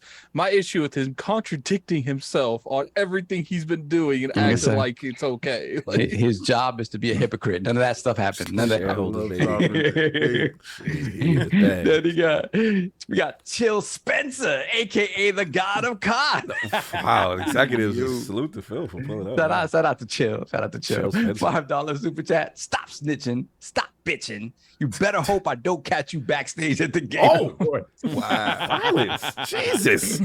All in. Yes, he's ready to go to jail I for this. know, you don't want to see your CEO all up in the videos. No, you don't. doing? You don't. What are we doing? Then we got Rel member for 6 months, $2 super chat. Phil set Jim up to get people to turn on Jim. Yeah, it does kind of feel like a rope a dope. Then we got Hargeet Shani, $5 super chat. Just to point out, Microsoft said Nintendo, not Switch. Nintendo will be bringing a new console out, and it will likely have the ability to handle AAA games. Wish that when I see it. Crazy if they Okay. can don't give Call of Duty If the to Steam Deck shit. can't, it won't be able to. Yeah. Switch cover that. Yeah, it's not happening. Then we got Imagine. I'm sorry. Yeah, go ahead, Ghost. I was saying, imagine shilling for the idea that Nintendo's gonna bring you a technical powerhouse. Yeah. Like what? I Come mean, on. if the Man. technical 64 powerhouse was their last Got the technical Witch. power. We got the Exactly. Witcher 3 to run on it, man. But that was another company, though. That wasn't money? Nintendo. Nah. credit? I mean, No, the but, game, I mean, look, the game that literally runs is- at like 240p. Nah, Well, I bro. mean, but look, Out of did- worlds on there. We ain't gonna did- talk Like about Doom it. on an LCD screen. Good for you. I will say Did The this. Witcher technically get on the Switch Yes. Before. It goes to the start screen. That's about all. Oh, stop it. Yeah. Messy. Yeah. Continue. Stop it. They'll give you the most powerful console they can give you while still not taking an L on the console. That's for sure. they'll do Or that. raising the price. Yeah, Exactly. Exactly. I love Nintendo games, so it's not an issue either. Continue, so. Long live Black Mamba. $5 super chat. Xbox want to be like Disney Plus. Xbox will be everywhere, but the content in it will be exclusive to the ecosystem. You got to enter the eco to get their games. Yeah, that's Game Pass. Yeah. Let me see. Captain Logan, $5. Logan, spelled like that. Oh, salute. $5 super chat. We don't know how long the original deal is, but they get 3 years past that of it coming to PlayStation at the same time. Yep. No Feature content parity. That's what they said. 2024. I thought it was by game. It wasn't by year though. Like the original deal was like they had He like said a 5 3 year years game. beyond the initial The original contract, and we don't know what those contracts are. Yeah. There's been some inference that it's 2024 when it ends, but we'll see. I hope so. Then we got J1, $10 super chat. JimRyan is a hypocrite, and he knows that. Yes, he does. He just doesn't want to pay Microsoft every 3 years. Who knows? COD might not be annually. Like I said, it might not be annual anymore, and the deal will change. Love the show, and the guests are amazing. Our Thank guests you. are amazing. We got the Always. Do you ghosts. guys We got think that? ACG. What do you think the odds of them actually making it bi-yearly? I mean, like I said, it's a lot of money to invest in a game that has. But it's a lot of money they get, though. They do, but it is. I don't know. It's kind of wasteful. And you could do. I mean, maybe they decide they want to do different COD products rather than just an FPS. You have Warzone. At least let every game that you drop have a 2-year lifespan where you release DLC and maps or whatever. I feel you. I don't know. I And then absolutely will be behind that in every single way possible. And I think one of sports in that conversation too. It's Can like, you imagine 2K2 saying we're not with a released every 2 year? year? Oh, God, I please, would yes. think I would buy Yes. those games probably. Me too. Yep. I actually think one of the biggest issues COD has right now, why it's like so up and down, is because like people keep forgetting, like the people who are making Call of Duty now, they started 2 to 3 years ago. Like they were starting on trends 2 or 3 years ago, like because they're having to get them out so fast. Quickly, yeah. 3 studios. Yeah. Latif Salim, $5 super chat. 3 calendars or 3 release years. If the latter, COD could be on PlayStation for all at least 6 years more. The thing is, at this point, calendar and release years is one and the same because they release one every year, right? So I don't know. I guess it feels like it could be a 6 or 7 year thing. Rated Blade member for 1 year, £5 super chat. I'm just going to point this out. If ABK loses this deal because of Sony, ABK will never work with them again. Shareholders are looking forward to 70 billion. Yeah, that's a big if. Like I said, that is a huge thing though too. Like if it didn't go through, like the hard feelings that would be. I don't think I would say there's beef. At that point, I would say there's beef. Oh, there's beef. I don't think Sony's trying to derail it. I think they're trying to use public outreach to have leverage when they go for deals. Yeah, could be. Then we got. I hope y'all low soft your voice. So I want to keep it. Lord Metroid, $2 super chat. I got Breath of the Wild 2 will sell bonkers. Hey ACG. He said, "What's up?" Sup? Cool. Thanks, Actually, Metroid. there's one before that. There's Raiden Blade, £5 super chat. I'm just. Oh no, never mind. That was the same. Never mind. I got that. I got you. King Christopher Hart super chatted, so you might want to look at that. Hold on, we got Flame, $5 super chat. Howdy, Buckaroos! I hope y'all are having a great weekend. Xbox needs COD exclusive because Halo is an unmitigated disaster. I think that's a bit hyperbolic, but okay. Yeah, Halo. Needs a good shooter later. Flavors loves getting that Halo. Then we got Lynchpin with the €10 super chat. Happy Sunday to all the lords and guests. Just got my Iron Lord title in Destiny after skipping last season. Had to share my joy with all of you. Cheers from Germany. In the house. Hey, I just want to point out to you, my dude, you went out and you got that Iron Lord's tag, and there's still people I play with that don't have that. So I just want to point that out. People in the clan. Don't do that. And I'm gonna do that. I'm gonna do that. Look over at me all he like. I wasn't even talking about you, but King's one of them. He's definitely one of them. It's just like Phil Spencer and him talking. you brought it up, King. I hope. Now He said, I Addict's wasn't like, gonna say okay, that. we'll bring it out. Let's air our DMs. I hope at this point you've ceded my space in the clan. I hope you've given that to someone. Actually, we haven't, but I need to. Jesus. I need to. We try to get you Hold back. out hope without hope. Nah, just keep holding out hope. Because it ain't happening. What we got? Lord Roughness, £5 super That's chat. what I do. Yes, to Build do it, Jimmy. Say one more word. Snitch one more time, and COD goes exclusive day one. You gotta talk like that. Whine one more time, and those Azure servers stop working for you. And that's an audiobook you just did right there. You got the voices and everything. Yeah, he got the voice. You Yeah, should one narrate more that time. stuff. Yeah. Shout out to Everboard, because Everboard said the same thing in our private chat. Say one more thing. One more thing. One more thing.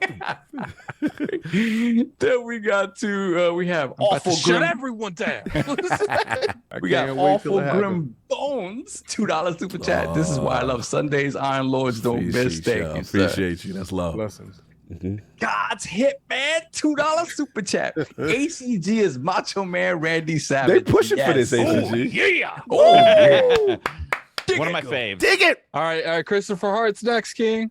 Yeah, read it. The real news is, how did PlayStation 5 overtake Switch? In UK, yeah, that is accurate. In UK, It Yeah. overtook Karen- or it won 1 month? no, And he's caring. He's literally caring. Let's It's an not inadequate comment. happening. Let's just say it. It's an inadequate comment. It's an inadequate comment. Yeah, it's inadequate. It's inadequate. I wasn't going to bring this up, but Change.org. since you did, yes. yeah. open the door. You open the door. You open the door. I Salute just Christopher. love the fact how he likes to bring up the numbers and stuff like that. I want to see you in a couple of years.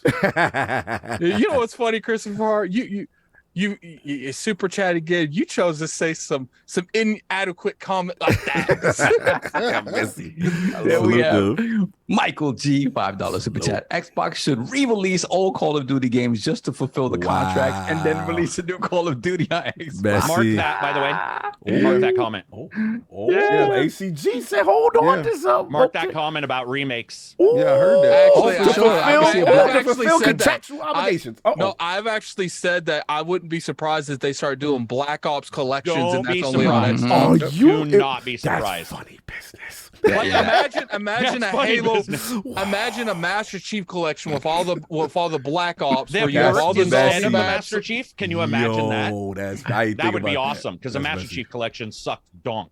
It's terrible. I'm talking about the concept, not like the Yeah. problem. Okay. There we go. Last one, Thank last you. one. Donald Oh, damn. they coming in. Last two. We got Gotta Donald go. Taco, Gotta go. $5 super chat. Let's Y'all start. forget about NVIDIA and DLSS and the fact that standard consoles always pull more performance. Switch 2 will be more powerful than Steam Deck, He go and hard. Steam Deck 2 will probably be out by that time. Yeah, Well, it okay. could be. You know, Ooh, I can buy Donald that. Taco off of Crazy as Nintendo. hell. I love Donald Taco. Switch coming. Then we got Flame, $2 super chat. You're right, Saab. Not a disaster. It's inadequate. Flame, go write Well some done, articles well and done. stop being messy. Well done. Anyway, Okay, all right, that's cool. it. We'll cut So it. look, real quick, because I got to respect the Ghost's time, so I got to let him go first. Real quickly, I know topic I'm kind of hijacking, but I just want to get No, started. just go right Yeah, ahead. UbisoftForward. Didn't know if you got a chance to see it. Or Marvel D23. Didn't know if you got to see it. I know you a big Marvel guy. You get into the pop culture for the Ghost. So your thoughts on either or both? Well, I actually watched the Iron Lord stream for Ubisoft, and that was out of pocket There you go. hilarious. Salute. A lot of mobile stuff happening on that one, and I didn't care a bit about any of it. I'm interested in Assassin's Creed Mirage mainly because it sounds like it's a more scaled back approach, which I'm all in on. Like, Yeah, I think that's gonna do well. I agree, Addict. I mean, they've got those games are good, but sometimes scope being so big is actually a detriment to me. I have time, man. You know, like I got only so many games I want to play. And, Odyssey was amazing, though. I had to give them Odyssey. I loved Origins, and I really liked Odyssey. And you know, some people are like Origins, some are but they're both fantastic. I like the idea of scaling it back. I'm curious to see how they steward the franchise, knowing that they've got Tencent kind of looming on the horizon. You know, like what kind of Ubisoft are we going to see? So Good point. curious. Good point. Curious on that one. And then as far as Marvel D23, that stuff, I am really interested in Amy Hennig's game. The idea that we get T'Challa's grandfather in that game. I think it was on Iron Lords like years ago that I was like, You said it. I was like, I want to see the Wakandans in a game regularly because like the vibranium abilities just bring so many possibilities for gameplay, you know? And when you've got someone of Amy Hennig's caliber behind it, that's really, really cool. And it'll be curious to me to see, are they going to build this as part of a greater universe? Is this going to be its own contained thing? I'm really interested in that. I don't know how we can not be excited about that. And then, you know, like quietly, like I'm excited for Frontiers of Pandora, the Avatar game. I really wanted that game to come out this year. I was bummed when it didn't. So I'm hopeful that you know, shows up well. But yeah, those were the standouts for me. Like that how can you not be excited for Amy Hennig's game? And the, you know, Captain America, T'Challa's grandfather's in there. I think it's T'Chaka. Is it T'Chaka? Yeah. Well, T'Chaka's his father. Oh, okay. His father. Okay. So, Before T'Chaka? I thought it was his father, but it was his grandfather. So okay. Yeah, that's right. Okay. Yeah. So, I'm I'm stoked for that. Yeah, interesting time period too. And I want to know if they go there, because they talk about the Nazi situation is going on at that time. I'm pretty sure they will. They could go someplace that would be interesting. That could be interesting. Yeah. Marvel's got an opportunity in the game space with that game to tell some good stories and really. I wonder go if there. Disney would let them. So his grandfather's name is Azuri. Azuri. Okay. Cool. No and doubt. then you know, you have to also wonder, like, is Marvel going to go there in the film sense with X-Men? You know what I mean? Because it's time to move forward. Right. And so, like, where are they going to go as far as telling the story of the X-Men? That to me is the most interesting possibility when it comes to Marvel, because with respect to the Thunderbolts and some of the other stuff that's coming out of Marvel, Phase 4 has disappointed me, which is a shame, because like they made some high quality stuff. I respect it, but it's not all been the TV stuff. Yeah, it's just not all been for me, I guess is the right way to put it. Fair enough. You know, I like Everybody has their own stuff. Midnight Sun's looking good. The Midnight leaks look Suns, real and, nice. and this year, what a weird. Who saw it coming out this year? When they delayed it, I was like, all right, come out 2023. Gameplay. Yeah, and it's not February. That's a subtle jab at That is you're ridiculous. You're ridiculous. Anyway. Yes. Have you started noticing games more and more? Because it used to be games that really released in December a lot, but it feels like the more time goes by, the more comfortable some of these developers like December, like after Black Friday, after Christmas. Well, not after Christmas, but you guys get what I'm saying. Like Halo at that Infinite? point, a lot of the Christmas shopping's already done. So landscape has changed as far as releasing, I think. Because of digital. I mean, it's so easy to get the game. Yeah. You know, I mean, it was the Halo Infinite last year, Callisto Protocol is December this year, Marvel Midnight Suns this year. I mean, you're right, Addict. Like it's easier to get a game out in December and it still sell well than. Shout out to the homie K. Asante. The Amy Hennig game was co-written by Mark how you pronounce his name? Bernardine. So he said he's sure they're gonna go there. That's a good point. I forgot about that. Yeah, they gonna go there most likely. Nah, They went there with the old Captain America game. Okay. No, I feel you, Ghost, man. Look, I don't want to respect your time. Obviously, we not kick you out, but obviously, if you do have to go, I know, you know what I'm saying, brother. I appreciate it. I know you weren't feeling 100%, but it's good to have you back in the realm. Nice to meet you. Long overdue. Yes, Yeah, thank y'all you, two need Barry. the link, man. Shout out to We Ghost. did. I already talked to him. Nice. Yeah, 'cause Xbox expansion pass. I want to give you your flowers, brother. You know, one of my favorite shows, one-on-one interviews, very professionally done. You've had the who's who in the industry. You know what I'm saying? Sometimes me and you go back and forth for the DM, like, yo, how'd you get that one? Like, no, that was great. And you're killing it, brother. I love to see you shining. And tell the people where to find people can find you, how to get a hold of your content. I put his Twitter in the chat. Oh, salute, Addict. Addict being every one of your fans, man. I'm glad to see you back on the platform. So tell the people where they can find you, bro. Yeah, you guys can find me on Twitter at InsipidGhost. Thank you, Addict, for putting it in the chat there. Of course, you can find the Xbox expansion pass, all your podcast services.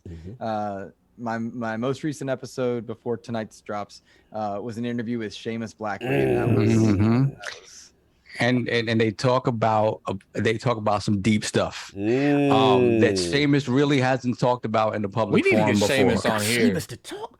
Ghost, Yeah. I need to We need hook to get up. Seamus Ghost, I on need to hook here. up. Fantastic interview, Ghost. Fantastic, because again, Seamus, I think he was kind of surprised by you know, some of the questioning, but Ghost did it surprised right. in a good way. Like he's like, okay, let's talk about it, and it was fantastic. Those It are was the ones. fantastic. Don't it feel good when it be the ones when you I gotta listen. Okay. I hope more people are able to check it out, because Seamus he really opens up. You know what I'm saying? Like he really shares a part of his life that I don't think he planned to share, and how it impacted gaming and it can affect all of our lives, which is really crazy.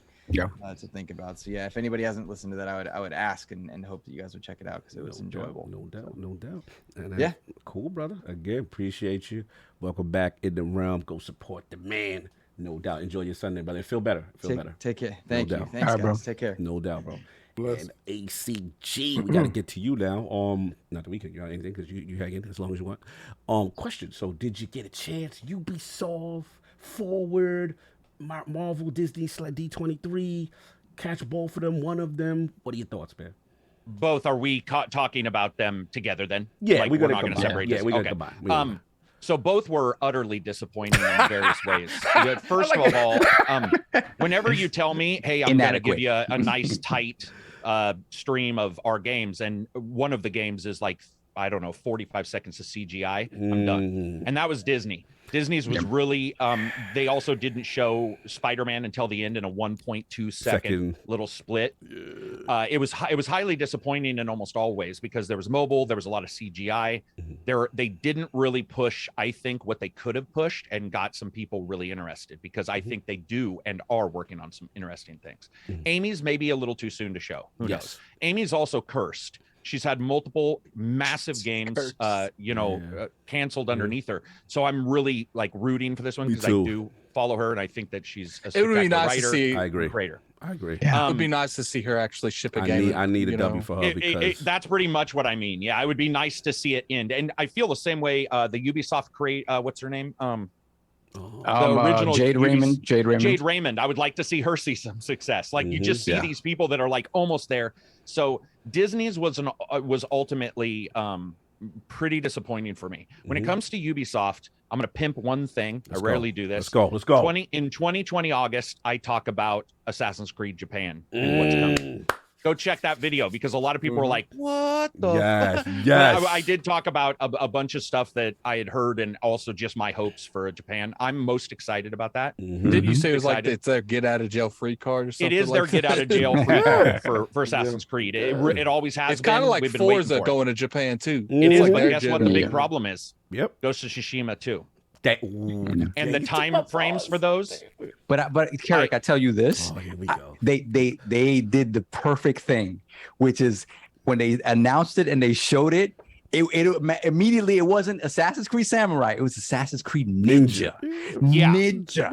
And they have to because there are a lot of people even in my own video comments going, why would I ever play that? I'll just play Ghost of Tsushima again. I'm like, sure, let's all just play the original Final Fantasy. Let's just never get into game. Like that makes no sense. So I'm really rooting for that game to be good. I thought when I looked at Ubisoft's stuff, there was a couple issues. The 10-cent deal, which Ghost talked about, there's some issues there that I personally have. But let me sort of explain to you what I took from Mirage. Not Mirage, sorry, the Infinity. Yes. Infinity is taking a long time to come out. We already know it's many years out. Infinity feels to me like Helix Points 2.0. So Helix is already starting to show, and I like this. I love playing Far Cry and getting points to buy a suit in Assassin's Creed. In fact, I think it's one of the best systems ever for rewarding a gamer in your ecosystem.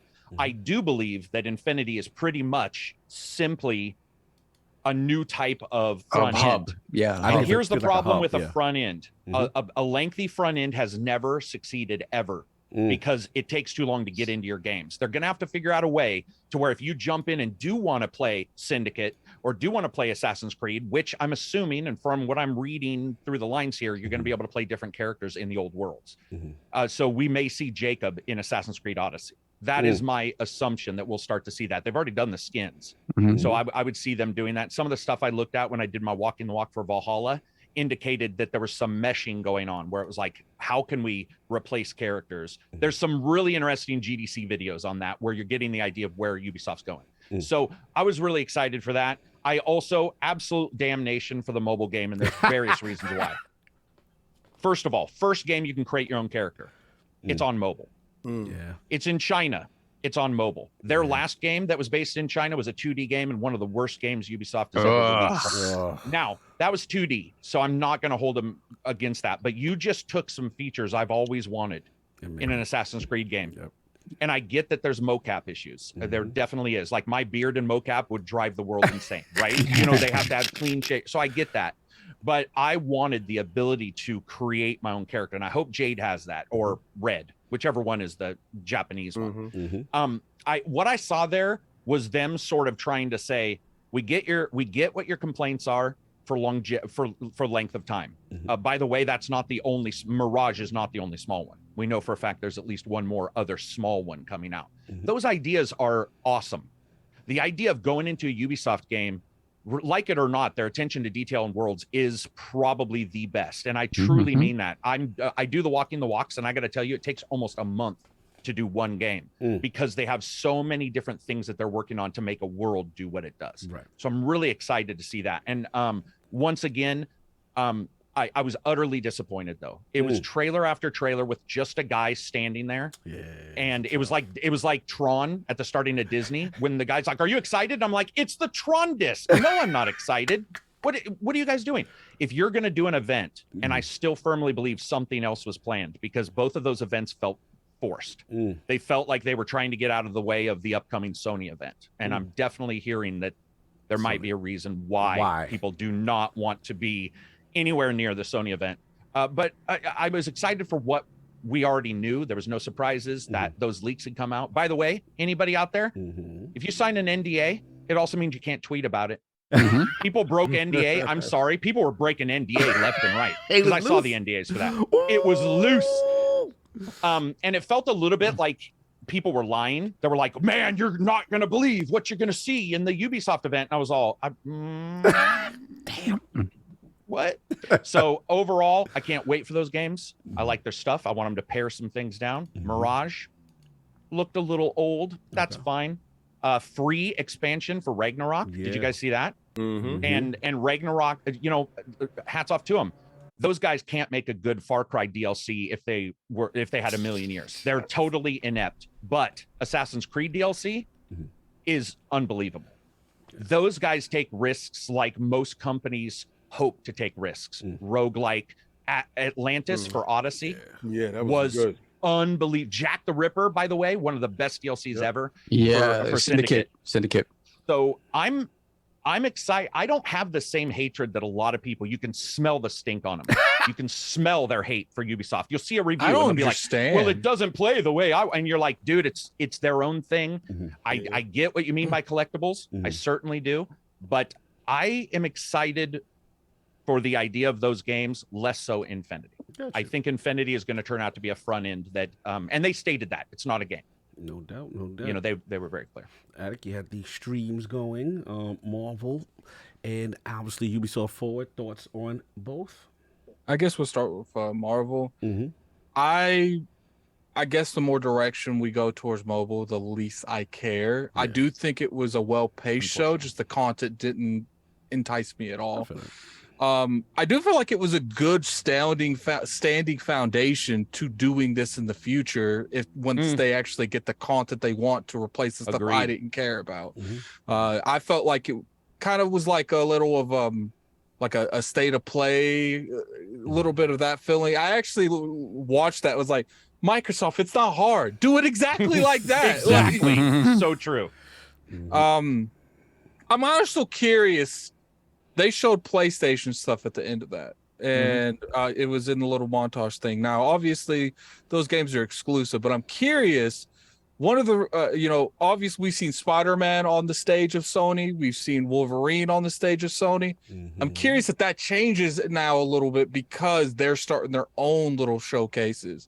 Because Sony might make the game, but I don't know if they have the right to say where they publish, where it actually shows up on. Sony owns Spider-Man's IP stuff. Lock, stock, and barrel. The lock, stock, and barrel. They control it. The cartoons. I was wrong. I thought it was impossible. Yeah, except for the cartoons, and I was corrected. So they own everything Spider-Man. They not everything Spider-Man, but game-wise, they are able to absolutely control that IP on games. Okay, what about Wolverine? I don't know, but it's Insomniac, so I would assume the same. Yeah, so like part of me is like, are they going to share that coverage with them? Like, awesome. Maybe have on, the next Marvel one where it teases a trailer for Wolverine and tell you to tune in for something. I don't know. That's Deadpool it's interesting on Xbox how only. that. Oh, well, shit. Huh? Deadpool yeah. on Xbox only is awesome. Yeah. So that's interesting. Now it comes to the Ubisoft thing. I actually did not like the Ubisoft one at all. Like it wasn't anything against it. I felt like it wasn't really paced towards the way I like game to game to game. Then you do the interviews and stuff after it. You show the content, what people actually want, and then after the interview, it's like, look, if you want more of a breakdown and stuff, we either got YouTube videos or we're going to do interviews after the actual content's been showed. I do like the fact that I've always felt like the people who came from the original Assassin's Creed, like me, I felt like we've always been left behind because of the success of the recent Assassin's Creeds. But now it feels like everybody's getting something. Yeah, it feels like, okay, what we're going to do is they're going to do like the Yakuza and Sega thing. We're going to have a mainstream Assassin's Creed, and we're going to have another team working on the ones that other people like, the older fashioned Assassin's Creed. And I like that because I feel like they're willing to take the risk because they're amping up Assassin's Creed development. So I think that's good. It's like ACG said, I don't understand the hate towards Ubisoft. Like, I understand that they have a rinse and repeat content wise, but it sells well, so people like it. So you expect them to change up formulas on stuff that actually does well. Now, obviously, I feel like they can do stuff to make it more fresh. But who am I to tell a I don't know if they're $1 billion or $1 million company to change up a formula that I like. Now, I played Far Cry 6. I loved it. I thought it was a great game. Obviously, it was more Far Cry 5, more Far Cry 4, but I enjoyed Far Cry 6. I liked it, man. I liked it. Assassin's Creed, I like the new Assassin's Creeds, but I don't consider them Assassin's Creeds if it's weird. It's like, I feel like that's an original ideal that they didn't want to risk naming it something else, so they named it Assassin's Creed. And it's worked out well for them. I kind of dropped Valhalla. I was a real big fan of Odyssey. Like, I have like 5 or 6 days in Odyssey. Hell yeah, baby. And I think Ubisoft's in a good place. Skull and Bones, a lot of people are looking down on that game. Yeah. Don't sleep on that game. Really? You coming around on Skull and Bones? Wow. Shout out to November 8th. Oh, yeah. Go ahead and have a God of War. Hold on. Let me. I don't think this game is going to like revolutionize anything, but I do think it's going to find its own audience and people are going to enjoy it. Kind of like For Honored. One thing you could say about Crew. Yeah, we ain't talking about that. A crew. You can't make a crew. Here you go. One thing that you could say what you want about Ubisoft, when they commit to a project, they will commit to that project. You could buy any of their games, and even if that game has 8 people playing that on Steam, they're gonna have new content for that next holiday, except for Extraction. That's played. By the way, did you guys notice no Extraction content during the Ubisoft trailer? No, they should have just made that like a little DLC thing for. Look at Division getting its support too. What do you think? What do you guys think of Division, man? That game is getting love. I saw a black screen. I saw a black screen. I thought it was weird that Division 2 was getting stuff. I thought it was going to be all Heartland and that's it. Yeah, Division 2 got a lot of stuff. But I guess maybe the Division thing, like, there's a lot of things I didn't like about Division 2. I didn't. I need to go back and try it, but maybe it's because like I'm into so many games as a service now that I can't open that door to anything else. And someone said Mario plus Rabbids. I think that looked good. I wasn't I wasn't a huge fan of the last one. Like, I thought it was good, but it's just hang on, I'm canceling your that's fine. That's fine. Cancel me, man. My email is and it's just like, but what I do like about this is like, they are putting more coats on the gameplay. The sparks. I didn't realize what kind of thing. So, you might try to reach out to a contact to try to get that code. I might review it. I might review it. I don't know yet. Coming around. That's good. No doubt. Solved, man. Ubisoft Forward, your peoples. See what's going on. And obviously, MarvelD23 thoughts. The Marvel show, I kind of agree with Daisy. Everything was overall just disappointing. Shout out to Blessing for getting a shot like that. Blade did a good job. But yeah, coming out of the Marvel stuff. Was that the commentator? Yes. Yeah, he did Yeah, a I good thought they job. did fine. I saw some weird comments about that, but I thought it was. Yeah, I mean, he's kind of funny. He got a shot like that. Hey, I mean, fantastic. Exactly. So, yeah, for me, coming out of the Disney stuff though, it really was just like the Amy Hennig thing that leaked beforehand. That's super interesting to me because it just like Carrick said, like she hasn't had a W in a long time. You know, her ragtag game got canceled, and the Star Wars She's thing. the Browns of video game makers. Yeah, man. she really is. Really is. And Jade Raymond is right there with her. Yeah, you know. I know. So yeah, this looks super interesting. It feels like an Amy game where it's like, okay, let's take the thing that everybody sort of expects to come out and put a twist on it. So to go back World War II, you know, a World War II era Black Panther with Cap, that sounds great to me. Midnight Suns also looks very good. I don't know that I'm sold on the card stuff, but you know, Firaxis, like what can you say? Firaxis, that game's gonna be great. Also, if you get a chance, check out Christopher Odd. He's the one doing all of the. That guy's got an amazing deal, dude, and he's been doing all the breakdowns. Very cool to see a YouTuber get that. Exactly, killing it. Beyond that, like, yeah, it was a whole bunch of mobile stuff that I get it. Like the money's there, make the mobile stuff. What was interesting to me was the Gargoyles remastered. Like, I don't remember Gargoyles being that great of like. I don't remember Gargoyles being in that echelon with like Aladdin. And it was kind of dope though. It was. I don't remember it. What was that sequel? Fan, so. No, Valiant Hearts 2. There's a sequel Valiant Hearts. exclusively to Netflix. Really? Yeah. Let's talk about to it. watch out for that. Valiant Hearts was very good. I like Valiant Hearts. A lot of Game of the Year awards for Valiant Hearts. Yes. That World War I story, I think that was great. Yeah, I mean that Ubisoft stuff. Yeah, that's very cool that they're still doing that. So yeah, let's just jump to the Ubisoft. Just like Ghost, though, I kind of wanted to see what this Avatar. They've been working on this Avatar game for a long time. Yeah, and again, in a lot of ways, it is sort of like the Pocahontas story all over again. But I remember going to see the first Avatar with King in New Rock. Damn, that was 3D. That 3D, it was that beautiful. 3D. The first time IMAX was there, we got our tickets. You couldn't tell us nothing. Nothing. Cameron was it James Cameron's outside. Yeah. So I was excited to see what that game is about. So now jumping over to Ubi, you know Assassin's Creed. That's my heart, baby. I know. Here come the slam. Let me hear it. No, I'm gonna be. Listen to me. They did the exact thing they needed to do. Where Ghost of Tsushima was that. It was more of the samurai thing. Watch your mouth. Like I said, like, cookie cutter. Can I say? Oh, we not doing that. We not doing that. So I'm getting upset. Getting upset. Don't bring the Ghost out here. I finished Ghost. I enjoyed it, but you know, here we go. I've seen stuff in that game before.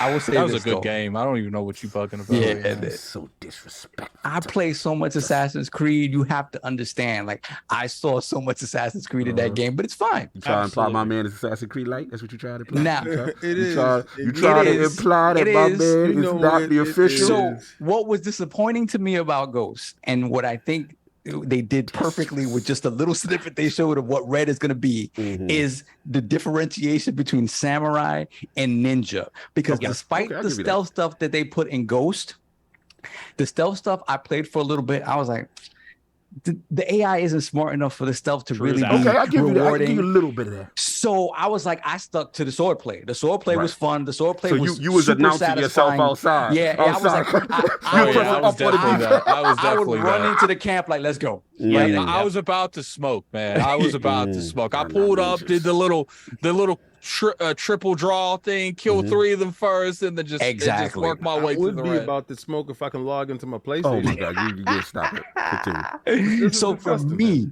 so seeing what Red could potentially be and seeing what Mirage is and sort of that return to stealth and true assassinations, planning assassinations, stuff like that. So my thing is like, if they apply those things to Red, see, to me, that's like the Tenchu spiritual successor almost in an open world, right? I got a flag on the field. It's true ninja, like true ninja. You talking about the dudes that have not done true stealth in a minute? You talking about those? Yes, the guys that are making it an action combat adventure. Because this is the thing, when you show me you're going back to something like Mirage, I'm like, okay, you understand that people want that style of Assassin's Creed. For sure. So to me, it's in their mind now, right? It's part of sort of their design ethos. It's back to, hey, stealth matters, right? You know, we didn't see any Splinter Cell, but Splinter Cell is supposedly being remade, whatever the case may be. So to me, I see it as something like, to me, is integral. And the fact that they went ninja's about stealth. Oh, for sure. Oh, for sure. But Addict, can we confirm the developers? These are the dudes that did Odyssey, correct? Odyssey. Yes. Okay, these are not the dudes that's doing Baghdad, which Baghdad is supposed to be the stealth. I see the open world. I see the open world because they said it's going to be a big game, right? So I see the open world, but I do see them saying, "Hey, I mean, there's no if you put a ninja on the cover and he just runs out in the middle of the street, then I give you that.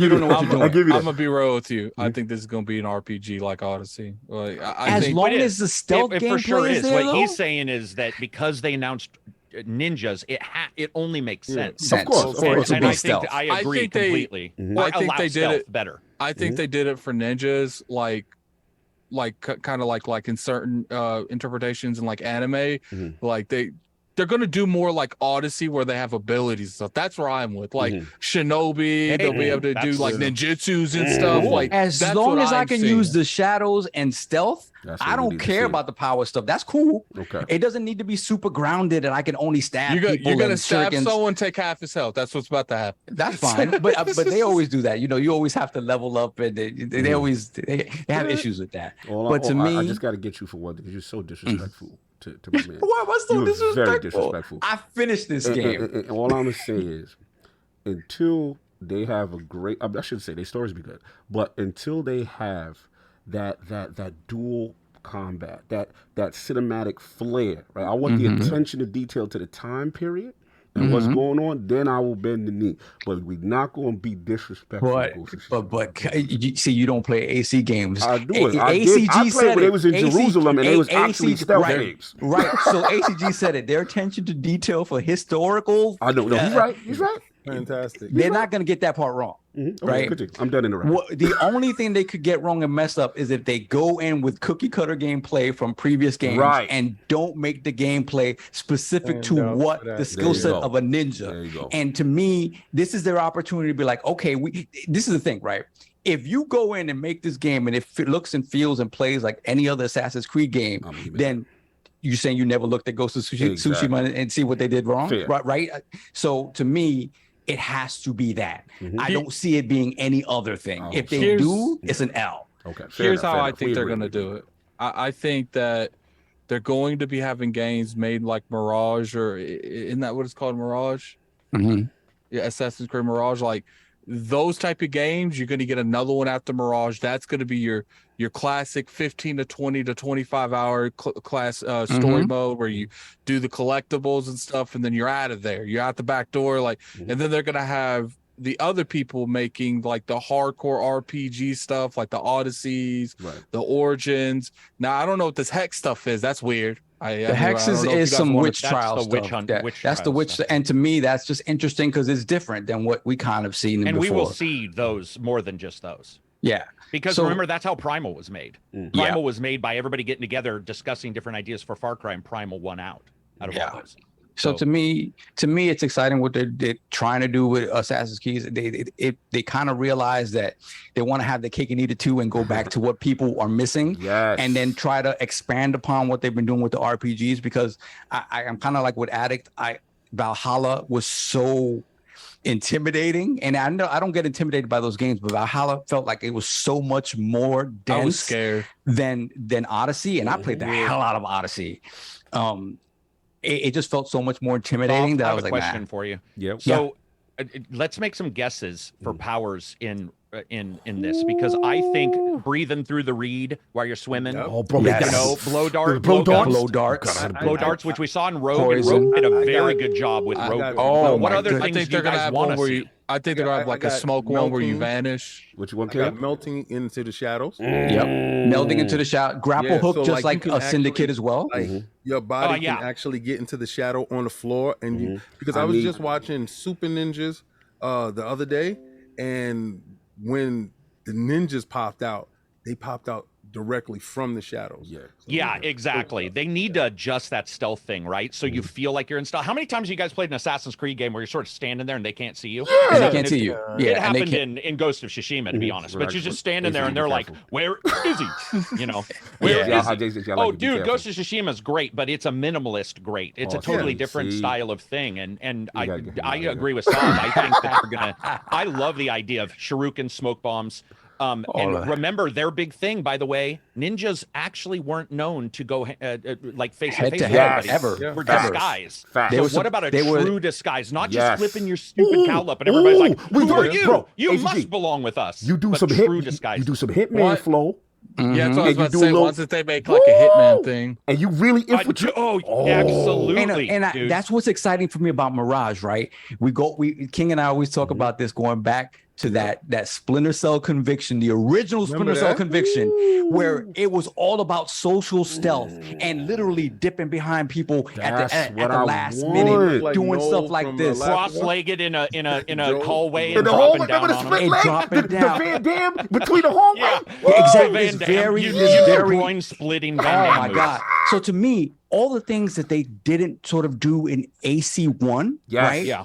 It feels like, to me, because again, they started going in a different direction with AC2. You still had your assassinations, but it was bigger. They got it right, but there were certain things that I loved about 1 in terms of assassinations and the stealth feel that they got rid of in 2. Yes. So to me, go back to that drawing board and get those things Brotherhood right. had some really good social stealth in it. Yes, it had a good multiplayer too. And what I need is what I loved about 1 was after the assassination, sometimes the blend in the crowd. Oh, I you know love what I'm that. saying? Remember the push? And then stab them and keep walking. And they just walk slowly. I wish that. I don't know how you guys did. You guys ever play the Assassin's Creed multiplayer? Yes. I love that. I aced Brotherhood's multiplayer. I really hope, because they're talking about initiating multiplayer back into the Assassin's Creed franchise. I'm hoping that they do something similar, because like it was like I remember back in the day, like you'll be hiding, I'll be hiding here, and then you had to stand still over there, and what's funny is like me and my dude, we would, okay, dude, if they see you, run to me, run past me, they ain't gonna know I'm there, and I'm gonna just knock them out. Addict, there was a trick that they did in the multiplayer too. They would purposely make some of the NPCs stutter step to make you think it was a person. Yep. So in a group, you would have the like NPC walk and they'd be like, and so you'd be all, "Oh, that's definitely a bad guy." And you stab him, and the guy beside him was the guy like, you know what the worst? Like, that's the greatest thing in the world. Because it was third person, I used to like, someone would see me, I'll run across, like here's the wall, I'll be like right here, he's coming this way, and I'll be just sitting there. Moment he comes around, I hit him. Metagaming, right? You were gaming on them. You knew if it was an aggressive person, you know, you had to play a different way. And then what you do is after you knock him out, he's sitting there for a couple seconds. So you run away where you could still see him, but he can't see you because you're paneling the camera around. And then he'll start running your direction. He'll come around the corner. You get him again. So that was the greatest. I understand. Like so good. They deaded it. But to me, if they go back to some version of that, that's huge. So in a nutshell, what I really cared about in the Ubisoft show was the Assassin's Creed stuff, and it's exciting. I thought Infinity was going to be something else other than just like this hub, but Carrick is right though. They have the best, like the Ubisoft points thing, like.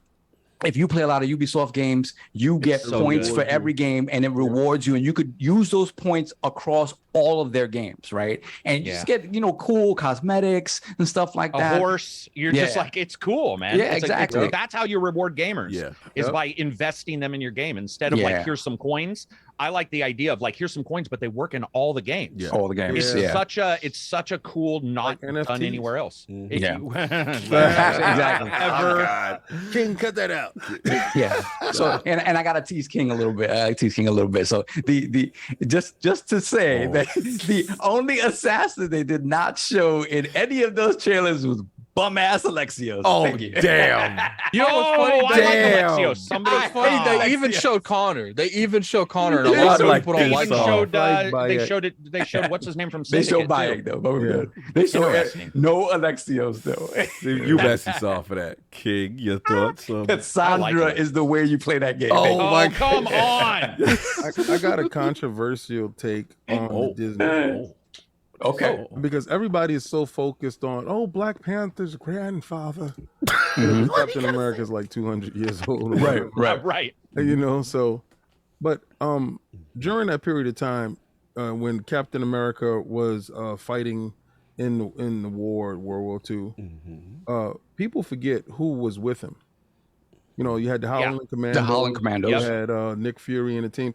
But there's a little known character. And he has adamantium in his hands, in his body. Mhm. So can they upend Wolverine from Sony and get that game out with Wolverine in the game playable with blood? Because I believe that this game is going to be brutal because it's at war times. So it's not going to be nice. I think it's going to have a mature rating at some point, probably. I don't think it's going to be E for everyone, you know, because of the subject matter. And, you know, when you're dealing with war, you know, you try to shield the kids, right? So I believe that, and I'm gonna go on record right now saying that Wolverine is in the game. Oh, wow. Because I will too. I will. Nice. I firmly believe that. he's a huge component to Captain America back then. And when they told his story, they told how he fought alongside the Howling Commandos and Captain America and Bucky and all that other stuff. And if he wasn't on one side of the war, that Captain America would never got frozen in the ice. It's actually a what if book about it. Cool. The Marvel Knights game. Careful. I love that game. I love the direction that they're taking with the characters. You know, with they didn't tell you why their suits are black and gold. Yellow, yeah. Right? And they're going to explain because they're imbued with mystical properties. Right? So Captain America's shield is not just adamantium, vibranium combined. Shield, it's imbued with mystic arts. Because they're going up against, you know, demons and stuff like that. Yeah. So you can't have the normal, you know, to fight them. The cards, I don't know how it's going to work, and I'm so curious about it because they tell you this is a card game and it's used in this manner, but I want to see it. Right. And I don't want them to peddle me decks. You know, I don't want that to be the thing That's fair. where they're peddling me decks. Oh, buy this deck, you know, like V-Bucks in NBA 2K, you know, where you can get cards. Ultimate Team. Yeah, Right, Ultimate Team crap. I don't want none of that stuff to permeate this game. I think this game can stand on its own. It's it looks really good. Okay, another game that I took from there was the kart racing game. We haven't had a good kart racing game in a minute, and I saw it and I was like, wow. I was looking at the world, and you know, I'm one of those weirdo dudes. I had Diddy Kong Racing, Mario Karts, Crash Team Racing, all those, and I have fun with it, right? So when I saw it, I was like, oh, that looks absolutely fun, and I can't wait to, you know, to get a chance to try it. So all in all, I walked away from their showcase. It was a lot of games that I didn't care for. But again, if I can walk away from your showcase and I can see 2 or 3 things that I like for me, then I think you did something good, because you have to show up in order to participate, right? In order to get ranked, right? Okay, so Ubisoft. Start off with Wario Rabbids. And I told you guys, I love Wario Rabbids. Yeah. I think them using the Nintendo technology, and it seems like it's a first party Nintendo game. I know they send the guys over there to work with them, but again, at the same time, the polish on that game felt like a Nintendo first party game, right? And it came from Ubisoft, and I see the same level of polish there, and I can't wait to get a chance to play that game. The Division, let's go, looked really good. Okay. Looked really strong. What's the other game? It was another game that I was looking at, but to get to the Assassin's Creed stuff, I thought they hit it out the park. Wow. I thought they hit it out the park. I thought they went to everybody that had a problem and addressed their issue. Here's something for you. Yeah. Yeah. Gotcha. So if you felt Odyssey was too big for you, here's Mirage. Yeah. You take it back. You take it back to when it was a simpler time. You punch somebody in the face, and you do a smoke bomb, and you blend it in the crowd, and you walk with your peoples.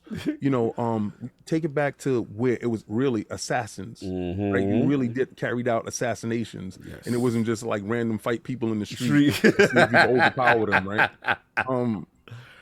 And I like that.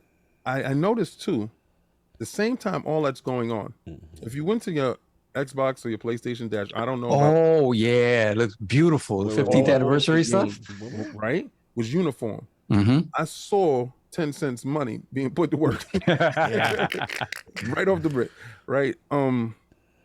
So you had the mobile stuff. I'm not opposed to it. Okay. Just because I don't understand it and it's not for me, moneymaker, doesn't make me opposed to a new direction in how to play something. Right. So it may not be marketed to me and it may be marketed to somebody else. And the Dance Universe game, a Dance Versus game, that's marketed to somebody else, but somebody shared that game on. Now, when you got to the ninjas,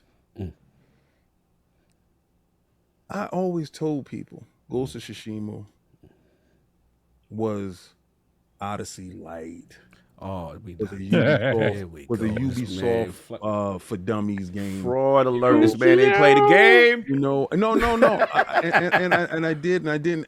Right, so like we how can't you do did, that. You know, because I can't get inside my console. Yes. We blaming Sony security for you. Yeah, I gotta blame them when I call them. They say call back tomorrow because you tried too many times today. I got a problem with them. I don't want to change my name. I want my two games that I should have never gave my money.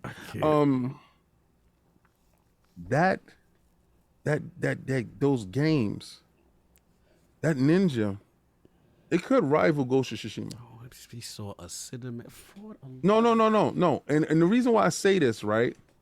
The reason why I say this, I mean, Sony has the third person story driven thing down pat, and we got it in Japan, Japan, and dudes went buck bananas. Right? It's the same thing with The Last of Us, same thing with this, same thing with that. But they did it in a Ubisoft style. But they did it light, right? It wasn't too heavy, wasn't too heavy-handed. It didn't give you so many things on the map that made you feel overwhelmed. So a lot of people was able to get in, play what they wanted to do, get their objectives, go to a nice story, and have a good time. Ninja joint on Ubisoft, they might do it really right.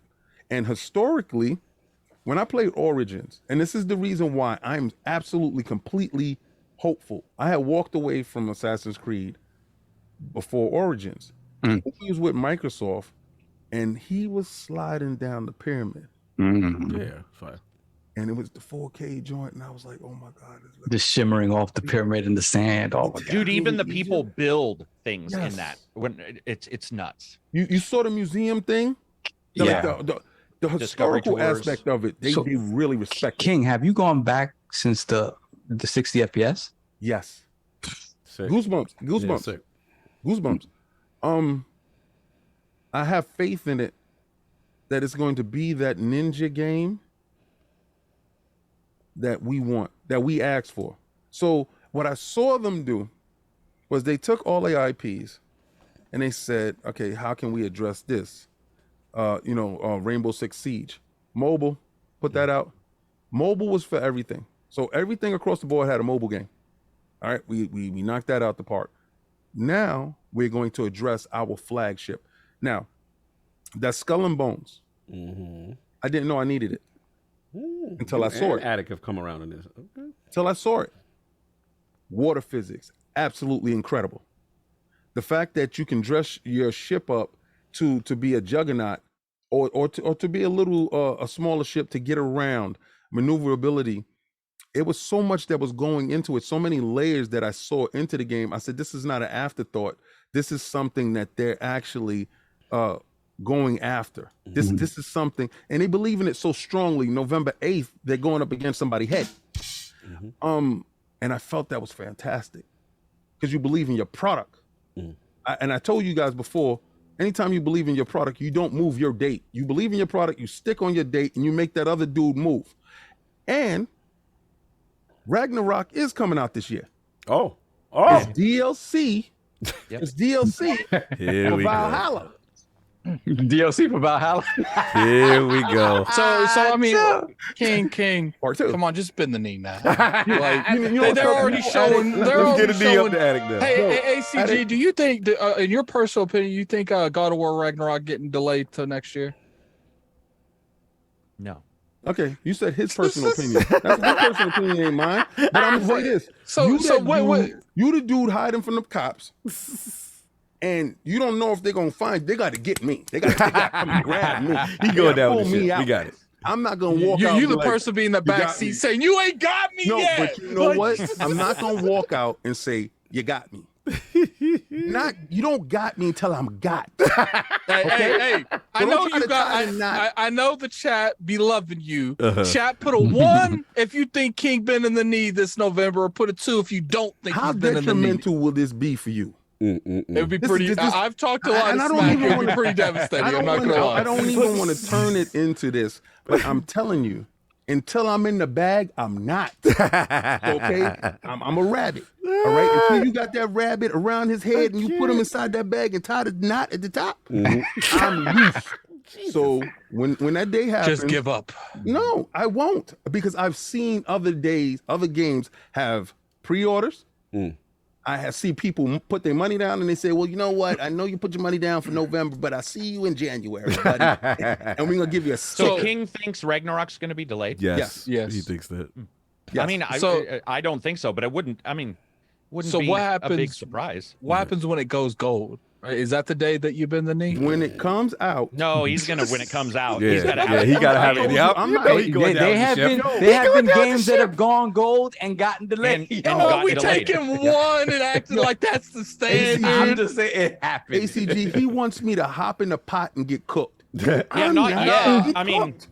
not No, yet. I'm sorry. Like, I want my recognition See, that's right Wait now. until it's I final. ain't trying to wait till That's- November. You the millennial. If I'm to get the gold medal, why can't I have it now? No. See, that's your problem. Wait till it's done. See, the rest of us here are old enough to know it ain't over till the fat lady sings. And the only people that want say it that's now. people that know the fat lady's gonna sing. Yeah, but I'm gonna tell you this: if it goes my way, brother, If it goes your way, I'm Oh, I'm you gonna be sick messed for up. 3 weeks. Yeah, you gonna be messed up if it goes way. every Don't say that Sunday way. he's sick. Yep. I thought Ubisoft show. I gave D23 I gave they show a 7, Okay. and I give the Ubisoft show an 8 because when I went back to watch it, I had initially gave it a 7. When I went back to watch it, I said, wait, they had way more stuff there for me that I really was joking around with and playing with. I never brought Valhalla because I believe in Phil Dominus Maximus Aurelius Spencer. I don't trust him. The moment I put my money down to buy that game, it's gonna be in Game Pass. I'm gonna be sick to my stomach. So I'll wait for it to get the Game Pass and I'll buy all the DLC. I will do that. I don't trust him. So and I don't know about saw- you guys. Yeah. Oh, I'm sorry. No, go ahead. No, I was just gonna say, gave him an I 8. feel at the starting of Ubisoft's event, if they had just went "Brrr," and showed the Splinter Cell glasses Yeah. and been like, of 100%, it's time for that. We know Beyond Good and Evil 2 is for sure being made, and you had spoken up that when Ubisoft does believe in something, they will continue. Like, and admittedly, I joke with you guys, and I've talked to Attic a little bit about Skull and Bones. Whatever. But when they do believe in something, you're absolutely right. Like they definitely support stuff. Yeah. Like it's hard to really take it away from them. I will also point out that the God of War producer is not active on Twitter, and it's something that Corey Balrog had pointed out. Just don't expect as much stuff from him as you do from me. So I don't know if that's your belief for delay. Was there something you had thought? He's trying to find out why he didn't delay. There's no rhyme or reason. There's no rhyme or reason. No. Oh, sorry. So that was a stupid question. He just believed. Yes. No, what it is what it is this. Mm-hmm. We have not seen gameplay for the game, right? We saw some little snippets here. We haven't had a presentation of, oh, this is our joint, and it's getting ready to come out. So either one, that arrogance is taking you so far for granted, or it's exactly what I said it is, and it's complete DLC, right? So they don't want to show it to you right now because they don't want to hurt sales, or their arrogance is so high that their sales is going to be so crazy they don't need to do anything. Yeah, I can see that thought process. Right? For sure. So now, if they do ship in January or February, they're still in their business fiscal period, right? They don't miss. So everybody is all caught up in the business in the holiday season. Oh, they got King. They got to make the holiday season. If they don't make no, a game of that magnitude doesn't have to hit Black Friday. It doesn't have to hit Christmas. It doesn't have to, because those people that do have a PlayStation that are in the market for that game, they're going to buy it whenever that game drops. And Sony knows this. So if it does need a little bit of polishing, or if it doesn't align with certain things, and strategically they have to put it for this or for that, that's the only thing. But I don't see it. That's why I said something's fishy in Denmark. Fair enough. Look, I'll jump in if everybody's got their balls off. Mine should be quick. Look, for me, so I'm just gonna be extremely selfish. There's only two things I really care about on both sides. I do not really care about. I mean, I shouldn't say that. I mean, yeah, Barrett, for the Ubisoft, yes, you know, I know Saw feels strongly about Assassin's Creed, and that's his heart, that's his baby. I've cooled off on Assassin's Creed. So for me, this actually was for me to show me that they're going with this approach to kind of cater to guys like me that like the original. Like, I'm actually curious about the one in Baghdad, because that seems to have some of the sensibilities that I like. I liked when it was like, oh, Jerusalem and the sneaking around, and I like that stuff. So that for me, you know, resonated. You know, the newer stuff, they're great games. I just don't feel they are Assassin's Creed games, like to what the letter of the law I grew up with the series with. So cool to see they do that. Of course, when I seen Nicole Ray, I'm like, it's about damn time. You know what I'm saying? Like, this was your get out of jail free card. Like, ACG's like, when the business is going down, the fiscals are going, this is what you got to do. It's the same thing. If Forza ever gets in a situation where, yo, the numbers is looking low, let's do that Tokyo race drift. You know what I'm saying? Yeah, absolutely. You know what I'm saying? Like, so I get it. You pulling out the stops. It's about time. Yes, Soft, I will give you the ninja aspect excites me because, yes, Ghost of Tsushima is a story of a samurai, right, who's betraying his code to do something else, and it's an internal struggle. So for those who are ninja fans, shout out to the cops, they're ninja fans too. But, you know, like for those who are true, pure ninja fans, it's not embracing the entire ninja code. It's giving you this choice to remain honorable or whatever. I get that. I'll give you that. Still not going to let y'all disrespect the story. I'm still not going to let you just the world, the culture, the duels, everything about that game. All of that was cool, phenomenal. But tell me this. 15 minutes into that game, well, not say 30 minutes into that game, I knew who the real villain was. And that to me was like, oh, they're not breaking the mold. What? All right. I'm not saying they did nothing completely different, but all I'm saying is when you get to that point, it's an emotionality to it. And there was some points in that game where I was like, yo, the game really showed heart. I didn't expect that from the game. So that's it. But of course, I'm biased. Yes, I know. So at the end of the day, I know I'm biased. It is what it is. So the thing is, with this though, will they do true ninja? And it seems they are. Like, I need everything ACG talk about. I need my smoke balls. I need my shuriken. I need caltrops. Can I get some caltrops? Can I get some caltrops? Can I get some caltrops? Awesome. Give me some caltrops. Chase me, motherfucker. If they do all of that stuff, right? They do all of it and they out ninja. If they, you know, he's a ninja, right? Well, that's the thing, and that was my beef with that game. Was like I was excited for the ninja aspect of Ghost, and when I got in there, like the first, I would say 4 hours of that game, I tried to do the stealth. I'm hardcore stealth, and again, the AI wasn't smart enough for the stealth to feel rewarding. But what was rewarding was going in there and announcing myself with my sword and murdering everybody. I will say that the stealth in its defense, you have to unlock all these different things before you can truly play the stealth way. But I agree, the samurai way is the accessible way to get to it. And that's the thing. I did all of that, and that's when I was like, I'm OP now. I'm super OP, and it's not even fun to kill them in the shadows. You're just doing the slice, do 1, do 2, do 3. You're doing your timings and all that. I got you.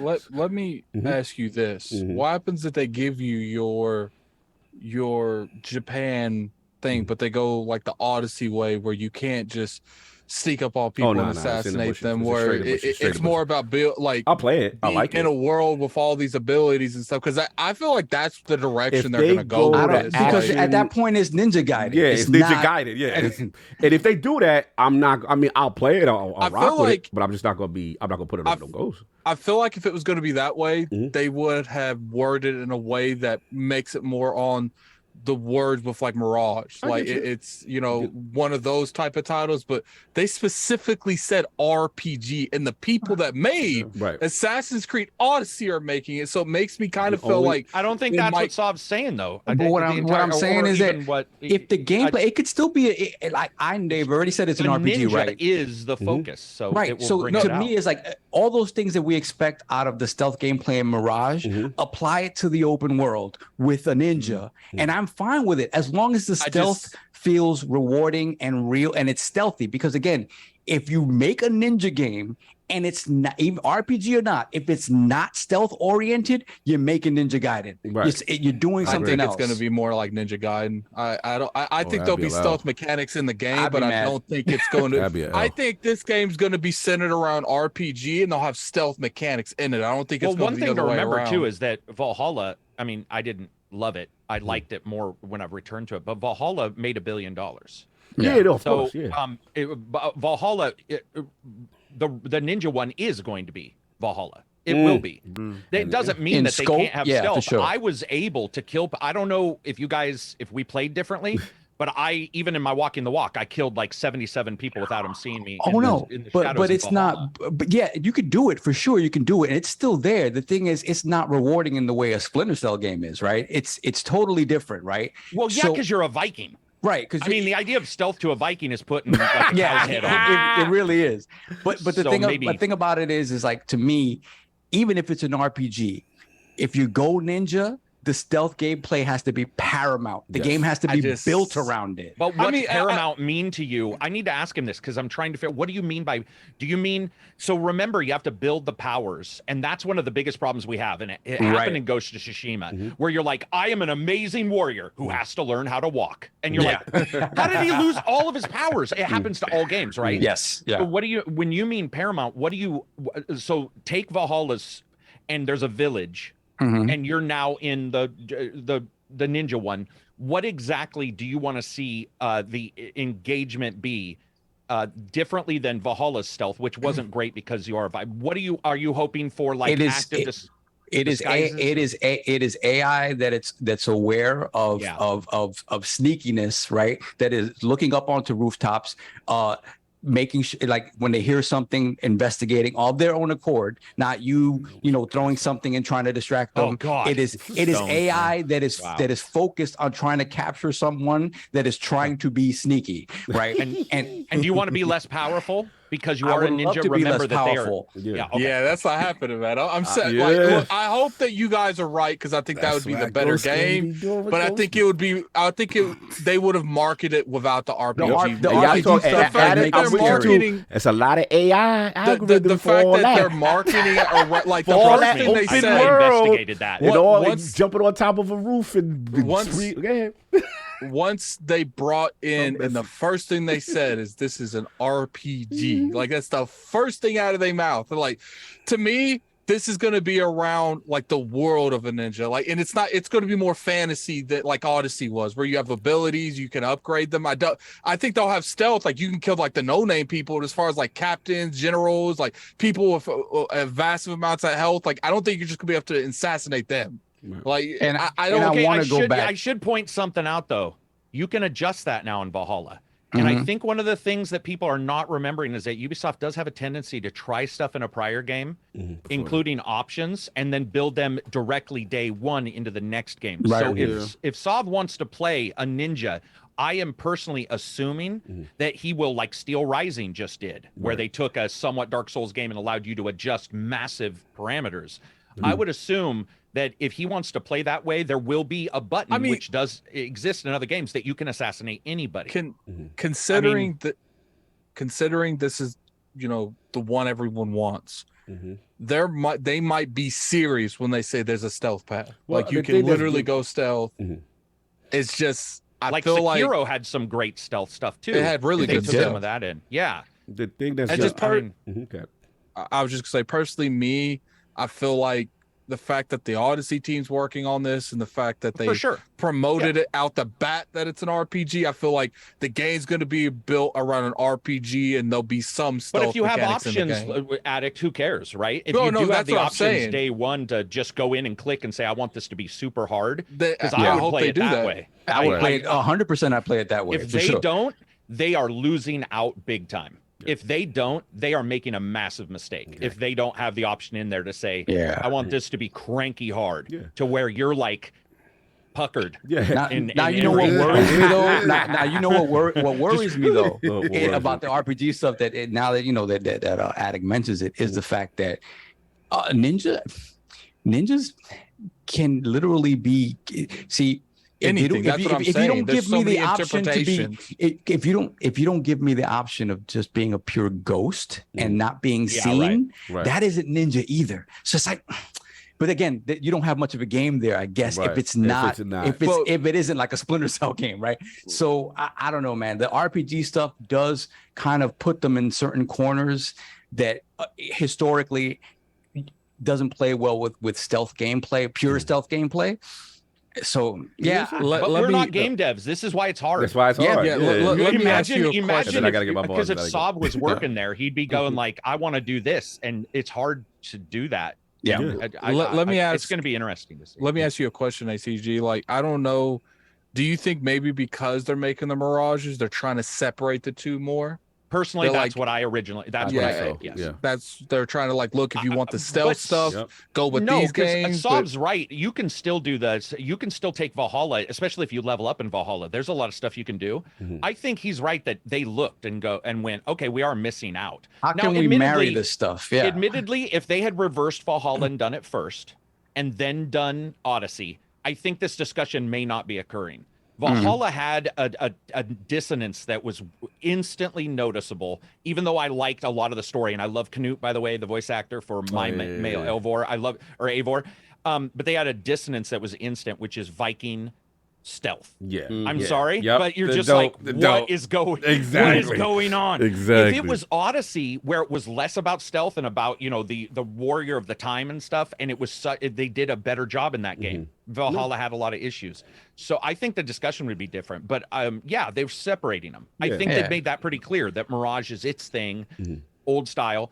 I'm okay with that because I don't think they won't have a ton of options. I mean, Ubisoft, look at Ubisoft's options pages, guys. It's nuts. It's like 3 pages of options. And I would love for them to say, you can instantly assassinate, but you got one shot. And also, Sav, I mean, because this is what I studied in history, is samurai versus ninja, even though ninjas aren't anywhere near what we've blown them up to be. Of course. But the idea of the straight sword versus the curved sword, the counterattacks that were definitively used by ninjas versus samurai, would be very cool to see a countering system built in where it wasn't hit Y. I'm not dissing on Assassin's Creed, but it is hit Y to win. Even when they say it's not. So the idea of, let's say, a countering system, and what we saw in Ghost of Tsushima with the different stances, with the water. What if you're able to buy a stance? And that's what actually happens, is instead you're a ninja, you go train, you get a new stance, and now it's all counters. So now you have to be good, right? It's not soaking up damage. That's dumb. Valhalla can do it because they're Vikings, but a ninja, I love that idea. I mean, ninja, it should be like spies versus mercs, where the spies are weak. Exactly. They should feel underpowered. It's you going in, infiltrating against these unstoppable odds. Like, that's what gives you that joy, right? When you do that and you play it that way, that's what gives you the joy, is coming through the other end and not dying. You know what they might do? They might build like the whole original game. Thief. Like I might be thinking because of how they did Odyssey, but they might build the game around being stealth. Like you have more options to sneak around. Like the thing that King said, where you can go in the shadows, literally. Like they might give you that option to sneak around. Maybe they're going to highly push you to be more stealth than just going in there guns blazing. Go ahead, King, and then I gotta go. Ubisoft has shown. Sorry. No, go, please, King. I think Ubisoft has shown that no matter how powerful you are. How high you grow as a character in their world, there's always one dude that's red. Right? And I think that, like you said, and I'm tending to agree with Attic, right? It's going to be an RPG. You're going to learn these moves and these stuff as you go along. You probably start off weak or whatever. But I also agree with Carrick that they have these sliders. And I liked you when you agreed with me. No, but see, y'all all have valid points, right? Y'all all play the games completely different, and Ubisoft knows that. And Ubisoft knows that. That's what I'm saying. Yeah, so I just feel that it's going to be a blend of everything, but I think it's going, and this show has shown me that they will cater to all. And I think I'm okay with that. Cater to all. If they give Solve his I would like to play like Solve, but if they give everyone the option to play the game how they want, I think that's the correct way. I don't do like Solve. Like I will see when it comes to Splinter Cell, I'll play a couple of different ways. I play full Ghost. And then I play Merc and Murdering, right? Absolutely. You gotta switch it up, man. Yeah. Play it the reverse the way the game wants. Always. That's the first thing I do. If the game's like do stealth, I'm like, nope. I'm gonna go out there and see if I can murder break it. everyone. Yeah. And yeah. I play that like I play everything. I attempt to stealth, but the moment I get caught, everybody dies. Frustration becomes the worst enemy. Or in Ghost of Tsushima, the camera in the crappy tents. The camera in the tents doesn't help if you get a just fight in the tent. Oh, the tents is rough. I'll give you that. The tents inside the tent. Cog is like, the slander is crazy. I know. Did you see it? I'll give you that. Well, thank you. I'll give you that. You know what game doesn't let you? If you fail, you're done. Is Hitman. Hitman. Oh, it's so good. He is the worst when it comes to a gunfight. He's basically Thief, but they pretend like he's not. He's not. He controls like he's like stoved up, like he's got a bad back. He's about 50. He's like what really Sylvester Stallone is really like when outside of the Expendables, cool filming. Where he's just like, oh, everything hurts. That's the way Hitman is. All I said is, with this joint, the only thing that gives me hope with it is the fact that they actually said Shinobi Simulator. So that gives me hope that they are trying to embrace it. You know what I'm saying? And FYI, you know that Shinobi means magic, though. Oh, yeah. Yes. Okay. We know exactly. Which I'm fine with. Of course. And look, if you have the mystical nature of it, great. If you have an animal. Yeah, if you have some spiritual thing to justify to go against the odd thing, no Shadow doubt. Dancer. You know what I'm saying? Dancer. That was fire. That was fire. Yeah. But look, they've got a lot. They've got a lot to live up. The Ghost beat them into space. I don't care what anybody say. Yeah, they did. And at the end of the day, the thing that Ghost did that no one is giving enough credit is the essence of the duel, the essence of the one-on-one matchup, where if you are discovered, right, and you are not like they had a boss level presentation, that look, that sword clinch. There's nothing I've seen from Assassin's Creed that does anything remotely to that. That's the essence of it. The windy backdrop, the cherry blossoms, that's Japan to me. So they got it. I'm confident in the culture. I'm confident in their world building, and I'm confident that as far as like their AI, as far as like moving around and stuff, I give them that. But I need them to execute that perfect match, because that's why Ghost is beloved. And the thing is, if they do that, great. You know what I'm saying? I'm just happy they're doing it. That's the main thing. So I'm done with that's that. a good point. You know what thing? What's a little disappointing? They didn't touch on it, which means I don't think they've really done anything in that regard. Is the engine? Like, I'd like to see a new engine. Right. I really would like to see a new engine. You will not. Yeah. It's just it's too ingrained. Like I'm doing an interview with them in a couple weeks on their engine because of the Walking the Walk, and they've made huge strides. But I agree, a lot of these companies are reusing the engine and calling it a new name. Right. Are they using Snowdrop or Anvil? What are they doing? It's Anvil. And Anvil 2.0, by the way. That's why I was bringing it up. And by the way, the things that they're doing with Anvil 2.0 are ridiculous. Okay. Like some of the stuff I saw for Valhalla was mind-blowing in how they tested it. Like they would go home at night, push a button, and they would teleport the character 15 feet randomly everywhere in the world. The next day they would come in and they would have a readout to say what was loading slow and what wasn't. Like they have all these really cool ideas. And then somebody would go and raise up a ladder a little bit too far and break the level. And those are the kind of things that I want to see fixed, is like the jank. Because I liked Valhalla at times, but man, bro, you'd see like animations, you know, going off where there was no character in the screen, and you're like, it was rough. It was almost too big for them to properly QA. Yeah, and last part I said for the other show, again, selfishly, all I cared about was Midnight Suns. like I am Midnight Suns, man. I am Lord turn-based. That's my favorite genre. You know, Firaxis and full RPG. Like to me, Jake Solomon and Firaxis are the GOATs now. Yeah. When it comes to their space, there's no one that does it better. Salute to the OG that made Phoenix Point, my man. Forget his name right now. Oh, forget his name. And I like that. And I love that game. Don't get me wrong. And he's the OG from back in the day with XCOM, Discovery, UFO. He's that guy.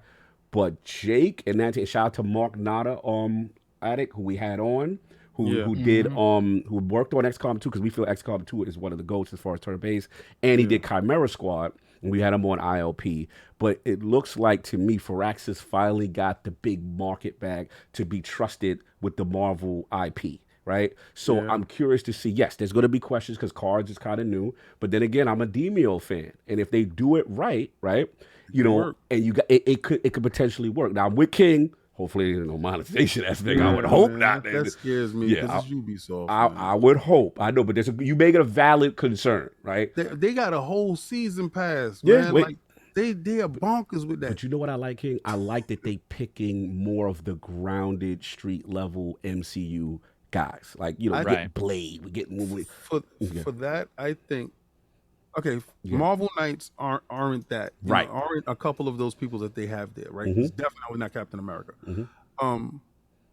I think they had to pick what was available, maybe, and they went through the list of some of the dudes that was there, and then, you know, they added some other people that was there. But I think they had to go with what was available, and I like the usage of what's available, like the Scarlet Witch, which she's not in the Marvel Knights. But, you know, and Captain, I really got to say Captain America, he threw me when I saw it. I was like, but, you know, it's that stuff. But sorry. Look, I just think that they're the best in the turn-based space, and I'm dying to see them with resources, with a bag. And they remember, I thought Jake and the A team of Firaxis was working on XCOM 3. But it come to find out this is where they at, and XCOM 3 still in development somewhere. So I'm curious to see where that's gonna go. So I'm excited, man. And then shout out to Amy. I gotta give her, you know, to see her. I'm pulling for, like ACG said, we need a win. That's my heart. Like, I love her since King. The Browns of. I mean, Legacy of Kane. Legacy of Kane. I'm talking about original Blood Omen fan. We know that's coming, right? That's I need that. Going back to the developers. Oh, I need that. I need the original one where you are Kane and you are running around and you. Oh, that was. Please make that game. Please make that. You know, I mean, they didn't announce those on their Embracer. Let them announce it. Oh, that's the big thing. I covered it in my news video. Embracer did not say we have these IPs. They let those companies state we have Thief and Deus Ex. There is a reason, by the way. For sure, that is. Now, one thing Lars has been open about is his version of AAA isn't everybody else's. He's a little bit. I mean, he's a little bit of a money pincher. But I think Legacy of Kane, Thief, maybe Deus Ex. I do see those being almost instantly worked on. Yeah, for sure. I mean, I'm a little nervous because of how Saints Row turned out. But wow, a little nervous. Bro. Yeah. You should have like Sphincter Titan. No. Well, that's pretty much what I got. Again, I love. We live in a world now where today's game ain't tomorrow's game. Yeah. You know, and patches and fixes happen because absolutely true. I go back to games, and that's Ubisoft stuff. Sea of Thieves. Yeah. Ubisoft handles that stuff so well when it comes to Ubisoft stuff, like you know, Siege, For Honor. Those games. are not the same. Nah, yeah. We gotta watch with the 10-cent bag though. We just gotta watch. Yeah. But I saw what they did with the 10-cent bag. They changed the logos. It's fantastic. Well, look, I said I'm curious. It's a great concept. You know, Black Panther cap looks like some type of Dora Milaje. I still think Wolverine for Wolverine's sure. in it. Yeah, oh, that'd be believe so. great. And then obviously some type of soldier of the time period. So it's a 4-character focus. Pulling for Amy to do her thing sounds great. But yeah, that's pretty much what I got on it. When you see what chats move on, so. Yep. Hold on a second. So we got Donataku member for 1 year, $10 super chat.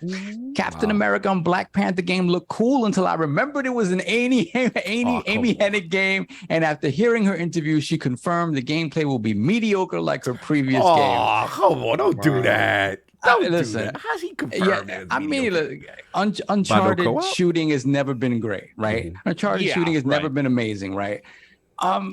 You know, I think they understand that the hand-to-hand combat in this game has to be, you know, on point. You know, so to me, when I think about Amy, I think about the writing, I think about the story, I think about the subject matter that they're going to tackle. That's what I think about. Everything else, it'll be fine. Like, she didn't have anything to do with the gameplay per se. I would say when it comes to Amy Hennig in terms of like, go ahead. Me, let's see what she produces before we start assuming what she's going to produce. Yeah.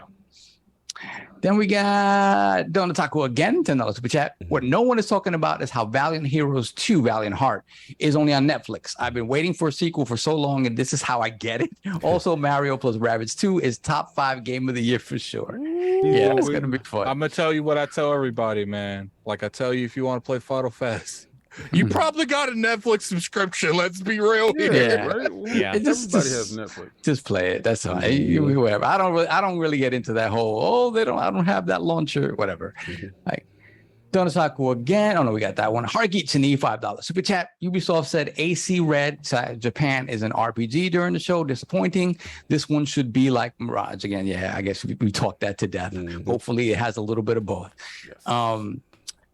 R-Man356, I might get Skull and Bones. I have a couple of people on the panel with Skull and Bones. Skull and Bones kind of rising up. Yeah. Dragonheart Yobi, member for 15 months. Hashtag peace, love, life to the legends. Keep up the great work always. With the whole Snitch Ryan talk, he has forgotten. He has a forgotten IP in his arsenal. So calm. Or get with Valve and bring another Counter-Strike your move. Respect. Yeah. IP. Then we have THX1138, $5 super chat. Sony historically has moved 90% of its first party. This generation, Ratchet delayed, GT7 delayed, Forbidden West delayed, Returnal delayed, Sackboy multiplayer, and God of War. Question, 2023. And Last of Us. And Last of Us. Sorry. Not a good That game. is true. Ooh. I haven't seen your take on The Last of Us Part 1. It's nowhere near the level of the other third-person games. It's okay now. It's been patched up, but it released in the worst shape I've ever seen a Sony product release. It was abysmal. I mean, there's videos of that. You got the video up?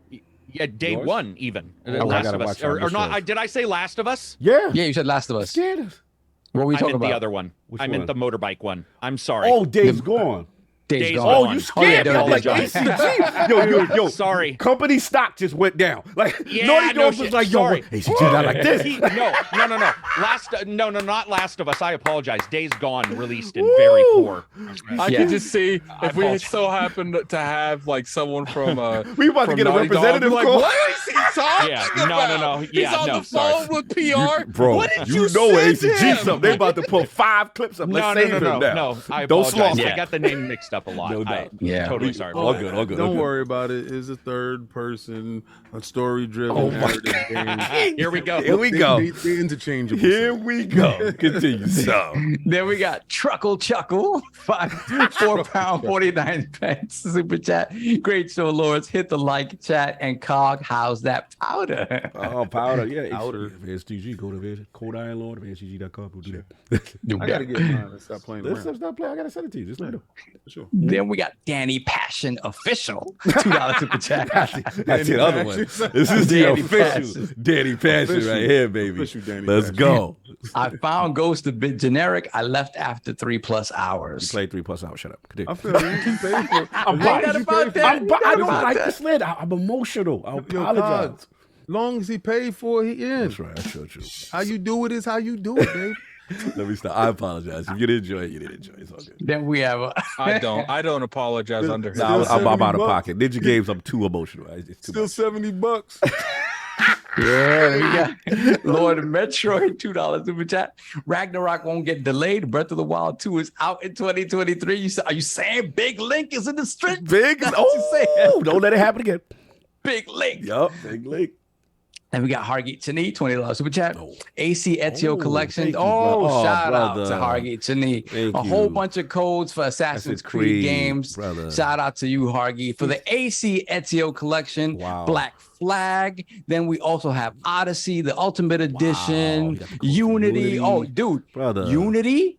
Yeah. I need to go back to it. How is it with the Dude, patch? Unity now, fine. it's 60. 60? And Unity really, like much like Days Gone, was a broken game at launch. But what it was trying to do differently, the multiplayer stuff, the way you go up, you scale up buildings and scale down, just the added animations for going up and down like buildings, they really did a lot with that, and it didn't get its love because it was kind of broken. And they also released Rogue the same day, which was stupid. Although Rogue didn't Rogue get its is by fair shake. far better than Unity. Right, by far, as in terms of the quality of the playability of the product, for sure. Okay. But Unity, go back to Unity now. Yeah, I need to go back to it. Like, because I stopped. I remember the reviews, everything was so broken. That was the one I was excited. It was horrible to play at the time. Yeah, it was you know horrible. what's So I said good? I didn't do it. Yeah, and Syndicate too. Syndicate got a bad shake too because that's when people were they were done with that part of the formula and they wanted what we got in AC Origins. But Syndicate is great, man. So good. Yeah. So thank you, Hargeet, and we are caught up. All right, That's no it. doubt. Just a little Hargeet. I posted something in the chat for you guys. They announced that Mirage is only going to be $49.99. Yeah, I saw that. Pretty cool. And it's That's and a it's wicked rated. ass. It's rated for adults only. It's rated for adults only. That Nice. just popped. Wow. That's some news for That's some me. news. That's Nudity in it. that's got boobies. Right. Look, that's you. Not for That's your you. eyes, baby. Make this one quick. This is mine. Just wanted to kind of talk about real quick. Cyberpunk, back out in the news. You know what I'm saying? And Edge We Runners. missed one. What happened? We missed one. We missed a super chat. Oh, we missed the PlayStation redesign. No, that's the final one. That's, okay. Sorry. I just changed the order up because we had Bars Ghost is there, and I wanted to Had get the Ghost to the bars up stuff. I know you have bars. I know. This is mine. This is quick. Cyberpunk, man. Patch 1.6 is out. The EdgeRunners update, and a lot of new stuff going on. Obviously, EdgeRunners. Full disclosure, so y'all know, what I'm saying? I did get a chance to go out. I was invited to the premiere for the Netflix series, the anime series. So you get like the 2-episode kind of thing. Pretty cool. I really enjoyed it. Had a good time there. But I wanted to talk about the actual update itself. You know what I'm saying? As far as EdgeRunner content, the weapons, a couple of quests that's related to anime stuff, transmog finally in the game, which is huge for the community. Little man. 60 frames per second. 50 frames per second. So finally, Xbox Series S getting the 60 frames per second jump that it didn't get before. And then for me personally, cross progression. You know what I'm saying? Between all the platforms. So I'm trying to do that with the Steam Deck, my Xbox, all that good stuff. And then the final thing, which was huge, was the Phantom Liberty DLC announcement. And obviously Johnny Silverhand is going to return. And the big part about it, no past gen support. So next gen, quote unquote, only. And just want to get thoughts. This is just an open forum. Me personally, I just get my balls up quick. I'm excited. Me personally, I really felt like, yes, they got dragged, and rightfully so. We know CD Projekt Red situation. We've talked about it ad nauseum, and it pained me. I was in King's situation. I just refused to play it. I didn't want to play it in that state. I wanted to wait until the next generation patch.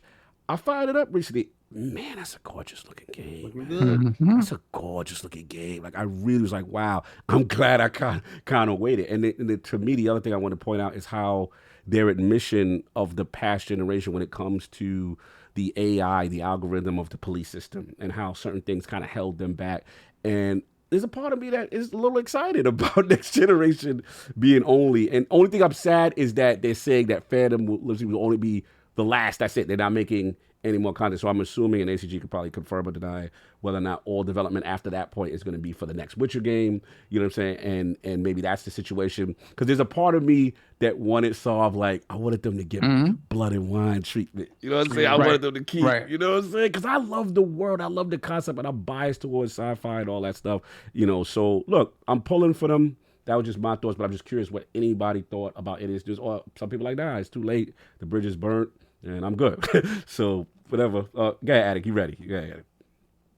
I think that hopefully, I've never felt like CD Projekt Red was out to get anyone. I feel like they fell behind a lot of red tape and a lot of political stuff, and stuff just got out of hand.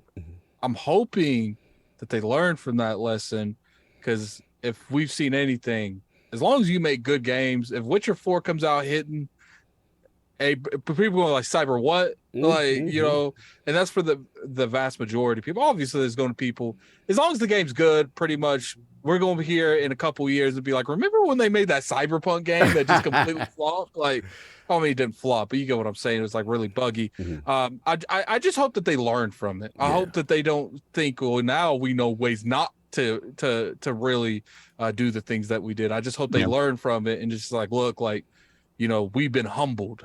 And I hope that the management that made the decisions realize that, is it worth rushing a product out when we took so much of a hit because we rushed that product out, when maybe an extra year would have had the game doing what it was supposed to? Good point. And maybe it's a learning lesson for the industry.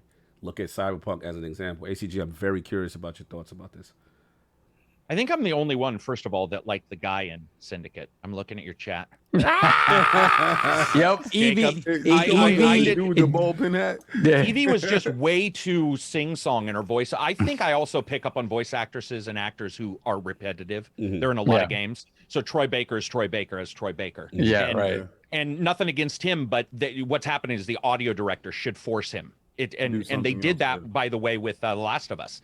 He even talked about how he thought he was giving his all, and Neil Druckmann was like, "Dude, you're not even 1/10 of the way there yet." And I thought that was awesome, even though I'm not a big fan of them. So with Cyberpunk, past generation continues to get hammered, and it's sad and it's unfortunate. My dislike and issues with CDPR are vastly beyond any kind of excuses. And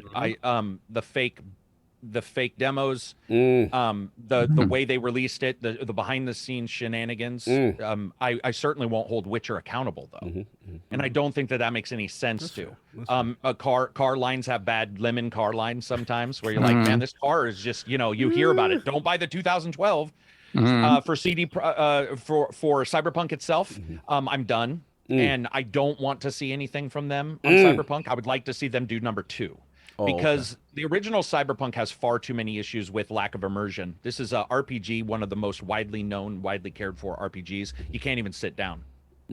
And they miss that. That has nothing to do with forced. That's a lack of care and a lack of understanding. CDPR has the money from COG, or Good Old Games, right? They had more than enough money to figure out their shit, and they didn't. And that is directly their hubris. It's directly all of their issues there internally. I will not hold Witcher 3 accountable, nor a new Cyberpunk. I would never hold that accountable. But I am done with this one. And I think it's because I know, unless they suddenly add immersion, which I just have never seen somebody do, that game in and of itself is not drawing me back. I might do the DLC, but I will really know what I will know what to expect, and that's that it's pretty much a shooter with very little lack of care for the IP. And this is somebody who likes the IP. I'm a big fan of Cyberpunk IP.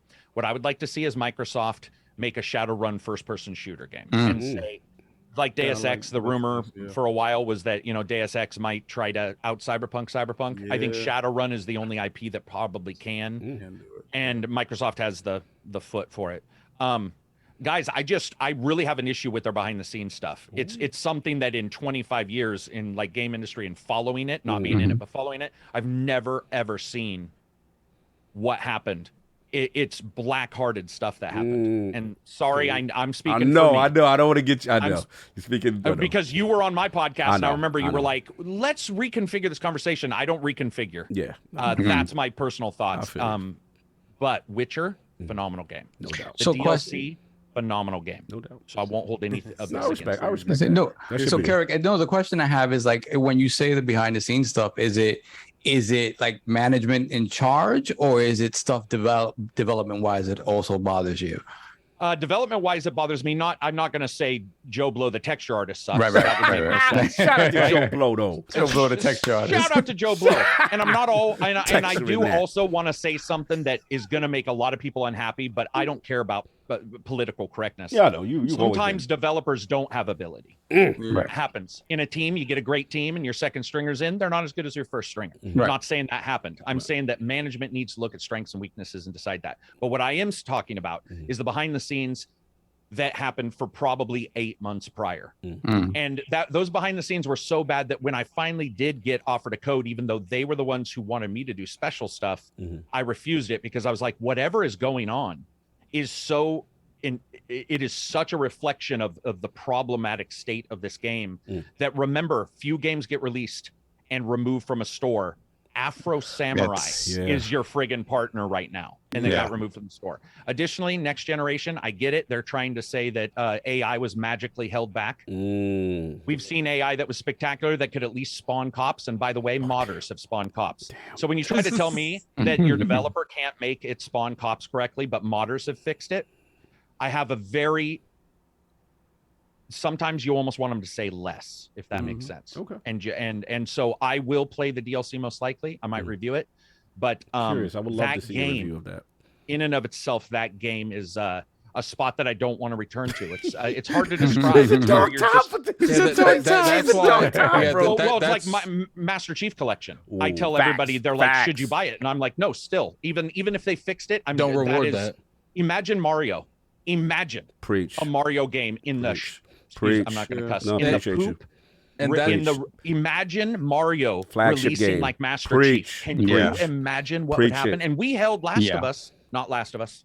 Days Gone. Days Gone. I don't want you to We get held clipped. Days Gone accountable. We should hold CD Projekt Red. I do not lift them up above others like a lot of people do just because of Witcher. Because Witcher 1 and 2, sorry guys, weren't the greatest games. Ooh, talk that talk. Yeah. I mean, hot topic. Get him. Yeah. Let me stop. That's why, when it comes to it, like, the damage has been done. It's like, I just hope they learn from it, man. Because I hope they do, and I think everybody will, even internally, guys. There's going to be a dude named Steve who's like, no. I always say there's got to be a guy named Steve at every company who's Steve like, and Calvin. guys, are we really going to do this? Calvin's in Like, control. are we really going to do what you guys are doing? Because this is horrible. And hopefully the managers are listening to that, and hopefully the other developers are listening and saying, you know what? We shouldn't do this. And I think they will. I think they'll move forward. And to your point, maybe that plays into the part of the decision, even though I'm disappointed about there not being more and more content, them saying, hey, this is that one, and that's it. As far as fans for now, and maybe hold off. Yeah, and let's see. But also, they also taught everybody else, because I'm telling you, within a week game coming out, I was having developers saying, we do not want to Cyberpunk people. That is unheard of, by the way. I have never seen that kind of psychological impact in other teams. And they were in the podcast saying, we do not want to cyber. And that, to me, taught the entire industry a little bit, too. And that's why you're seeing delays. You can bet we're seeing delays because of Cyberpunk. That's right. Where companies are like, it's okay. Let's do it. Watershed moment in gaming, for sure. Yeah. And it's like I said, man, I think they'll be fine. I think that the studio learned from its mistake. It cost them Cyberpunk. Cyberpunk could have been a franchise, and I don't think they're going to visit that. I think that they, after they do that DLC, I'd be very surprised that they revisit Cyberpunk. That's what they kind of do. Well, I don't subscribe to that philosophy. Oh, okay. One, they put in a lot of bread in this, and to get that joint out the door, dudes was like, I don't care what state it is, you gonna fix it later. Get it out the door right now. I need a boat. So why they gotta get a boat? Why is it always got to be a boat? Always a what I yacht, wanna a know. boat, It is a considered side one of the dinghy. most realistic shows of wealth because they lose money every day. Yeah. Boats, that is the perfect example. I need a boat. Yeah, I need a boat for no reason, but that's how Yep. they do it. They not like us. They don't go buy a nice car. No, they go buy a boat. They want to show. They want to flouse. Boat or golf clubs. Anyway, I don't believe they learned anything at all. Wow. Because everybody was bitching and moaning. Excuse me, sorry, Sunday. Everybody was, crying and screaming, and still brought it. Yeah. I stood on my square and said, until they get that patch, I'm not playing it. I saw people, oh, this game is horrible. You know it. So why are you making a video? Oh, because you want to be part of the whole Me Too. Yeah, it's like people paying coalition. $10,000 in Diablo and then complaining about Diablo. It's this mentality of I gotta play it. I gotta play it. Zeitgeist. I'm gonna die. I'm gonna die. I gotta play it. He got it right. He got it right. He got So it right there. I don't care for the game until it was how I wanted it, because my money, it has value. I work very hard. So when the patch showed up, I did just like I said, and I went out. You're right. And I got it. No doubt. All right, now this next patch is even better. It fixed, some PlayStation 5 stuff. It fixed some Series X stuff. It fixed some Series S stuff. Man, 60. And little man is out in the streets. But what it did do, it put a hard line in your face. Step up to the next generation. Yeah. All right. So I don't care if some modders can go spawn police. I don't care about that.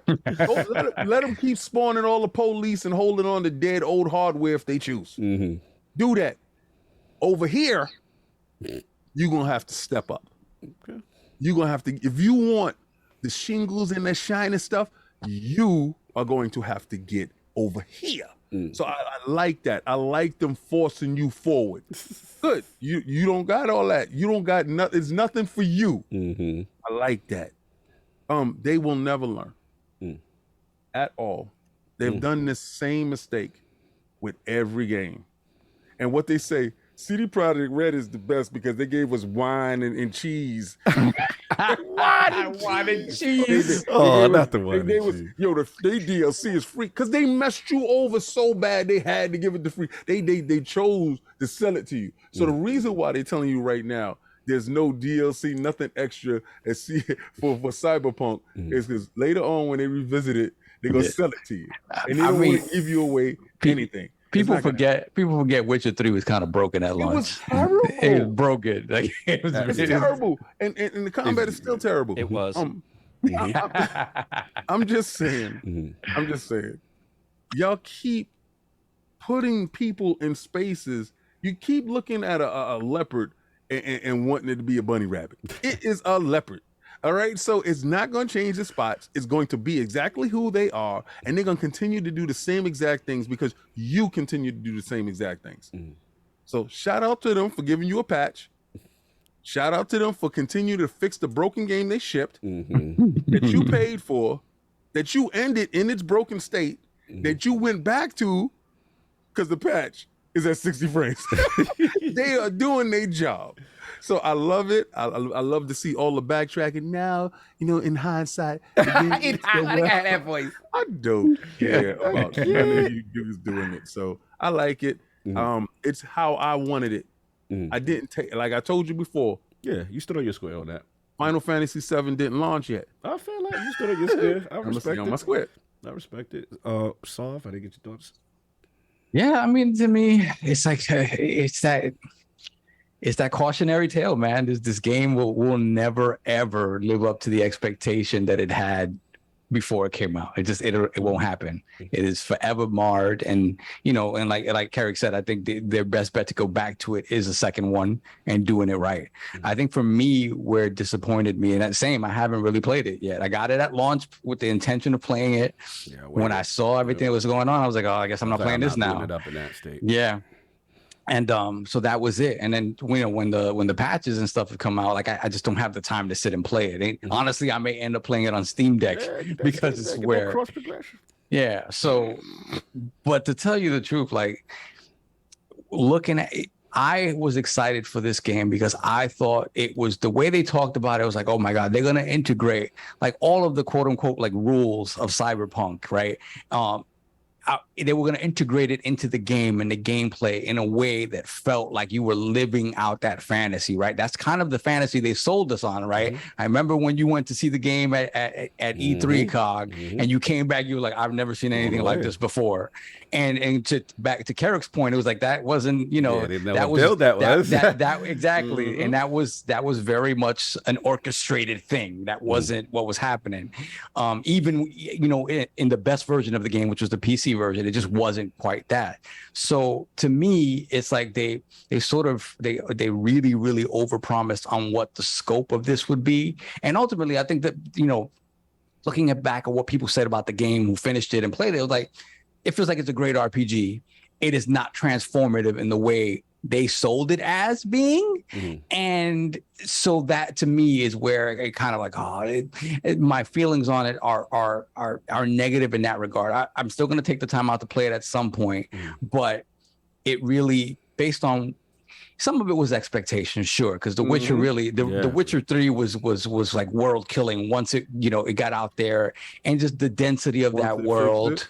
Yeah, the density of the world in a lot of ways is kind of unparalleled when you think about just the storylines in Witcher. Did you say Witcher 3? Oh, yeah. In Witcher, yeah. Like the density of the world, the storyline, how alive that world feels, how everything feels interconnected in terms of like just even the smallest minute side story thing feels like it doubles back onto the bigger story. It's really special in that way. And I think Cyberpunk missed a mark in that way. So that's disappointing to me. So I would like to see them take another crack at it and really do what they promised. I think the next iteration of Witcher is going to be great. But I do think in the way that The Witcher wasn't, it's a little bit too late for this game. So fix it as much as you can. Give that free DLC, that one, and be done with it and move on to the next stuff. And just be sure that you've taken the lessons learned and don't ever do that again. Because we got to say this about this people. I'm so sick and tired of this though. We said it every game they drop. I think what bothers me most too is that when you look at it, like you know the devs do you know the devs knew full well they had no business releasing that game on PS4 and Xbox One. The devs knew full well that game was not going to be ready. Right, that's what I'm saying. So that's what bothers me, because remember when the discourse started, when the game first came out, people attacking the devs and stuff like that. And it's like, dude, think about it. Did they really they knew what they were releasing, obviously, right? They didn't have a choice. They can't say, no, we refuse to release the product. You know, we have masters to sort of answer to. So, you know, it's just that aspect of it that bothers me. But again, the company today, I don't think is not worth, you know, this is how crazy the Cyberpunk thing has been for them. That the company just isn't worth as much now as it was before Cyberpunk. Crazy, right? So, you know, really you have to focus on your subsequent products to live up to the ability that you know that you have. Because the thing is, they did Witcher 3. They can make that game. They can make that type of game with that level of scope, that level of detail, and even take it beyond. It's just going to be, you have to understand that if you strive for that again, this is a 10-year process. Like, you have to really understand what it takes to build that. You have to look at the Rockstar model and be like, look what Rockstar does. Rockstar's games come out when they come out, when they say it's ready. But they have the cachet and the cash to do so. Right. And CD doesn't have that anymore. I don't agree. CD Projekt Red has a massive They have amount. GOG. They do have GOG. They have money. And they've now admitted that does feed back into it. But they don't need to go on an apology tour like a friggin' comedian who said something. Right? So they do. Yeah, you're right. Maybe they do. Come to my house and apologize to me personally. That's my But you're right about that, Carrick. Like, money wise, you're right. GOG is a big deal, and they, you know, again, that no DRM, people love that. They can do it, but they have to take the time. We'll see if that's the case. Hopefully they learn the lesson. Other people have learned lessons from them. So yes. So we'll other see. people. I think it's also caused a clarity in I don't know any other way to say it. I just don't really worry about PR. So I'm just gonna political correctness. But I think it's also shined a light on reviewing. Yes. And I saw a lot of people saying one thing and then going on their own apology tours on podcasts and rolling back their reviews and being like, well, maybe I shouldn't have said blah, blah, blah. It's like, listen, if you can't tell me after 40 hours of playing a game what your score is, then you shouldn't review it. Or just call it impressions. That's fine. If you can the video out. That's a motto at Lord's Gaming .net. And I think we're starting to see, well, maybe we're not, but I do know from some people I talk to, where it's definitely caused a clarity even from consumers going, okay, on a review, I need to really remember that bugs are not called features. That means they don't happen to everybody. And so it's possible that somebody didn't get as many bugs or somebody got way more. And maybe it's best, and I'm a reviewer, so it would behoove me to say, just watch mine. But I don't believe that. It doesn't even make sense to me. Instead, watch a couple. And then if a person's on a PC, if a person's on a console, they have more bugs there. Keep a good eye out. And I think that, like you said, Cog, that it is a watershed moment for not for consumers even. Good point. So that people can sit down and go, okay, this does happen in an electronic product. It's not the same as a car. If your car randomly exploded every 30 feet, it would be a crap car, right? But it's not the same thing. But I think we can all together, even influencers have changed. Even you guys have changed because of Cyberpunk. Because like your thoughts, maybe you liked Witcher 3 and this one came out, and now you're sitting back going, all right, maybe there's a thought process. It's unfortunate, and it's one of the most costly, if not the most video game costly teaching lesson. Absolutely. Maybe Xbox One release would have been higher. But you take me to dark places, man. Yeah. But, you don't want to share that, right? Cyberpunk shares a lot of spots with some really crappy people on the podium where you're like, I just want first place in the world's crappiest race. And that's not a place where they want to be. I'm just glad I stood on final point. I'm just glad I stood on my square. I took the king approach. After I heard the reviews, I saw your review, ACG, and it was kind of like it's the Godfather. Like, look how they massacred my boy. So I don't want to see it like that. So I just like it doesn't. I had the same mentality as King. It does not exist until it gets to. I hear that it's safe to come outside. Can we all agree it did look? I heard Cog say I want to say something positive about it.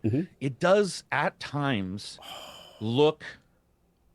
Phenomenal. At times, if I don't walk, it looks phenomenal. When I move, things fall apart. Right? Does that make sense? It's almost like getting a picture on the internet of a girl you're gonna date, and you go and you're like, that ain't necessarily the truth. Oh, you got the Instagram filter. There's something about Cyberpunk that at times is so gorgeous and so emotive to me as a fan of Cyberpunk and wanting to play role-playing games and seeing this world and going, whoa. And then, people fall from the sky or whatever. You've been catfish. I can't. Anyway, I will say, I'm starting now. Yeah. Top up picture. But I want to say something positive. That it does. Just doing this in the bathroom. Yeah. Oh God, fisheye. But it does, man. I get why people love the look. It's something special at times. I'm trying not to even go too far. I want Deus Ex to out Cyberpunk. Absolutely, bro. Absolutely. And I think they can. I think they handle transhumanism better.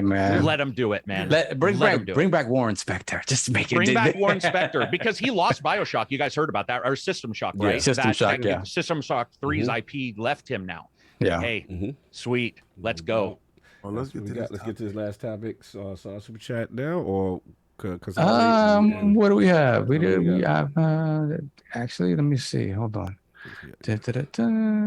Not too many. Okay.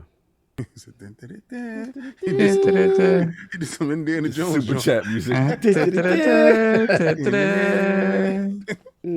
We have Necromancer's Ale, $10 super chat. I think the Cyberpunk world has too much promise to die with just one expansion. CDPR should look at this, learn, then after Witcher 4, come back to the world of Cyberpunk. Yes, definitely in a new game. Witcher 4 gonna come out broken just like all others.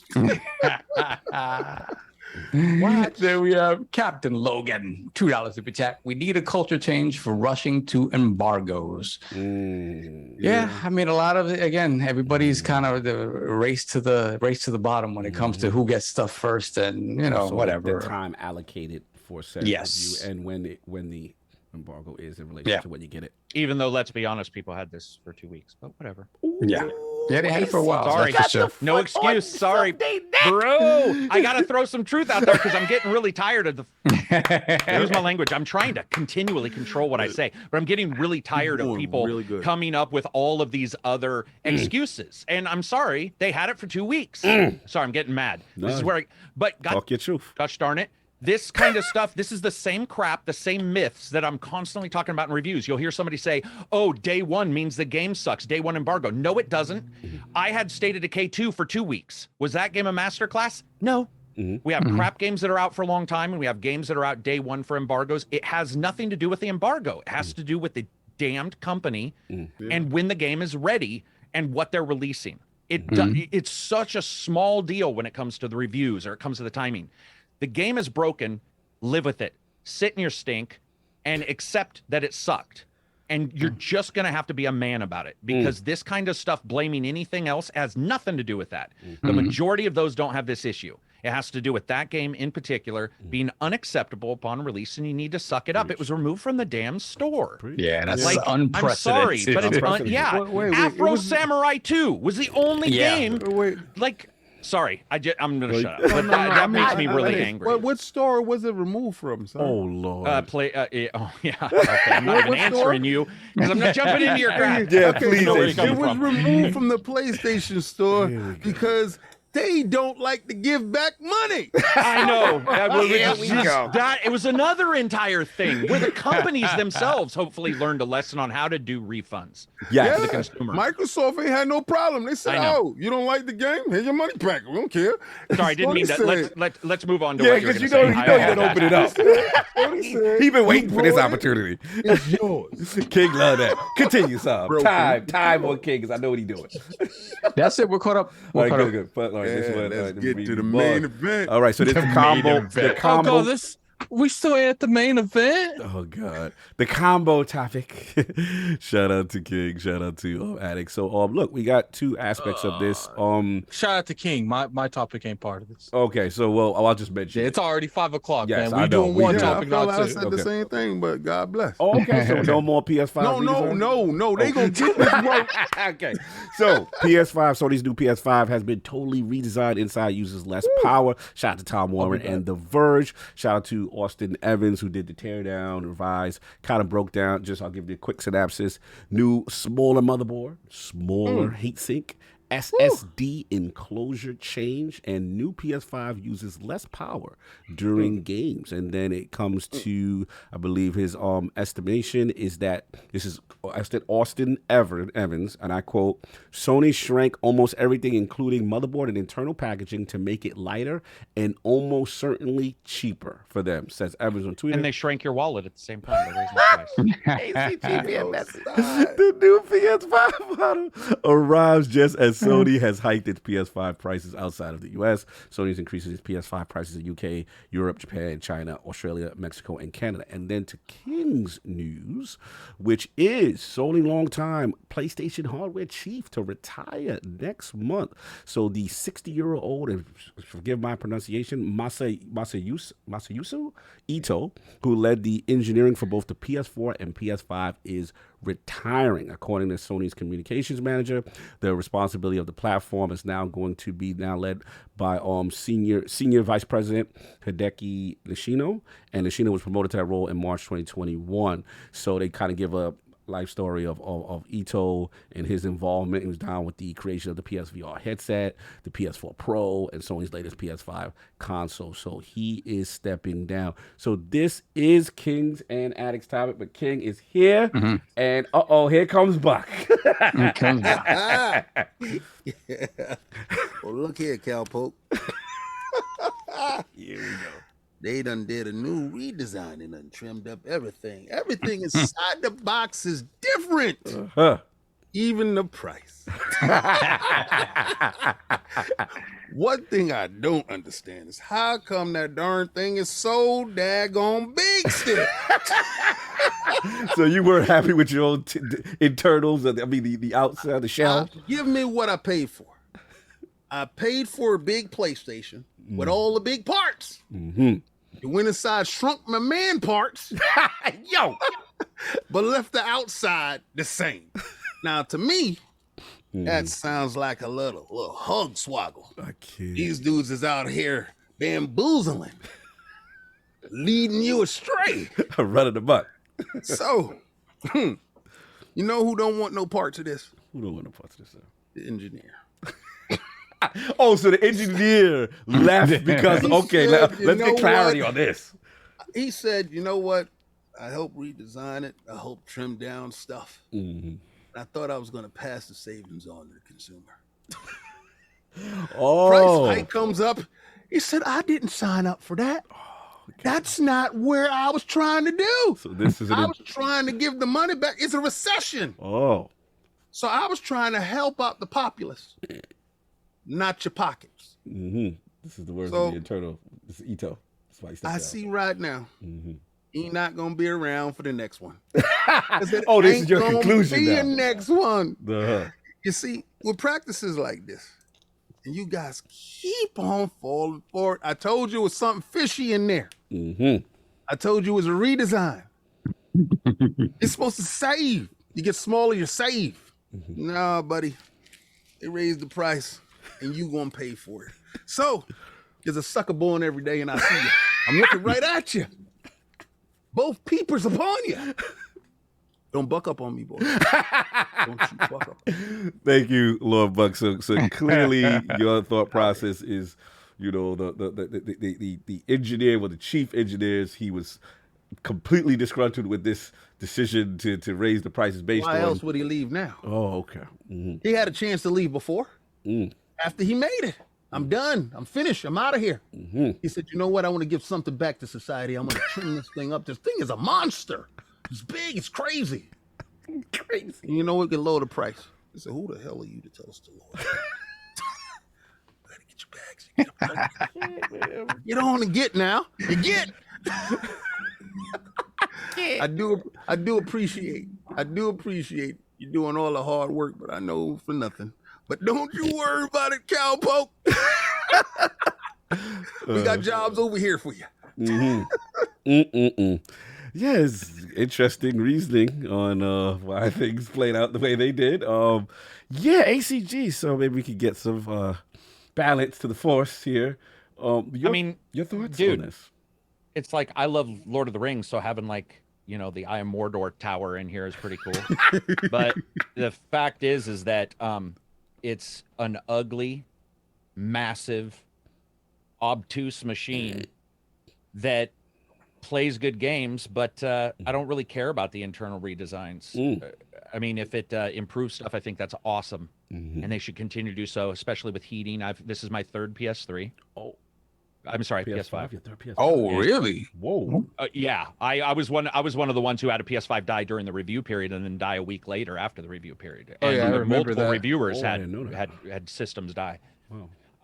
I don't necessarily have any real. Mine's hidden because it's so ugly. As in, the wife won't even allow it out, and that's not a lie. It doesn't fit anything. It messes up the decor. It's so weird. So I have it hidden. Look at King. King is just too much. He's telling us something important. The thing about shrinking up stuff, especially on a die shrink, you know, sometimes you'll hear Intel on a die shrink, it'll be more expensive, but that's not what they're doing. They are just shrinking up the actual innards and moving things around. It should technically be cheaper. So I don't know what's going on there with the price and how that's all worked out. I hope that it doesn't have more issues, because I think the original still has some tech issues, in particular hard drives consistently saying you need to rebuild the database, which I still have people in my Discord getting that anytime they reboot their PS5. King, get out the camera, my guy. You can't be I'm just surprised. I'm surprised that they raised the price, and I wasn't aware of this until a day or so ago, where they shrunk it down. Gotcha. I don't really know what they did. Probably heat, I would assume. You know, try to fix some stuff, channeling. Yeah, I was a little surprised when they said smaller heatsink. I was like, whoa, guys. Is that really the way we want to go? Yeah. Is that right? But hopefully all I care about is that consumers get something that continually delivers, and they don't have to take it to Sony's 8,000 week long repair period. So mine took a long time, and I knew somebody at Sony in my job. Wow. You hear that? He had a guy on the inside. I did. One of the And head it guys, still like took the him a long head guy, by the way, and it still took a while to get one See that? repaired. Yeah. You see that? It uses 10% less energy, which is good. Somebody says that. That's good because energy prices are going Who through. the hell said that? So, Who the I hell just said saw that? it in your chat. If that's true. Who it's the good. hell in that chat done said that? You ain't even got one. Oh, stop. Ryan East. Oh, you ain't even got one. That's so mad. That's You got the old one that's using the 10% more. Messy. Wow. Those are only in Australia when it's hot. Kid. Addict, your thoughts on this PS5 redesign? I just think, like, obviously I'm not anything in the building when it comes. King, I can't look at you. Where This is beautiful stuff. I don't know the logistics from the day to day. I can't act like I do, but to me, if you're making the platform cheaper, and then first off, you're already making a profit, and now you've manufactured it cheaper throughout the years, and you still increase it in certain regions, I feel like that's jacked up, because it's just like, it's like I said, I don't know exactly. Maybe they're starting to pay priority on some of these cards, like some of these chips, like Microsoft did at the beginning of the pandemic, and maybe they're passing that cost on to the consumer. But to me, it's just like, dude, like, you did it everywhere but America, so it makes me feel like that's not genuine either. So I'm just like, I just personally, like, I'm speechless. Like, this is distasteful. I don't know how to word it anymore. Like, It's called every week, every week we come in here, and I feel like, I mean, maybe it's just me, but I feel like almost every week to every other week, there's bad PlayStation news. He's messy. More material. So, unless Attic has any other further thoughts. I mean, I think that I concur with everybody. Like, I don't know anything about how this stuff gets made, but you assume that the moment they put that console out, they're already working on how to make it cheaper. Right. Yep. How to make it cheaper for them to manufacture. The moment you put that first iteration out, you're working on that. So to me, every change that they've made subsequent to the initial launch of this console is in service of getting parts that are easier to get off the shelf and making it cheaper, and moving stuff around, figuring out the sort of physics behind it, and figuring out how to make it more efficient while making it more cheaper. So yeah, to me, it only makes sense that whatever this new build is cheaper, and it looks bad when you're talking about raising prices in all these other markets. Right? To me, the biggest thing is you don't raise the price in the U.S. market, because you have a real competitor in Xbox now that has said they're not raising the price on their premium box, and is already beating you by $200 or 100 something and whatever change with their more economic option. So it's a smart thing to do. To me, I don't know. It just, again, like Addict said, there's always something that feels a little bit negative, right? This kind of any other day just gets, whatever, brushed under the couch, or whatever the case may be. But yeah, remember that thing I told y'all? Yes. What did you say? I said, at what point in time y'all gonna look over and say, when is this house over? No, listen. I will definitely acknowledge and give you your flowers there. It's just none of the stuff. It's all good. Before I'll do this. When he does this. This is when I'm talking to my wife, and she's talking. I'm like, "You tell me." So invested. But I just think it is. Yeah. nowadays is always something. Like even if it's minor in a way, like, you know, remember when Xbox used to just step on the rake for no reason? Yeah, Xbox and One they would just generation, and it's just like it's constantly messing up and tripping over themselves. And PlayStation didn't have to do much really, but just offer the opposite of what they were offering, and they would win. Not do what they're doing, and they would win. And it feels like it isn't that dire here. It's not, but there is constantly something a little bit negative. There isn't, you know, again, Last of Us Part 1 came out and most people, you know, find it great. And a lot of the conversation around the $70 kind of died down or whatever the case may be. And, you know, hopefully Ragnarok does the same for them. But it's just when it comes to the business of PlayStation and what people who are in the PlayStation ecosystem are used to expecting from PlayStation and constantly having this positive message, it's not that anymore. It's not that anymore. It's just so, you know, again, this isn't a huge deal, but the fact of the matter is they've raised prices they raised prices immediately, right? When they announced it. And then all of a sudden for this to be the case where they figured out how to make it cheaper and more efficient. Why did you just not eat that? Like, do you understand what I mean? Like, well, I'll jump right in. I mean, to me, it's just indicative of the leadership mindset and direction. And this is optics don't matter. Yeah, optics don't matter. What JimRyan is showing me, optics does not matter. What matters is the bottom line. And them, he getting revenue. He turned the European division around.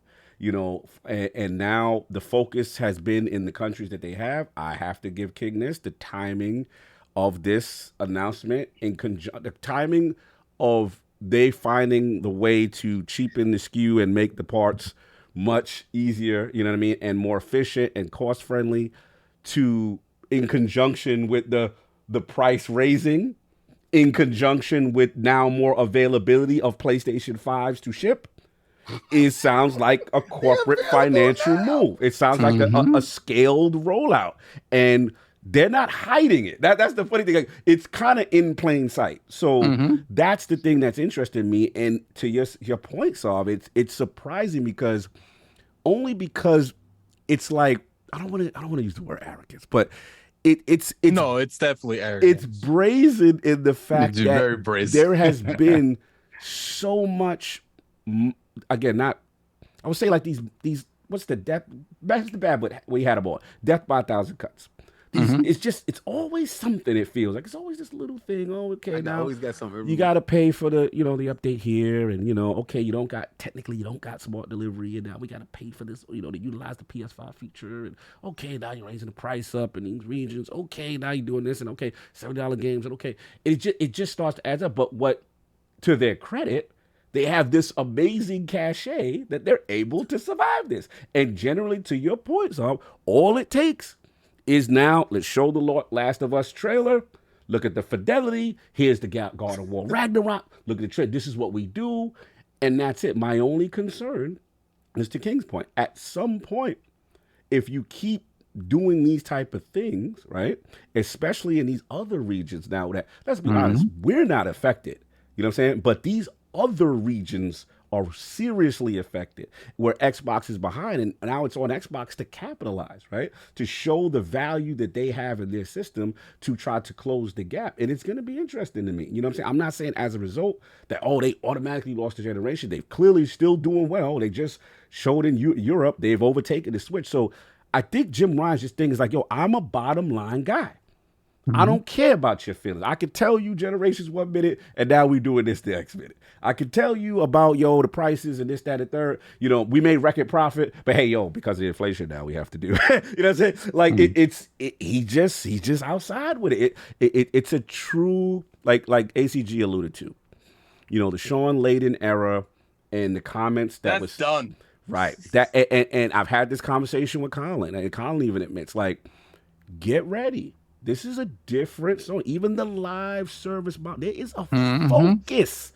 And there's a difference between confidence and ego. Confidence Right. is silent. You can be confident yourself, walk into a room, you're confident, nobody even knows, but you're still confident. It's completely what Sony used to be with Sean Layden, and the confidence they'd talk about an indie game or whatever, but what happens with Jim is it comes across as ego. And it won't take a long time. Just because she doesn't hit you doesn't mean she loves you. And it's her way. And what we're getting now is this thing where they continue to do these kind of things, especially raising the price. I'm sorry, it does affect me. I own a PlayStation 5. It affects me because my friends that are outside of the United States may have a harder time buying it in a worldwide, depression, unless you're in China, which they just lift up their money due to bad mortgages. I don't think that Sony thinks about it. That's true. But at the same time, I'm just going to say that at some point, I would assume other people will within the company. There's always and I'm just wondering when someone else is going to say, "Hey guys, man, we got to turn this around." A huge shout out to their PR, who used to be very difficult and very old style in how they handled things. They really stepped it up. So there's a huge internal change in how they handled people like myself covering games or what have you. I think the big company can change, but I think also they'll probably give him a long time to fail before they replace him. And I think, and I'm not calling for his replacement. I'm saying they will, and they should, because you're right, Cog.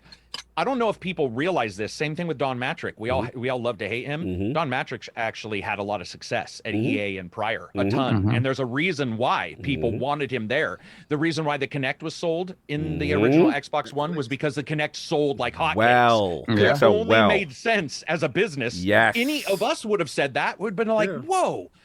So I think it'll take a while, but death by 1,000 cuts does kill you. Anyway. Yeah, eventually, and we're gonna get there at some point. Yeah, even if it's an internal switch. Yeah, if it keeps. We ain't ever getting JimRyan on this podcast because of kids. Imagine JimRyan on this podcast. I couldn't imagine. He's gonna. I mean, JimRyan won't talk to kind of funny. Like, it's not gonna happen. Like, I don't think that's not who he is. Well, I mean, to be honest, PlayStation don't really talk to us in general. To anybody, yeah. It's just go to PAX. Yeah, I mean, to me, they coming here. Look, at the end of the day, there is value by, as far as from the financial aspect, the teams in corporate for those accomplishments. And sometimes the financial team, they win out. They win a lot of these arguments, right? And if he's continued to hit his deliverables and showing, if it means remastering the game, love this guy. You know what I'm saying? And it's showing that they're still winning, and he can sit there and say, look, we just won UK. We're just doing this. We're the #1 console here. Now we got, and he can survive that. You know what I'm saying? And it's gonna be if Bobby Kotick can survive. Yeah. Right, Cog? Yeah. he getting a check and he disappearing. It lets you know. So it's just interesting with big corporate. But that's all I wanted to say. This is very. I really want to take a bow. Oh God. I really want to say to all the PlayStation dudes that was coming at me before, you used to light up my Twitter line. What you saw me doing, this right here, that deafening sound, that nothing that I hear, I'm not hearing anything. I don't hear y'all anymore. I done beat y'all back, and now y'all afraid. See, he's got a chip on his shoulder, which I get. Yeah, which I get. But at the same time, I think we have to come to the conclusion where it just hurts everybody gaming. Yeah. Oh no. So what I mean is $70 for your games is one thing. We were all like, what? And then like Cog was saying, and I forgot, and I can't believe I forgot because I was always complaining about it, is the nickel and dime kind of upgrade thing. PS4, PS5. Oh, here's $10. And then you get this. I want people, even if it's like, and I like my PlayStation, I have great games on it. I want more people to get into it. And so it's funny to joke, but at the same time, it's actually pretty depressing for me at times when I sit back. I talk to a friend who's like, dude, I can't afford, for example, Cyberpunk, one of my friends, that's all the money he had.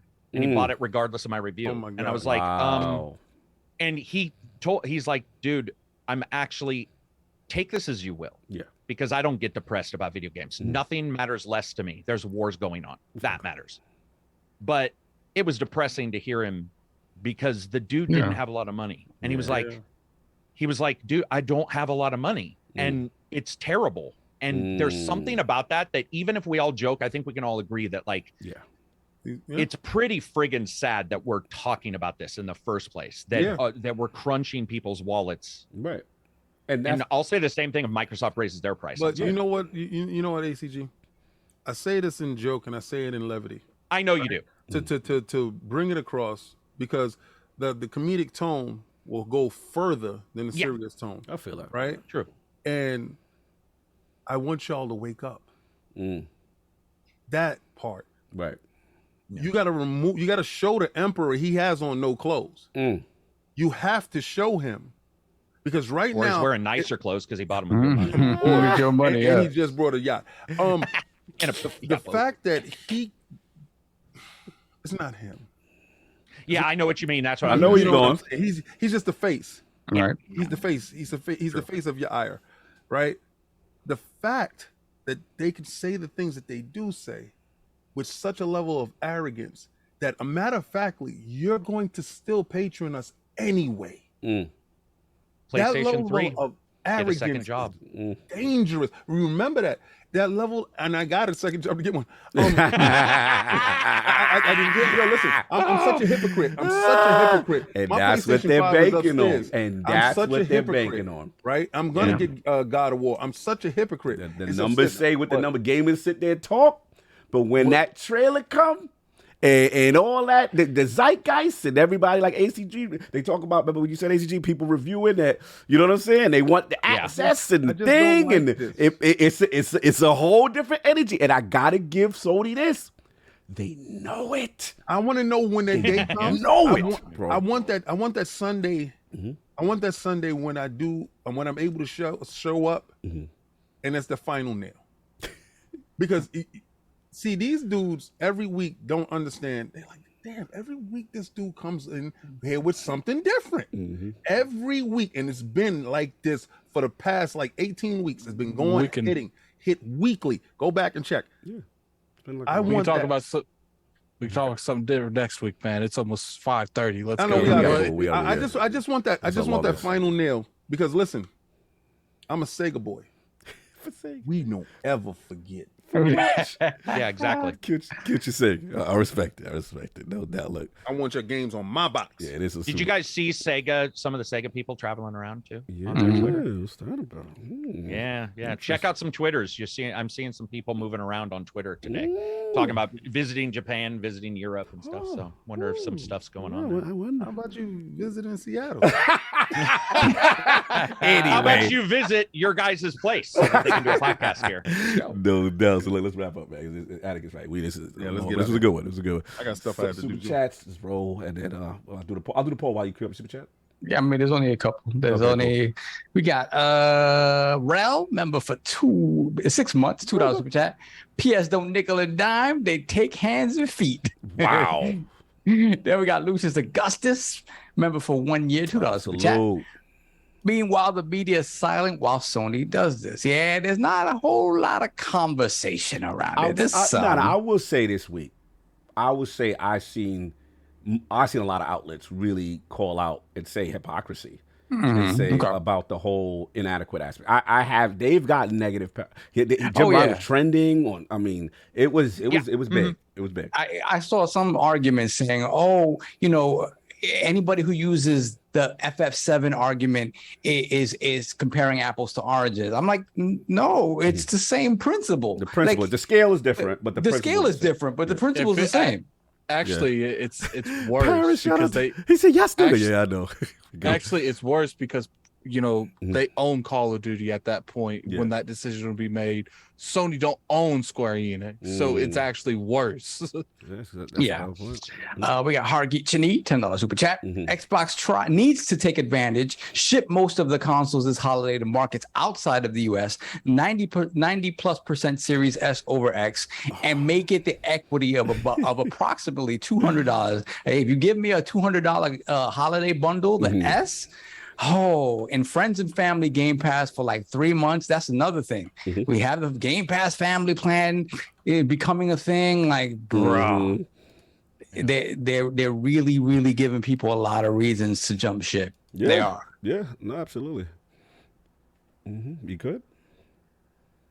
So yeah, we good. Sorry. Let's roll this up and get it. We good. I'm sorry. Paris I'm reading Paris trying to jump in. Yeah, I'm he said, "Please get it." The podcast 2 hours long. I let you get your balls off. I'll let him get his balls off for a second. Let's get his balls off for a second. Let's go. Paris, he got 5 minutes. Hold on, get the link. We gotta get ACG. If you got something to do, man, go ahead and you can go ahead and take off. I don't want to feel like we keeping you here. Gonna beat the brakes. Yeah, my wife. I'm in the other room. My wife has yet to come in. Time, so it's not even late. So this is why I was doing this whole thing. King, go ahead and take off. All right, Go ahead and take off. No, you I'm not good. gonna Paris, take I off sent you the because- joint, so get your balls up if you can. I'm gonna do the poll while we wait. Look. Cog went all the way over to the PAX. I'm Yeah. not taking off. I can't. respect. All right, the latest poll with Sony's latest statement regarding Xbox Call of Duty offer staying on PlayStation 3 years after the current arrangement being inadequate. What do you feel Microsoft's response should be? The choices are A, extend the Call of Duty offer past 3 years to maintain the relationship with Sony and still profit by doing so. B, nix the deal with Sony after the current PlayStation Call of Duty agreement ends. Make Game Pass the exclusive home of Call of Duty. Or C, I don't care. Switch still coming in hot with Call of Duty not on their platform. Salute to everybody in the Rock Chat. Let's get the legendary Parris Lily in the building. Salute, sir. Should have seen you out there in Seattle. I was hoping I'd get a chance to link it with you, but I saw Kai, and he said the cooking was great, so he had some slander for you, but it was good. No, I know he did, man. And yeah, I wish I could have come out to PAX. There was some last minute stuff that happened. I couldn't make it out, but we'll do it. No, I just saw you're having like a 20-hour podcast. I couldn't believe it was still going. But I'm assuming you're talking about all this Phil and JimRyan and all that nonsense. I mean, here's the thing, and I've been saying this all week. It's business. This is all business. This is all business. The deal's going to go through. Of course, JimRyan is going to posture and try and get the best deal he possibly can for PlayStation. But at the end of the day, like I was in the spaces and I had a dude that was arguing with me, basically telling me that Microsoft has to negotiate with PlayStation. I'm like, no, they don't. Why? PlayStation has not invested one red nickel into this acquisition. How can someone that's not purchasing the company for $70 billion dictate to the company that is purchasing it for $70 billion? If anything, like here's the funny part about all this stuff, and I'm sure you guys have already said this. If you look at everything that Phil Spencer and Microsoft has said since January, it's been consistent. What have they said differently? They've said the entire time, we've given them a generous offer to keep PlayStation on, keep Call of Duty on PlayStation, right? For a certain amount of time. JimRyan is the one that came out. He's known this since January, by the way. He's the one that's come out now and said, oh no, it's a 3-year deal past the current contract because he realizes we're going to have to negotiate something with Microsoft on Microsoft's terms if we want to keep Call of Duty basically going into the PlayStation 6 era, because that's really what this is all about, right? It's the next generation of consoles.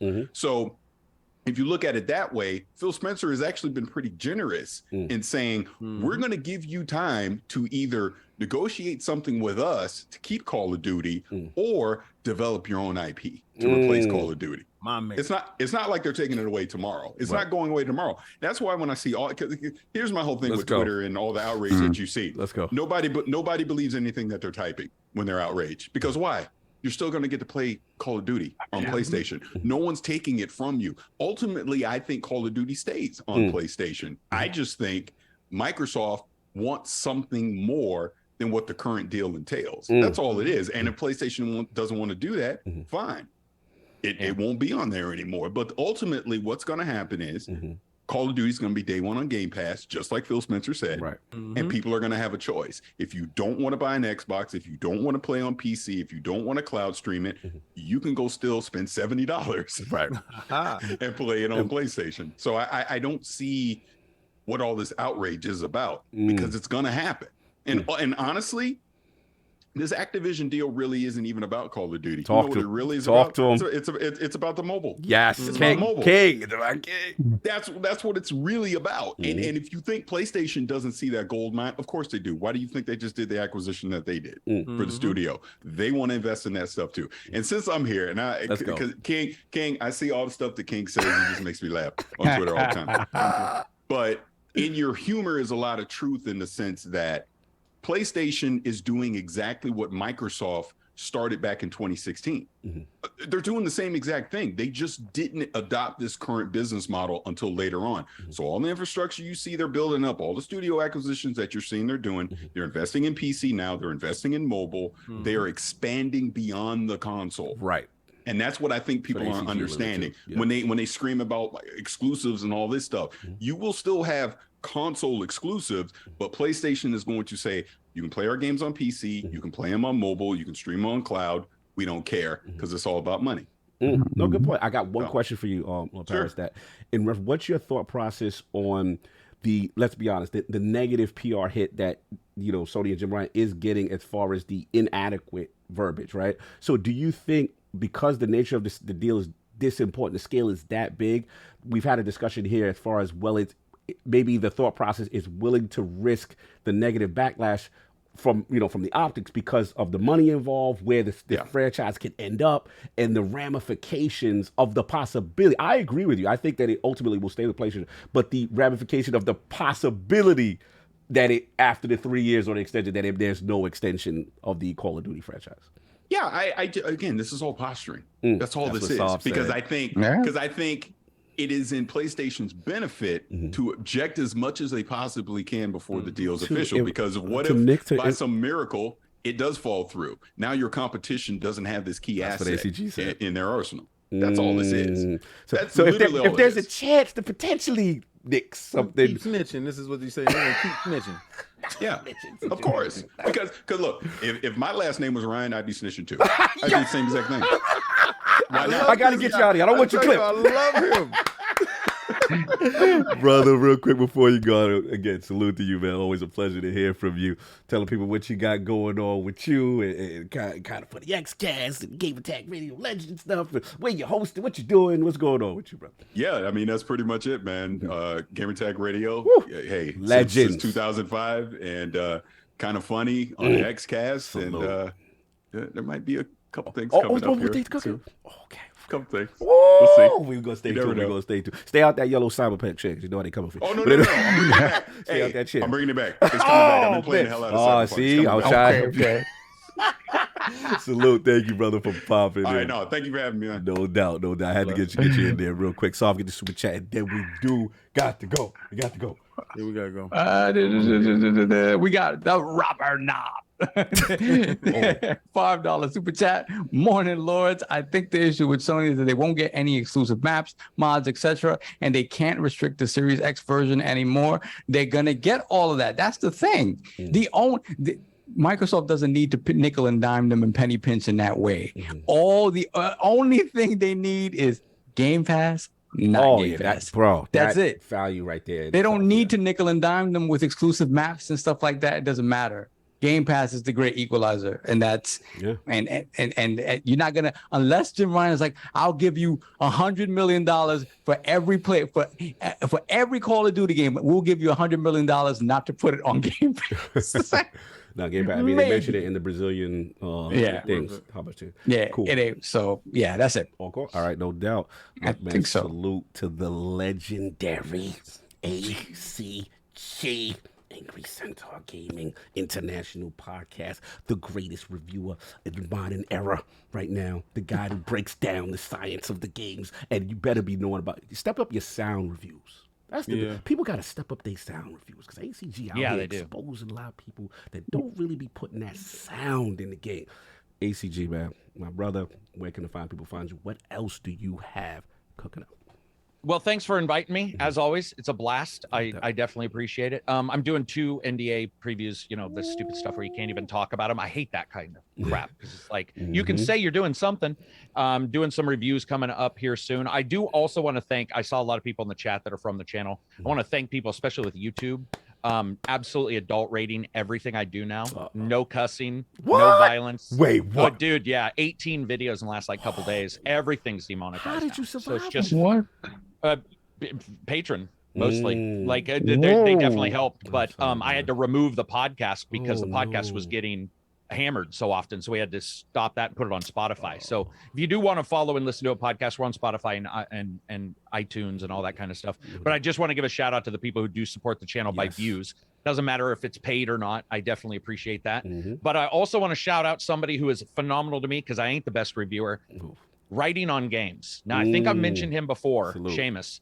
But if you guys if anybody's listening, you want a reviewer who I honestly believe has eclipsed reviewers to the point to where I'm like, man, I'm not even in this. I'm like in the junior high school level. Brother, now. that's huge praise from you. Writing on games is one of the most phenomenal reviewers. Doesn't do a lot, rarely gets games early, but he does.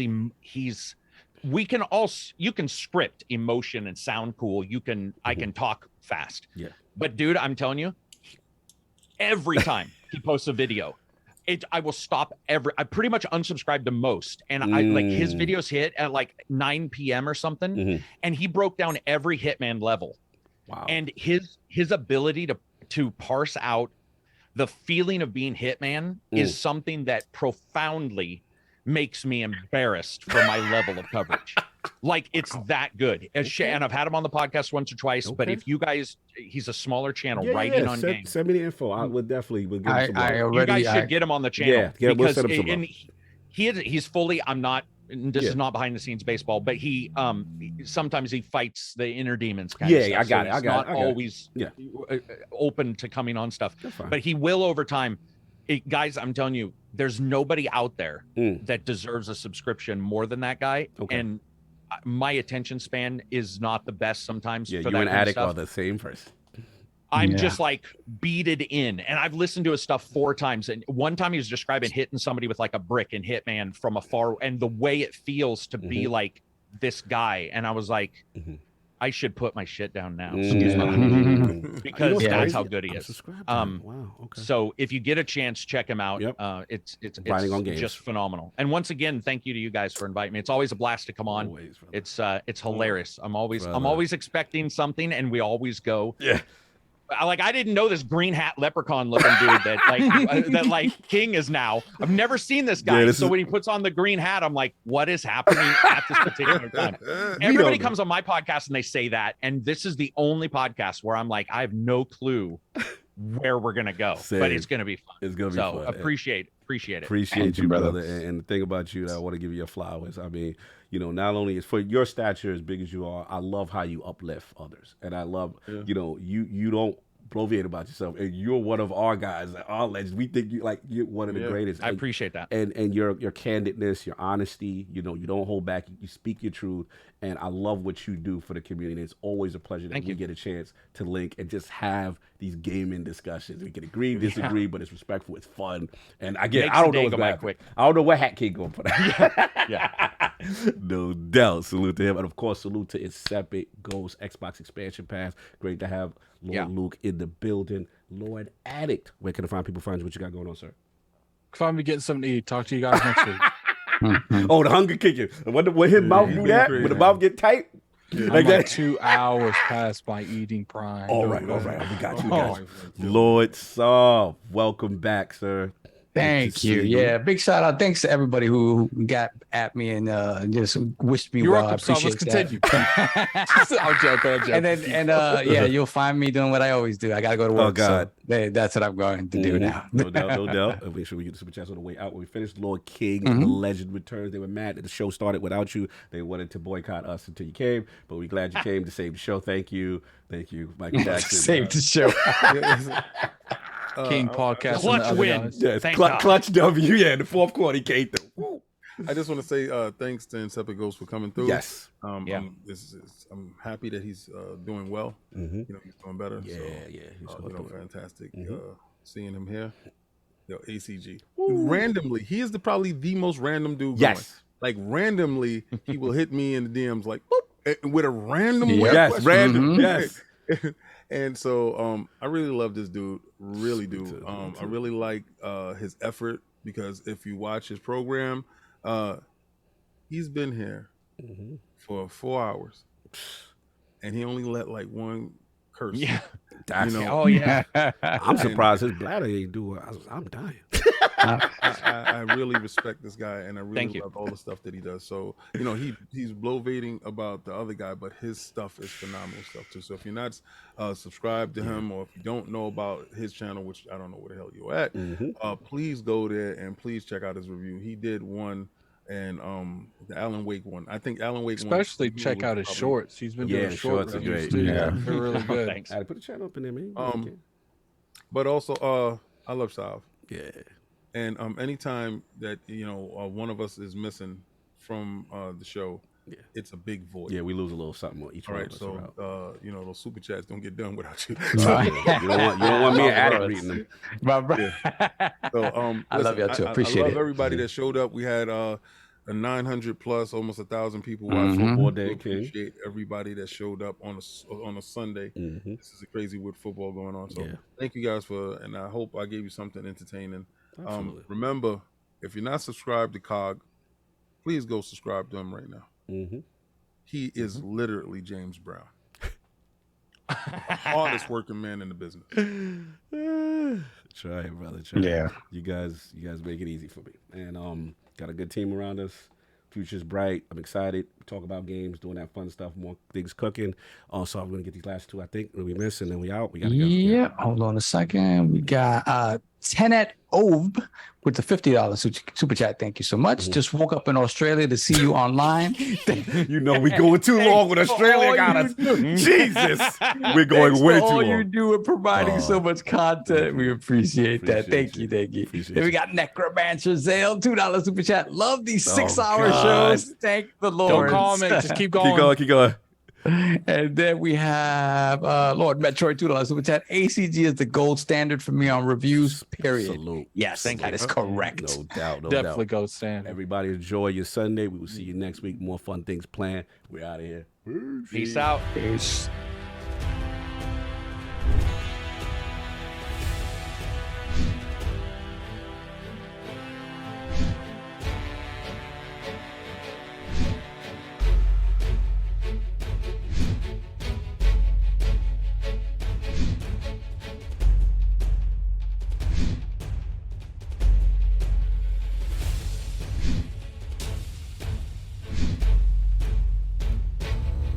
you